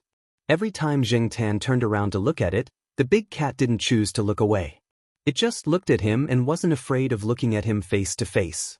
Something was wrong. Something was very wrong. Although Mao and the others thought that Big Mountain was just curious about Zheng Tan, who was a half of the same species as him, Zheng Tan didn't think so. Maybe the cats here weren't as bold as Zheng Tan. Uncle Lin said that in this area, Big Mountain was the overlord. The surrounding cats and dogs, regardless of whether they were domesticated or wild, wouldn't come face to face with Big Mountain. Some would run away as soon as they saw Big Mountain. Only Zheng Tan wasn't afraid of Big Mountain and didn't care. To put it bluntly, it was as if he didn't care about Big Mountain at all. It wasn't that Zheng Tan didn't care about Big Mountain. It was just that he was more inclined towards the perspective of a human. To a special cat, other than the initial novelty, there was nothing else. Mao and the others, as well as the old master, definitely hoped that Zheng Tan and Big Mountain could get along well. From Zheng Tan's point of view, both of them were males. It was already a good thing that they didn't bare their claws and fight for territory. Why ask for more? Could it be that he really wanted cats to be united like children and help each other equally? But Zheng Tan looked diagonally ahead. The big cat was lying on a chair and looking in Zheng Tan's direction. It still had that look that made Zheng Tan feel that it was scheming something. Zheng Tan had been waiting for this guy to make a move. If it was like what Zheng Tan thought, and Big Mountain did have a purpose, he should have some corresponding actions. Cats were always very patient in order to achieve their goals. For 4 consecutive days, Big Mountain maintained his previous attitude and stared at Zheng Tan, but didn't do anything else. Turning his head back, Zheng Tan continued to stare at Yuan and Fatty Wei, who were drawing beside the short table, but he was already pondering. Judging from Big Mountain's expression, he should be taking action soon. Sure enough, half an hour later, Big Mountain jumped down from the wooden chair and walked to Zheng Tan's side. Just like Zheng Tan, he squatted down and watched Yuan and Fatty Wei draw. Fatty Wei Xiao Tian immediately stood up when he saw Mountain approaching. He pulled up his pants and took a few steps back, looking at Mountain with vigilance. Yuan looked at Big Mountain and then at little Fatty Wei. He didn't move, but he didn't draw either. Zheng Tan glanced sideways at Big Mountain. Big Mountain did not seem to mind that he was guarded against by the 2 children. He looked at the paper on the short table and was not interested. Then he looked at Zheng Tan and raised his paw to attack Zheng Tan. Slapping was a very sissy action for a human, but for a cat, it was as normal as licking its paw. You can't expect a cat to attack with a fist, right? Moreover, there were many different ways to slap a cat. How to slap, whether to retract or release the paw, how many paws to release, from which angle to slap, etc. These were all different depending on the situation. Just like now, Big Mountain didn't have any hostility towards Zheng Tan. He only gave Zheng Tan a slap as a joke or as a test. When he slapped, he retracted his paw and didn't use much strength. Because Big Mountain didn't have any ill intentions, Zheng Tan didn't dodge. After taking a hit on the head, Zheng Tan didn't immediately retaliate. Instead, he looked at Big Mountain and carefully observed this big cat that Mao and Celestine thought was extremely smart and strange. It really seemed like he was just testing him. Zheng Tan took a hit from Big Mountain and didn't immediately retaliate. However, Yuan and Fatty Wei were still young. One was almost 3 years old, while the other was 3.5 years old. They didn't have enough ability to distinguish. When they saw Big Mountain slap Zheng Tan, they thought that Zheng Tan was being bullied.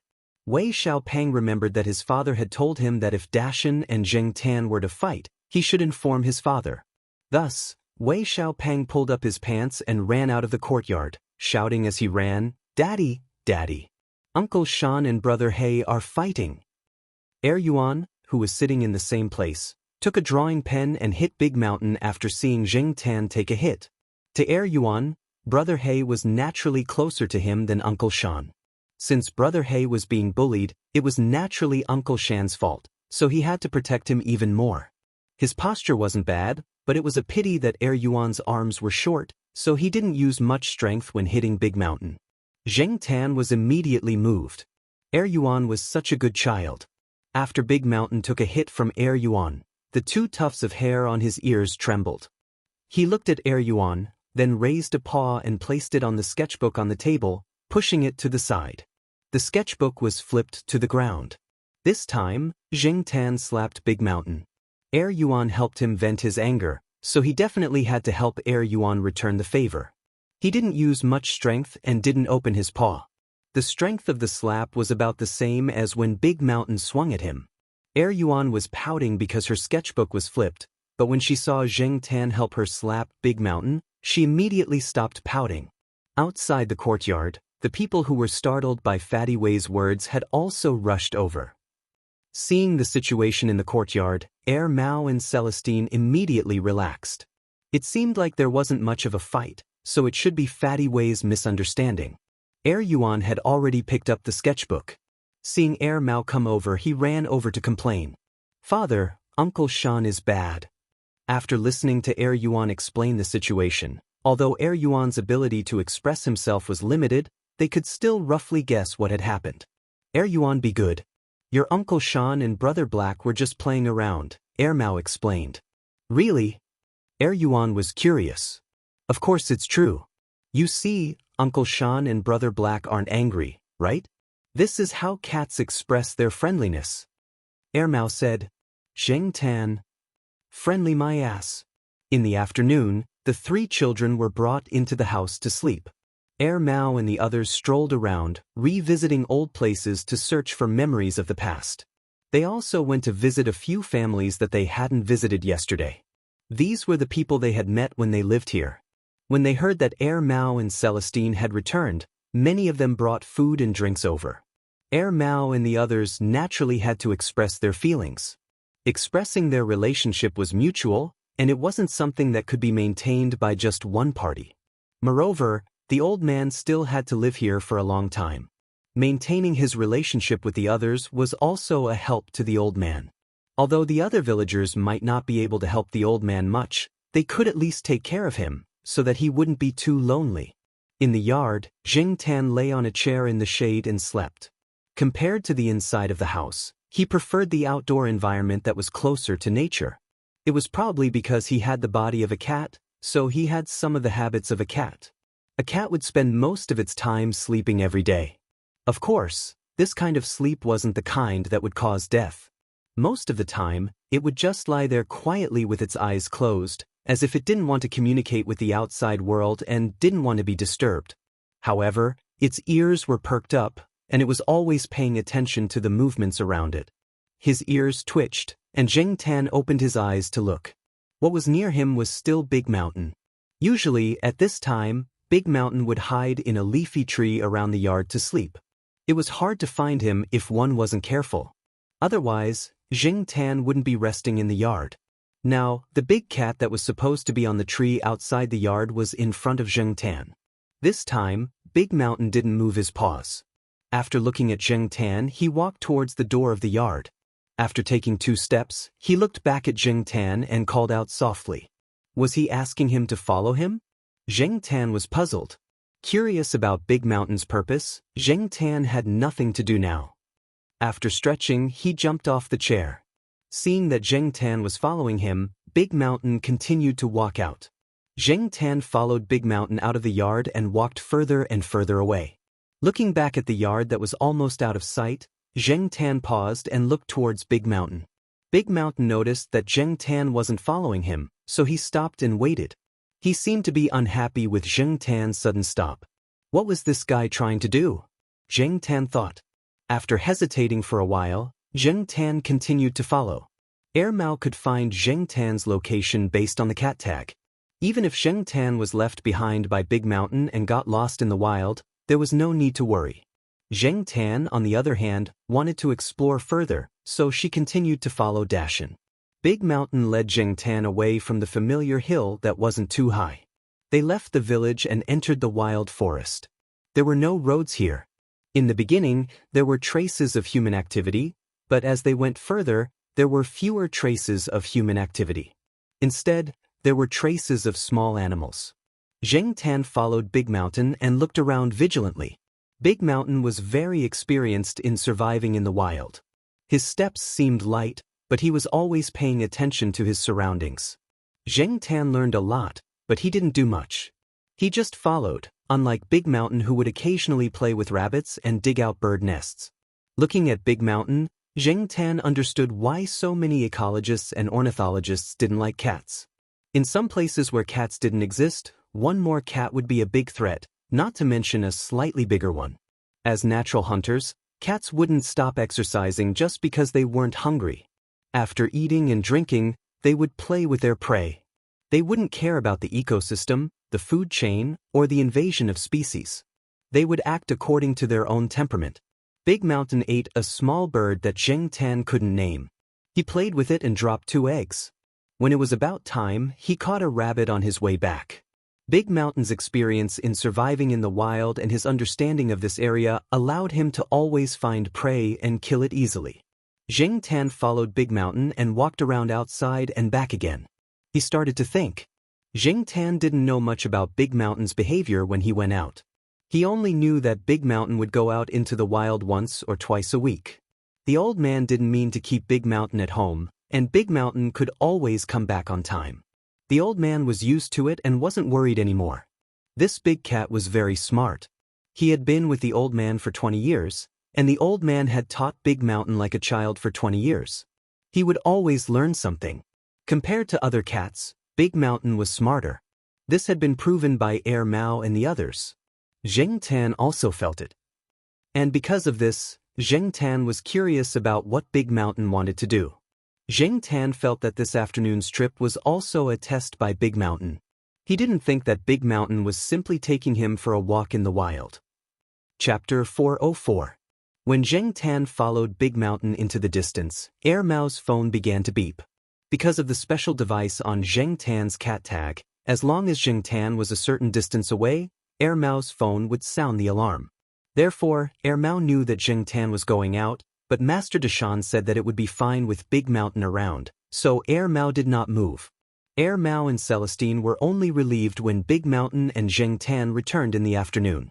Others did not know, but they knew very well that this black cat was not a well-behaved cat. It was very capable of causing trouble. Moreover, they had promised the Jiao family that they would not be able to explain themselves if anything happened. Therefore, after Zheng Tan returned to the yard, he listened to Mao's opinion for about 20 minutes. Big Mountain only went out once or twice a week. Even if he went out twice, it was rarely 2 days in a row. Therefore, even Master Deshan did not expect that Big Mountain would bring Zheng Tan out again the next day. This time, compared to the previous day, it was much further, and they left in the morning. Zheng Tan followed behind Big Mountain. With yesterday's experience, Zheng Tan was a little more used to it now. Today's route was mostly the same as yesterday's, except that Big Mountain chose to take a more difficult route for humans in the latter part of the journey. Whether it was a narrow and steep mountain path or a dense forest that was difficult for humans to walk through, it was not too difficult for a cat.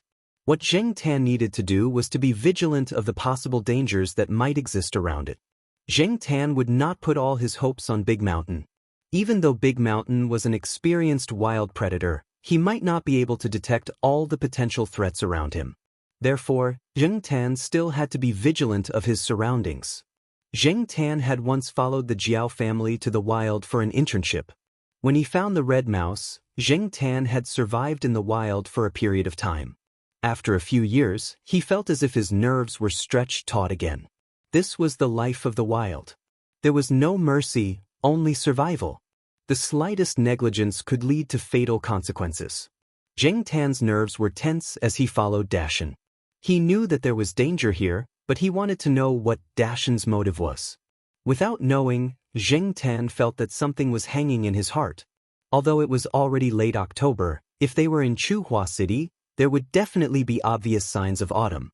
The temperature would drop, and there would be fewer mosquitoes in the wild. However, it was not the case here. The winter temperature here was higher than in the central region. Unless it was on some high mountains, it was hard to see a snowflake in the entire winter. Perhaps it was because of the temperature, but when Zheng Tan walked in the forest, he could hear the sounds of many mosquitoes. Sometimes, those mosquitoes would sway in front of him, making him want to immediately slap them to death, but Zheng Tan endured it. If the action of swatting a mosquito was too big, it could easily alarm some dangerous species. It was already close to noon.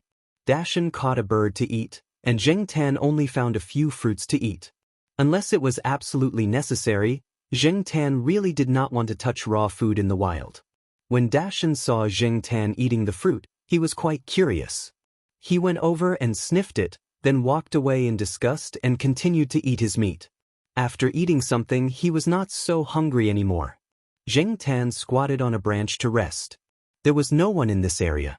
After walking for so long, there were no traces of human activity. How much further did Dacian have to go? Zheng Tan had learned his lesson from the Red Mouse's trip. He did not want to be away for a few days or even longer than that again. Why don't we head back home later? As he was thinking, Zheng Tan's ears twitched, and he suddenly looked in a direction. If he did not hear wrongly, there seemed to be someone talking over there. He turned his head to look at Dacian on another branch. At this moment, Dacian was also looking over there. His face was a little serious, similar to usual, but his eyes were a little cold. Zheng Tan had seen similar eyes many times. When cats were hunting and playing with their prey, they would have similar eyes.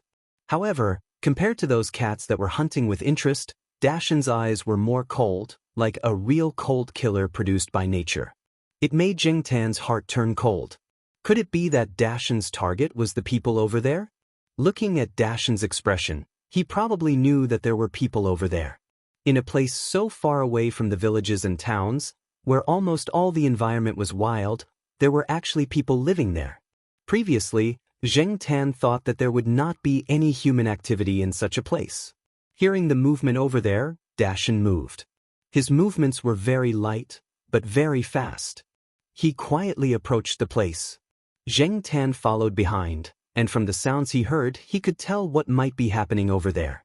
From the sounds, there was more than one person over there, and they seemed to be looking for something. Looking at the big cat in front of him, Zheng Tan thought, could they be looking for this guy? That didn't seem right.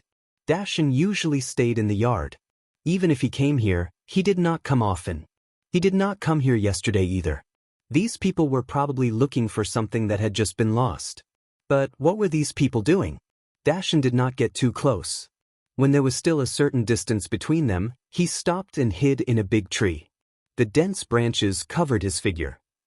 Zheng Tan also hid and looked at the people who were getting closer and closer. Those people spoke with a dialect.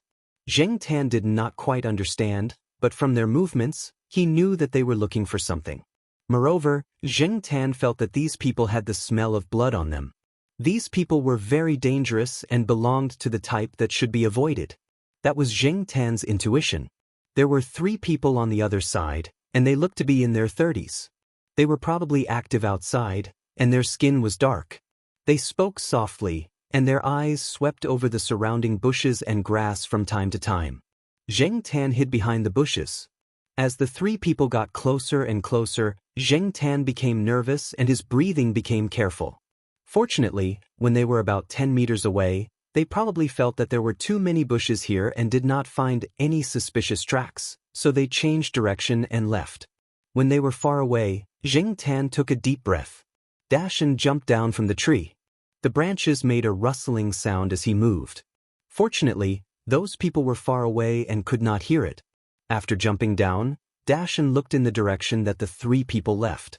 His ears twitched, and after making sure that the 3 people did not return, he started walking again. Zheng Tan followed Dacian. He did not know what Dacian wanted to do, but he was sure that it was related to these people who were active in the depths of the forest. What should he do next? It was just 2 cats. Even if they had a grudge, what could they do to those people? Even if Zheng Tan turned into a human, he would not be able to fight against any of the 3 people. Of course, if they used other means, it would be a different story. Dacian did not seem to have the intention to chase after the 3 people. Instead, he walked in another direction. Half an hour later, Zheng Tan saw a simple shed made of cloth and wood. From the sounds coming from inside, he knew that there were some animals in the wooden house. Poachers? That was not right. Although there was a large wild forest here, and there were many wild dogs, wolves, and wild boars, there were not many rare animals. This was what Zheng Tan heard from Air Mao. If they really wanted to poach, why would they come here? Wolfskin? At this time, 2 people came out of the tent. One of them yawned and walked into the tent next to him while the other walked around the area. Then, he sat down against a tree and lit a cigarette. When he heard something, he suddenly looked over. Whoosh, a brown figure flashed through the bushes and disappeared quickly. The person's vigilant eyes suddenly disappeared. As long as it was not a human, they did not care about other animals. Zheng Tan hid behind the cloth shed and saw that after the person found Dashan, he slowly sat down against the tree again. He did not seem to be worried at all. This person was very alert. Dashan's movements were actually very light. When he approached the cloth shed, he probably paused because of the smell of the animals inside and stepped on a very thin branch. When the person sat down again, Zheng Tan gently lifted the thick curtain of the cloth shed on the ground. Zheng Tan did not go in directly. He just lifted it a little and looked inside. There was a vent on the side of the cloth shed, and light came in from outside. Therefore, even if the inside of the cloth shed was relatively dark, Zheng Tan could still use the little light to see the situation inside the cloth shed. There were 5 cages inside. 2 of the cages contained monkeys, and 3 of the cages contained red pandas. They were not small pandas, but animals with a lot of reddish-brown skin. They were also called red pandas. Whether it was the 2 monkeys or the 3 red pandas, they did not seem to be in good condition. They were listless and did not move much in the cages. Zheng Tan once again wondered if these people were really poachers. They let them live but did not pay much attention to their health. Are they really poachers? Looking at them, Zheng Tan suddenly felt a chill in his heart. He quickly put down the curtain and then quickly left the place. After Zheng Tan left, the person who was sitting against the tree appeared next to the cloth shed. What's wrong? The person who entered the tent before came out and asked. Nothing, other animals are approaching. The person next to the cloth shed said. Oh, as long as it's not a person, it doesn't matter. The tension on the man's face suddenly dissipated. He yawned and walked into the tent again. I'm going to sleep for a while, I'll take over when I wake up. Zheng Tan, who was hiding behind a tree not far away, looked at the 2 people over there. Compared to the 3 people he met before, Zheng Tan could still hear a few words in the words of these 2 people and guessed the meaning of their words. Zheng Tan did not go over to inquire again, and Dashan seemed to know that he could not get close to that place, so he planned to go back. However, Zheng Tan felt that this guy was still a little unwilling to give up.